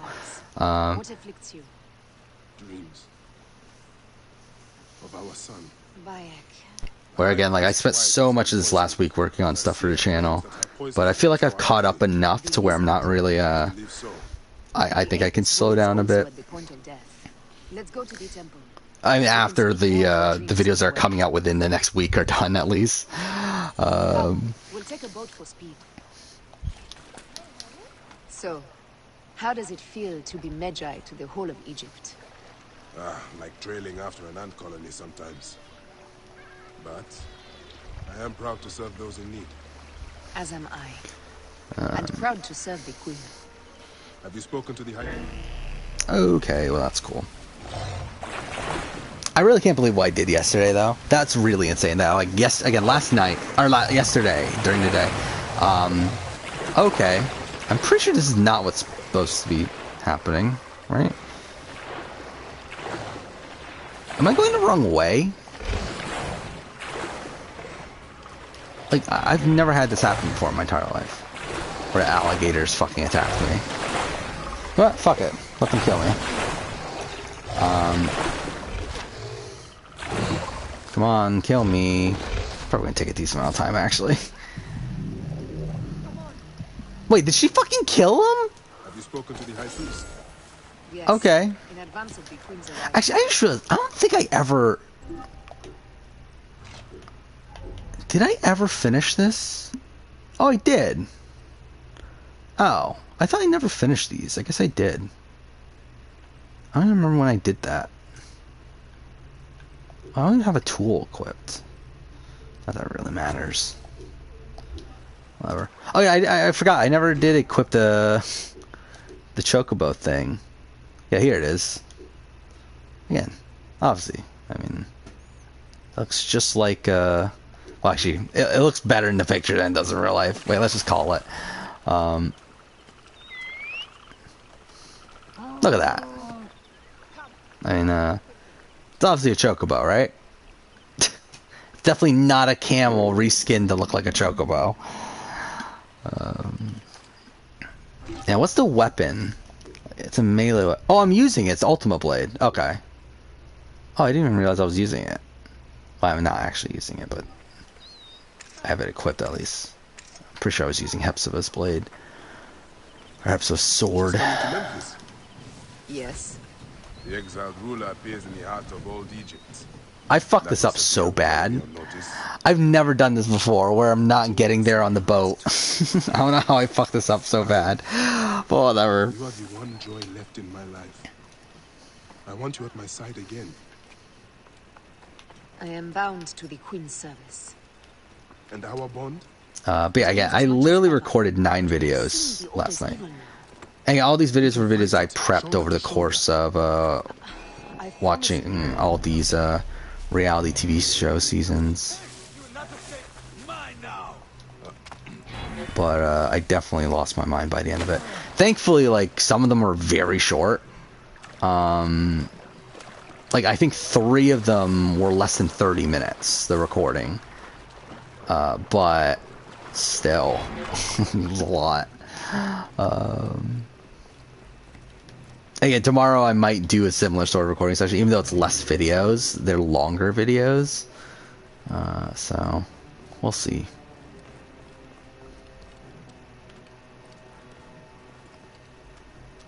What is she doing? Is she fighting them?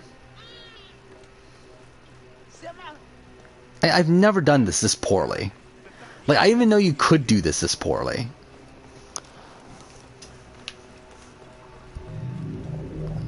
There we go. There she's coming. Alright. I've promised the Queen. What has she done that I have not? Again, pretty tired at this point. I will never stop mourning what we lost. Never. But I just realized we have so much more than I remember, because we still have to rescue the yeah, we still have to find the twins and do the brother. After I killed the lizard. After you kill the lizard. Wait, what? Oh, did I go the wrong way? Then I will follow. Oh, I have to go to the fucking bottom of the thing because it's expecting us to get there on boat. God damn it. You said dreams troubled your mind. Do you want to tell me of them? No. I would rather not burden you. We will need to speak of it someday, once the sands have settled. Come on. Do I actually have to get in a boat? No, okay, we're good.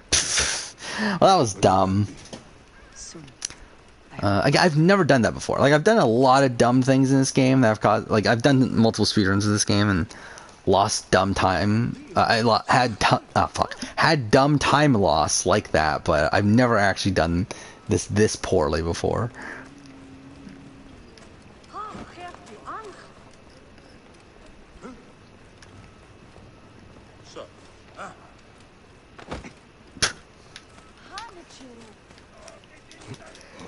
Oh, fuck me. I don't know, we might actually not even finish the lizard. Maybe we'll just finish this specific mission. Because the lizard's split into 2. But then again, the other mission's not that long, though. So really, this is the bulk of it anyway. I'll speak to the priestesses.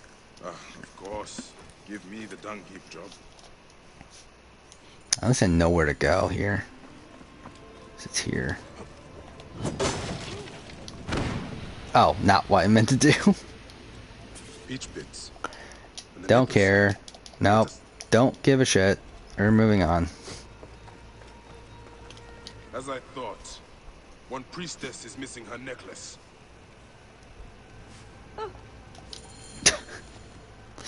I love he's just like saying that out loud when he's like right next to him, yet not actually talking to him. My sisters, this is surely an accident. One, maybe. Well, not a bushel. Who uses the word bushel? Our brother! Bandits ripped him away from us as we walked in the market. They forced us to poison the god. They told us they were gonna feed our brother. Yo, I actually, yeah, we're just gonna skip this because I actually don't give a shit. Like, it's really, like, really inconsequential. It's like, these are characters that literally never show up again after this mission, so who fucking cares? Actually, I have another skill point. Yeah, let's use it here.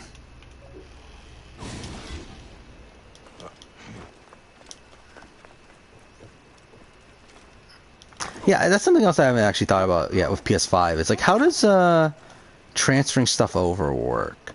Like, most of my stuff is on a hard drive anyway, so like that should be easy to just plug in, like take out and plug in there. But like, how does save data work? Do I need to have PS Plus to transfer it over, or can you transfer it over another way? But then, do I even want to transfer over save data? I guess I probably do.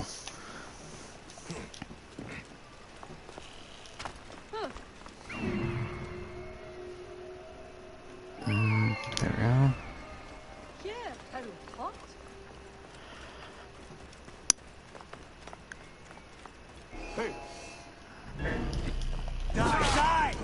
Fuck, I thought that was gonna kill him. Whatever. Wait, what level are these guys? Wait, does that say 54? Wait, why are they level 54? So what, scaling shouldn't be on, right? Fucking Valhalla ads. Oh wait, yeah, why is it on? Who turned it on? It was off for the rest of it, right? Has it been on the entire time? I'm gonna keep it on at this point because who fucking cares, but maybe that's why I've been dying at points. Actually, I don't think I have died at points, but either way, like, I've definitely like gotten low in health. I didn't even realize that. It's been on. They typically turn it off when doing New Game Plus. But may I at least have a drink of water? How about... I am. Praise the gods for bringing a strong warrior to save me. You are injured. I will carry you home. Okay.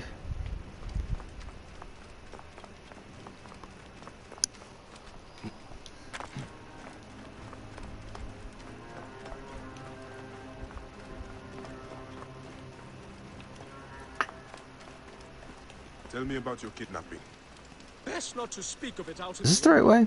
I feel like this is the wrong way. My wounds are making me very tired.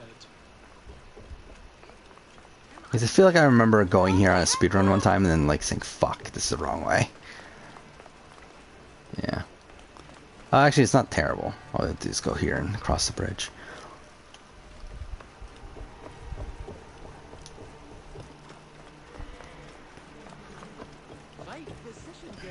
Here is my house.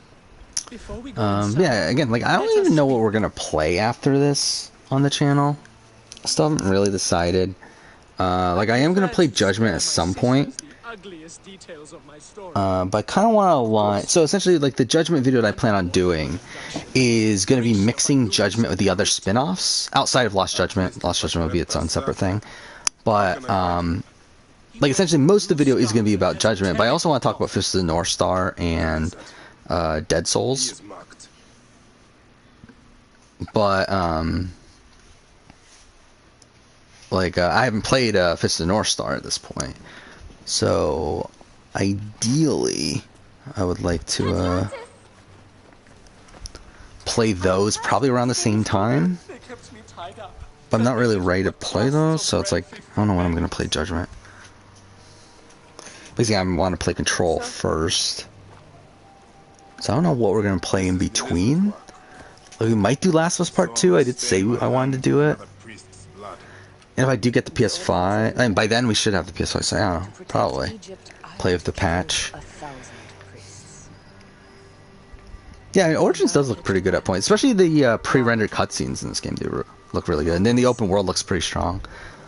It's actually funny. Like, I believe this game looks better than. I mean, this game for sure looks better than Odyssey. Like, I would even say like most of it looks better than Valhalla. He waits at the palace. I have horses for us. All right, we'll do this next mission, then we'll call it a day. This one's not super long, if I remember right. Because I believe all it is following Aya here and then the assassination, which is pretty quick. I believe a lot of it is cutscenes, though. Like, there's a decent chunk of cutscenes, but whatever. Eat my dust.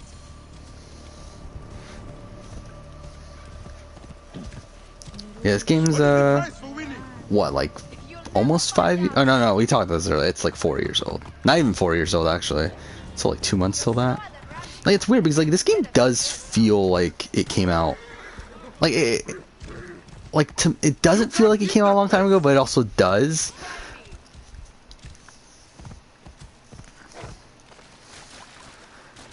Because, this was actually the first game that I played where, like, I recorded my footage of it.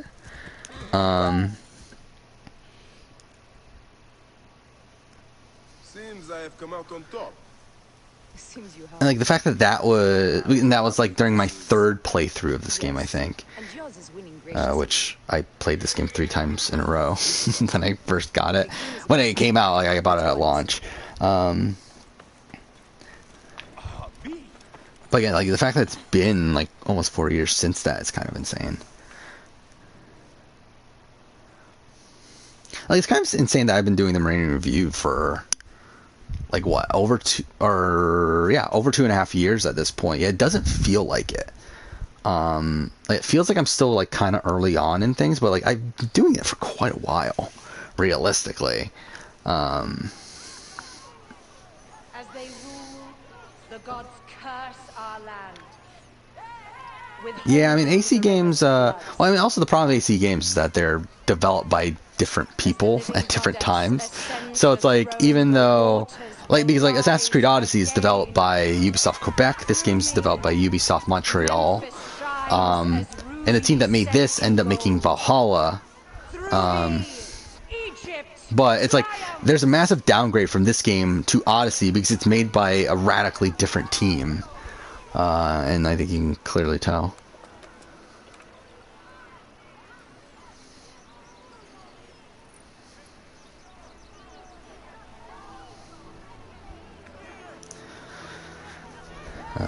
Yeah, I mean, at this point, I'm, like, out of it with Assassin's Creed.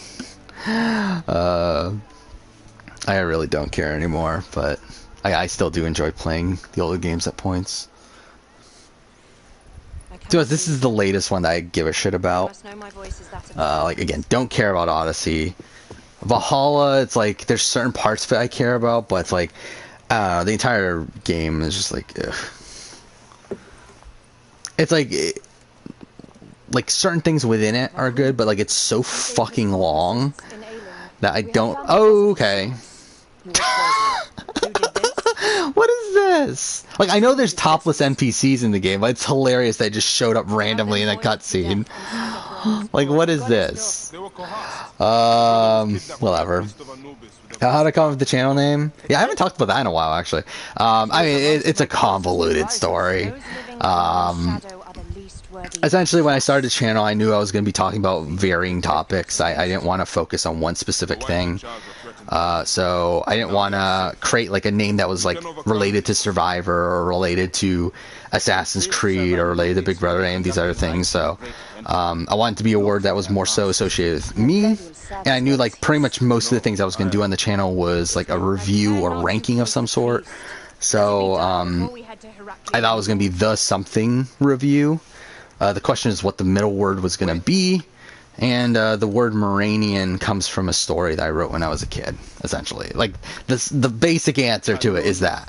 Again, there's an entire backstory behind that, but it's so convoluted, it's not even worth it. Which I have told in previous streams, but again, it's a long story that doesn't really make much sense anyway. But essentially, it comes from a story I wrote when I was younger. it really means nothing, like, realistically. Oh, frame rate dropped there, but...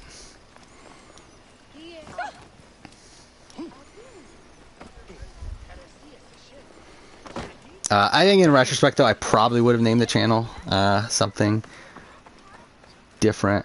I definitely would go by a different name. That was a deep background story. I mean, there's a much deeper background story.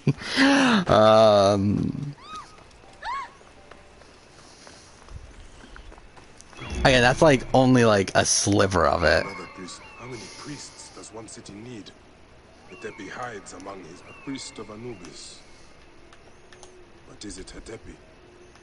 Come on. Right. Oh fuck, was there another one? Ah, fuck it.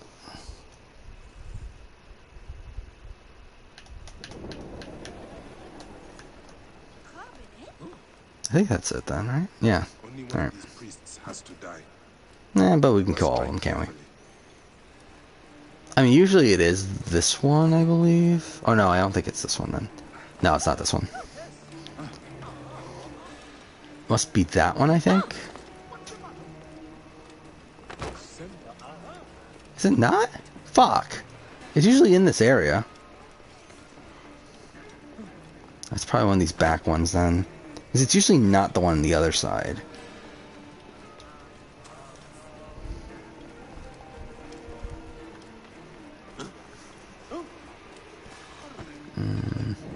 But yeah, like when I started the channel though, it was definitely not supposed to be as a... Wait, is it not? Is it really the other one?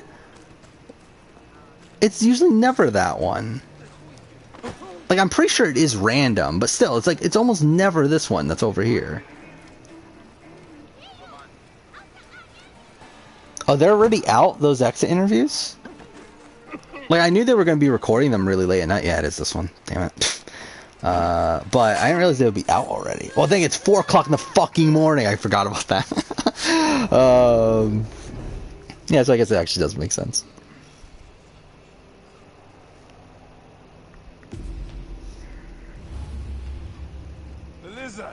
Yeah, I mean, again, Big D, I think he's always gonna... I very much doubt that Big D is ever going to truly get the game, and truly get the game that he played. Xavier, I think, is a different story. I think Xavier will probably get it eventually, but I don't think... The masses are the cattle of the gods. Derek F. Wood. Was Ozza on that? They didn't interview Ozza? It's kind of surprising. You are a cow. Yeah, I know RGP talked about how they were doing XDF and Tiffany. Not fear. But I assumed Ozza was going to be there too. And who passes the whip over your back? Who demands that you stay in your car with my death? Oh, Ozza too, okay. Yeah, I would have assumed so. I have my gods. Now face yours.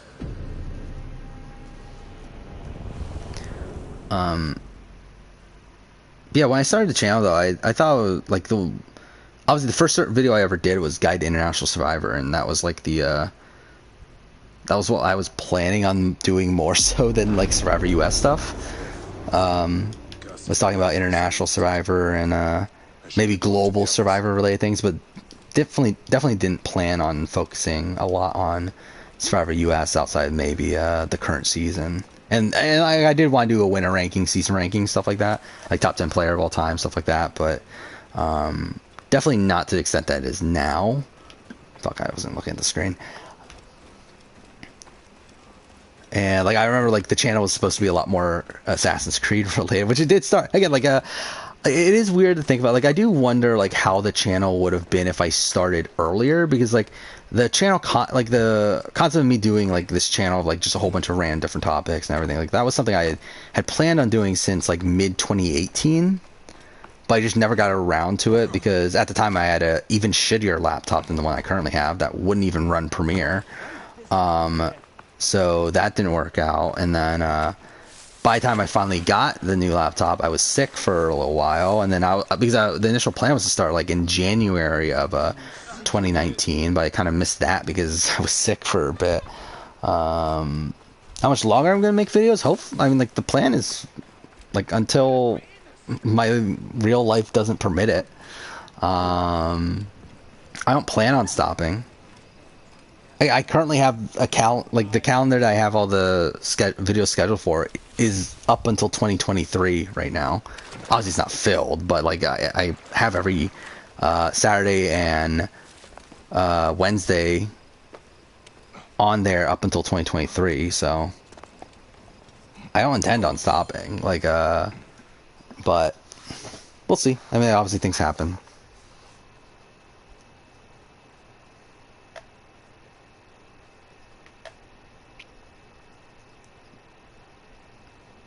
Yeah, people forgot Survivor happened today.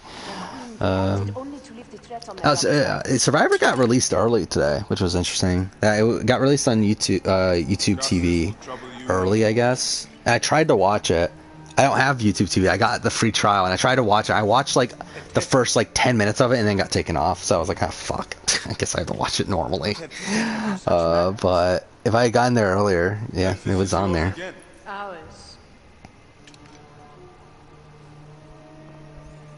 Dark matter finally prepared. The order of the channel, like at this point, I'm pretty content with where it's at. Like I don't see much room for growth in the channel. Like I do think that we can get 10,000 subscribers, but beyond that, I don't really see that big of a milestone that we can realistically hit at this point. But again, I don't plan on stopping.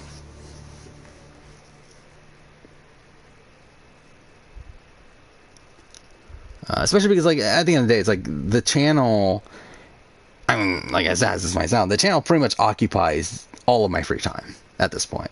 But it also is a amalgamation of like all of the things that I like anyway.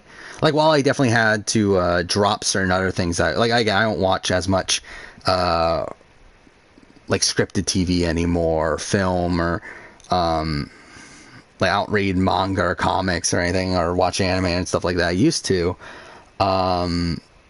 It's still like, I mean, video games and reality TV are like the two major things that I enjoy anyway.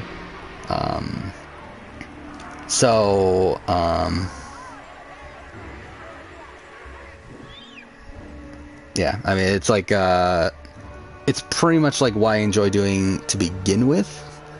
It's just also making videos about those things. So yeah, unless like some like major life changes happen, I don't feel like I'm going anywhere.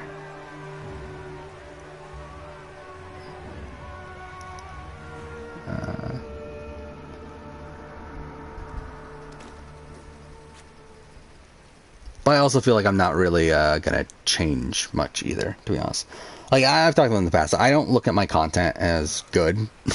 Like, I mean, like, most of my content is literally just me talking about things. Like, it's just me talking about whatever the specific topic is. But outside of my, like, me talking about my opinions on things, like, the videos are pretty shit. I mean, and they're, again, the actual quality of everything is pretty bad. Like, there's other YouTubers out there who do things a lot better than me. Again, like Peridium, like, I haven't watched a lot of other Survivor YouTubers, but I'm sure they do better things than me.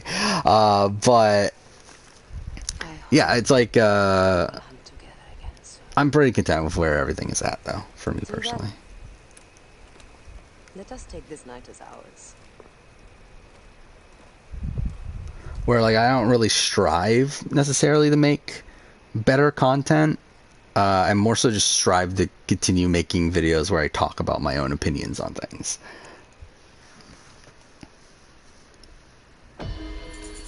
There we go. We're done with that shit. So yeah, we are almost 4.5 hours in the stream. Did not want to go that long. But it's almost 4 o'clock in the morning, so that's lovely. Did not, again, probably gonna spend almost all day tomorrow recording videos, so that's fun. But again, like I've said this before, that the recording process for videos is literally my least favorite part of the entire process. The research and prep and stuff. I do enjoy that part of it. Editing is not my favorite thing in the world, but it's whatever. And again, for my channel, it's like when it comes to most videos, it's mostly just editing the audio together. Though video game videos are a bit different, but still. I forgot we're using the fucking choke, but this is so fucking dumb. And again, like the same thing carries over to these live streams too. When I talk about my philosophy for YouTube, where it's like again, like I'm not really like in a dire need to really change things up here on Twitch. Like technically, yeah, I probably should do this more professionally, where I at least get a webcam and all that sort of stuff. But I don't really have a proper setup. Like I don't have like a desk that I have like my mic on and stuff like that. Like I literally have a little like nightstand sort of thing that I put my mic on when I record. And in here, I'm literally just like sitting in front of my TV with the headset on. So yeah, like these are like everything that I do with the channel is pretty casual and pretty laid back, but like I don't have like some sort of fancy setup because I don't even know if I would have room. I would definitely not have room in this area. But yeah, I'm pretty much just planning on keeping things the way they are. I mean, at this point, we might as well head towards the mission, right? Do I even have any? I just realized I'm just like riding into the nothing. Right? Okay, actually, we are heading the right way though. There we go. So it's right there, and then we'll call it a day. Which winners did I predict for Surviving Big Brother? I did get Xavier right. Oh, wait, are we talking about like in the grand scheme of things? Are we talking about like current? It was like obviously like my winner pick for 41 is Ricard, and then yeah, I did pick Xavier. If we're talking about in the grand scheme of things, I did pick Cody last time somehow. I didn't even remember that I did until someone mentioned it in chat like a while back. But who else have I gotten right in Big Brother? I got Josh right somehow. I got Nicole Franzel right. I think that's it for Big Brother US. Right? 16, 15. Yeah. I think that's it for Big Brother US. Big Brother Canada, I got Paris right. I almost got Ty right, but I went with Jed over Ty. That's kind of annoying.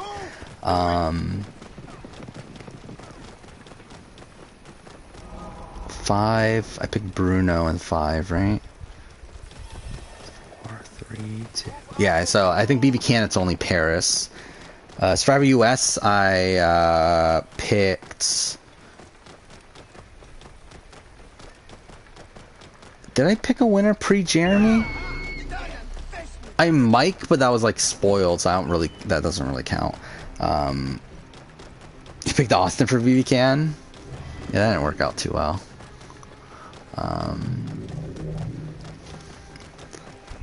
Yeah, who did I pick for Survivor? I picked Jeremy for Cambodia.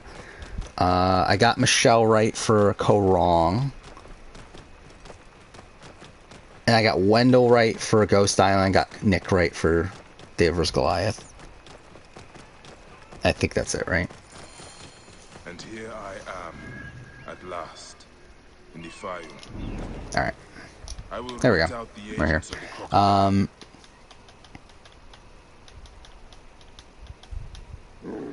Yeah, it's for recent seasons. Yeah, for Edge of Extinction, I picked Aubrey, which, again, like, I used to have a very good track record with winner pick. Like, I literally got Wendell and Nick in a row, and I had Jeremy and Michelle in a row.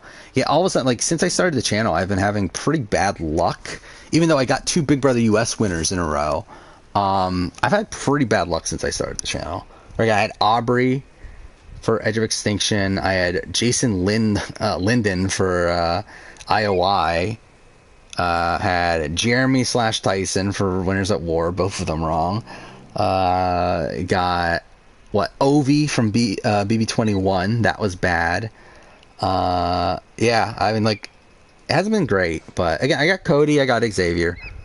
That's something. I'm trying to think, who did I pick for AU? I picked Shannon. I forgot about that. Did I ever get a AU winner pick? I got Pio right. I got Pio right in Championship Contenders too. And then I think that's it for AU. Yeah. And then did I get South Africa right ever? I don't think so. But anyway, I mean, like I've had a decent record, all things considered. But I feel like there's definitely people that have probably not picked a winner pick correctly. Like I don't think Rob Cisternino has ever gotten a winner pick correctly, right? I think he got I think he got Big Brother, right? I think he got Andy in BB15, if I remember right. But I think that might be it. Like, when has he ever picked a winner pick outside of that? I don't think he has, right? It's like, and the fact that I've picked as many as I have is actually kind of a miracle. And at least I have video proof of me picking 2 of them. So at least there's that.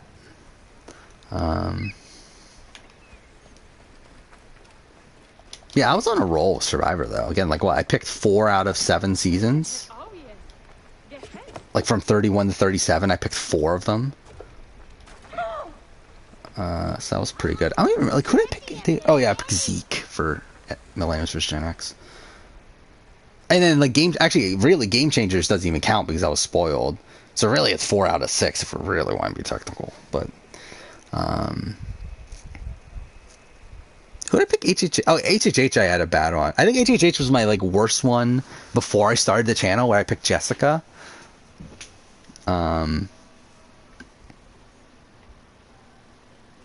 Yeah, then, like, again, like, I picked 2 pre-merge boots in a row.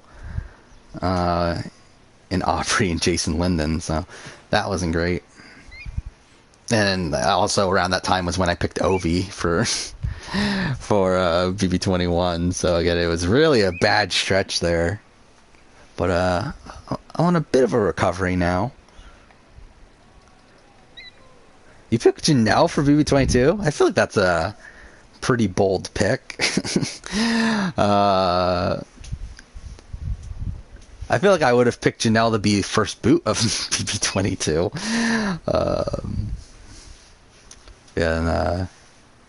Yeah, Brittany is a interesting one. Yeah, I thought Brittany had a pretty good finale here. I did really like her moment on this finale with her revealing to everyone that she has autism. You thought she would have made it. Oh, yeah, I forgot about that. That was part of the preseason, right? Was that the rumor that there was like an old school alliance? That people were thinking like her, Kaser, Tisha, and like Memphis had a thing. Which, I'm too fair, they kind of did on the season, but I don't think it was a pregame thing.